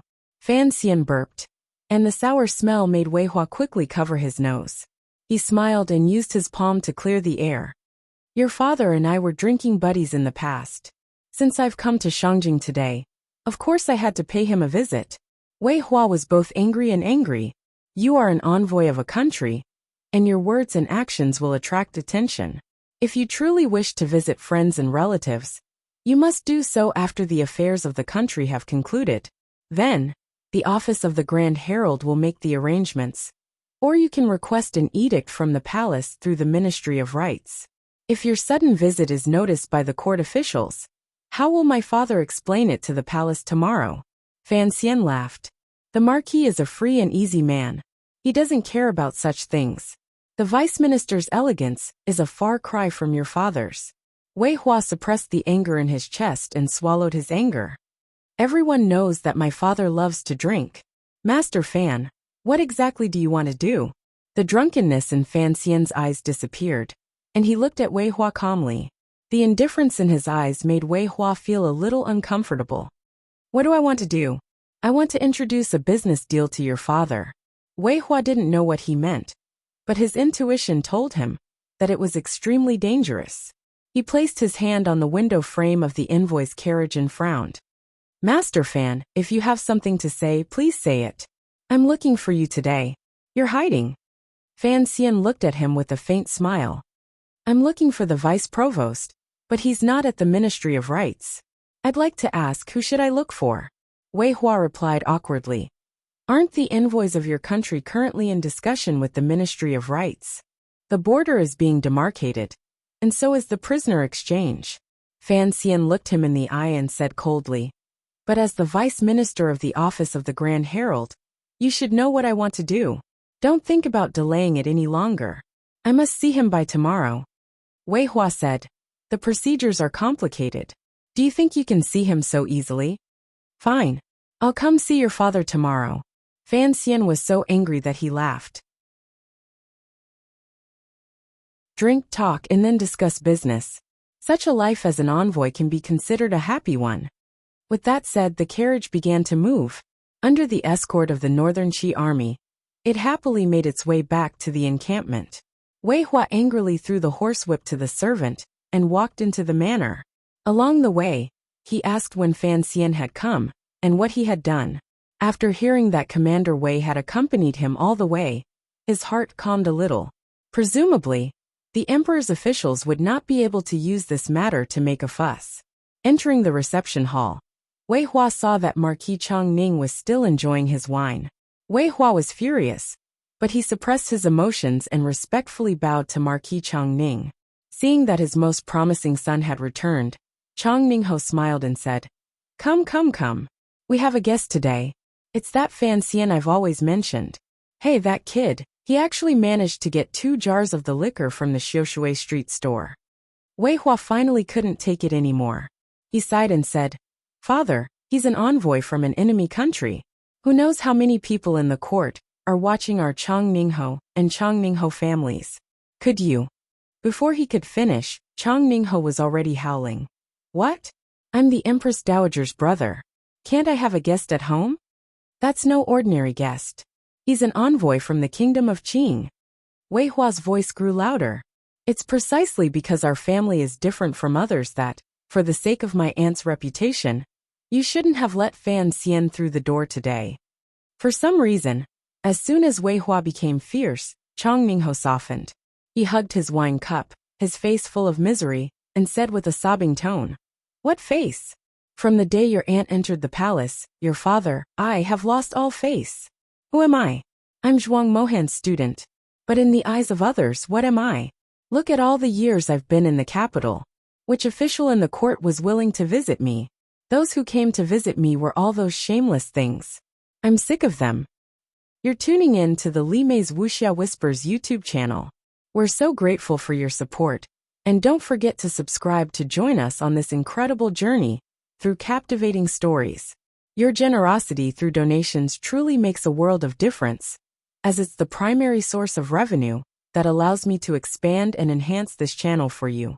Thank you from the bottom of my heart for being a part of this adventure.